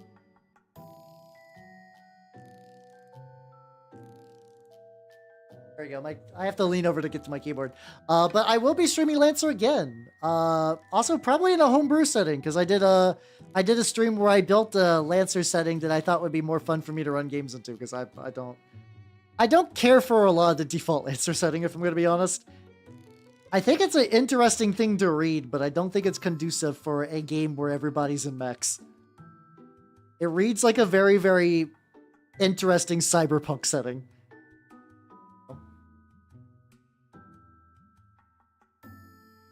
Seems like some of the secret seems just to be pressing harder. It's gonna sound dumb, but I am kind of just like putting more emphasis into the press.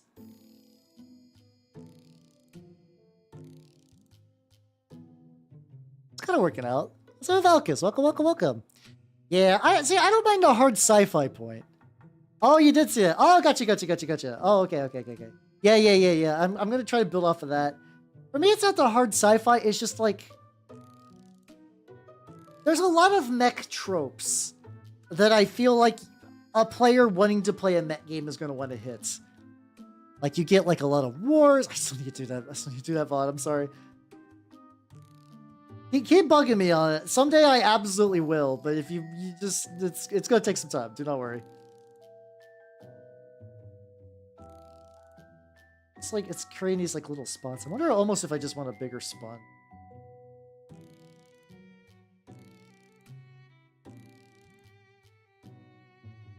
The Random Knights are here. Hello, Random Knights. Welcome.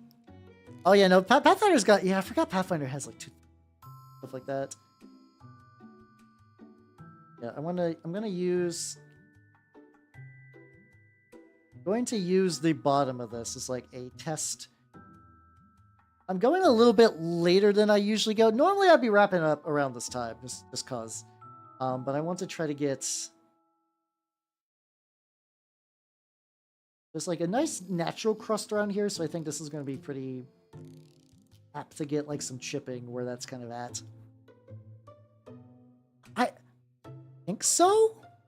I don't think I did the Drunk Fatal stream on this channel, though. I think that was, like, before I was doing YouTube archives. I probably still have that kicking around, because for the most part, I do... Some of my very, very, very early streams are just lost in a mist of time, and I'm actually very bummed about those, because I just didn't consider archival as a thing that you need to do. As a Hellboy. I need to read more Hellboy stuff. Also, Kylo the Lawbreaker, thank you for the follow. Welcome to the workshop. Welcome. If I do even just kind of hit this kind of thick, deposit that sponge. At the very least, I gotta say that the purple is now not sticking out nearly as much, so I think it's feeling a bit more natural. Brown, stuff like that. So I do think I got that. I don't know. I also think realistically something I need to do is I think I just need to find a video editor. I think I really just need to find a video editor that I could afford and just like every now and then just have them edit like probably just like the TRPG streams primarily, but also like maybe occasional like little like one-off things like that. I need to shop around. I think typically what you do is you just see what other people, who other people have hired and just see if they're free. I need to do that.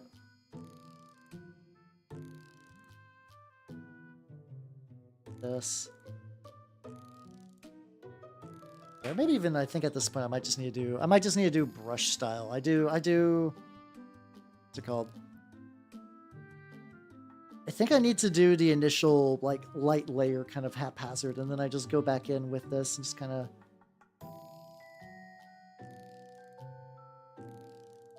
Okay. This is feeling. I think also because this side honestly has a lot more grain to it. I think this feels a bit more natural. Let's go. Yeah, but no, reading.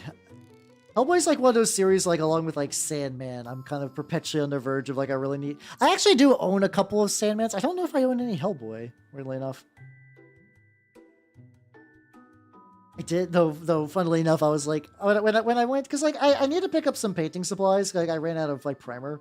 I was like, okay, near where I pick up a lot of my painting stuff when I'm not going into like the shop that I play games in.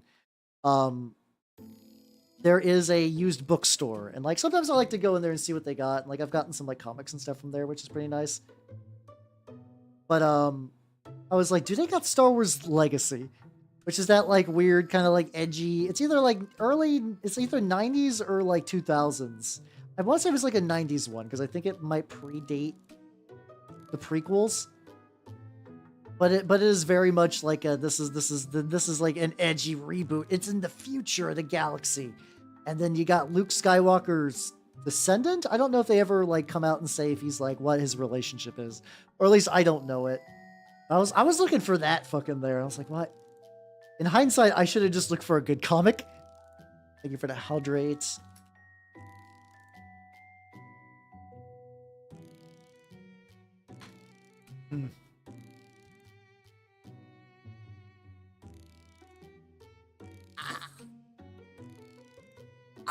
There we go.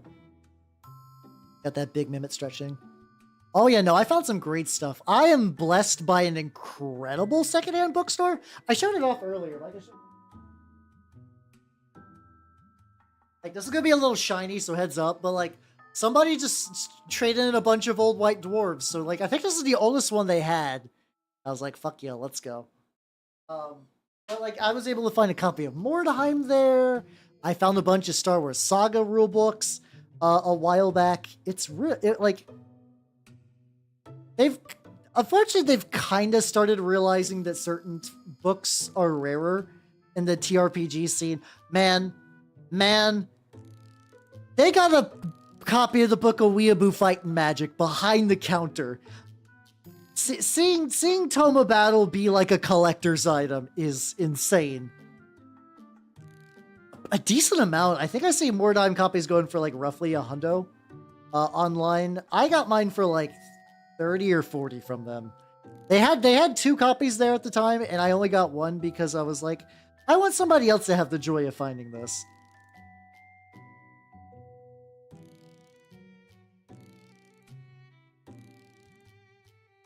I want someone else to have that little like ooh moment. And it was, but yeah, I have a physical copy of Mordheim, and another game I need to play at some point. I actually don't know. I should really see if my local, I feel like at the very least, like my group that I play with, like Turnip and stuff like that, I feel like Mordheim wouldn't be a hard sell for them. Like a lot of them have kind of like, we're burnt out by the G-dub style of war games, so we're really burnt out on like endless like erratas and just like constant army changes and rulebook changes. Like G-dub's recently released effectively what people have been joking as like 10.5 edition. Mostly just because they cleared up a lot of rules and they kind of like set some like hard ground rules for how some things work. Okay, what if this is an interesting idea, is if I like, I think I use the metallics too much. Like if I'm doing it like really sparingly like this or like directly on the edges, this feels a lot better. This has this like corrosion feel to it. I think I'm getting it. I think it's happening. I think I'm beginning to figure out how I want to do. I think I know how I want to do the rest of the rust effect for this motherfucker.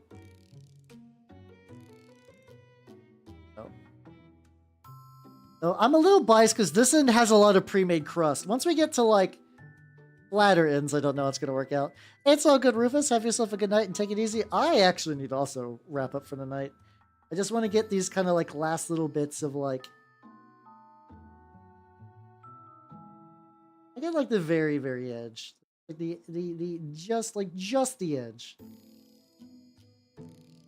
Get that nice edge. Like literally edge highlight. It's not even a pun, that's literally what an edge highlight is. What am I talking about? I'm a fucking idiot. But yeah, have yourself a good night, Rufus, and take it easy. We're getting that real chef's kiss action activating. And this end I put a lot more corrosion so I can kind of like step it up a little bit.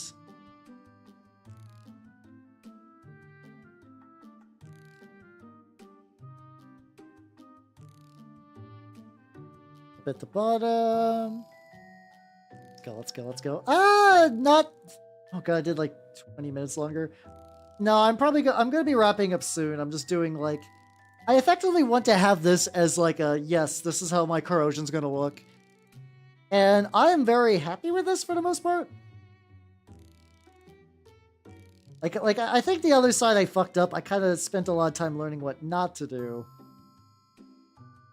I think I found out what really works for me, like getting the edges with the metallics,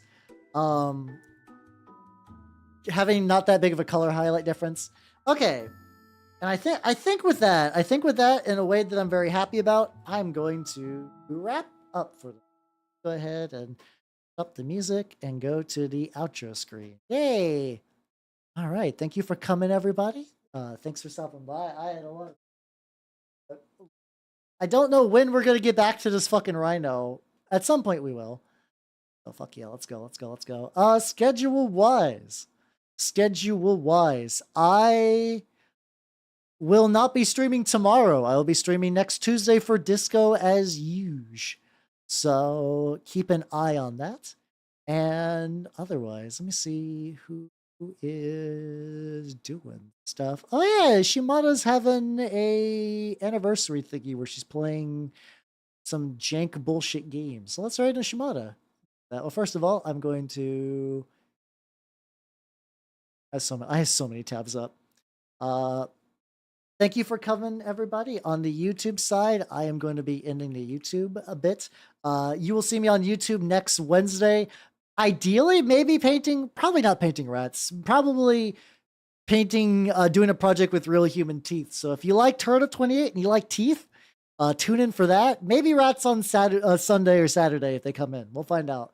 Next week's end schedule is going to be a little loosey-goosey with the possibility that rats might be dropping.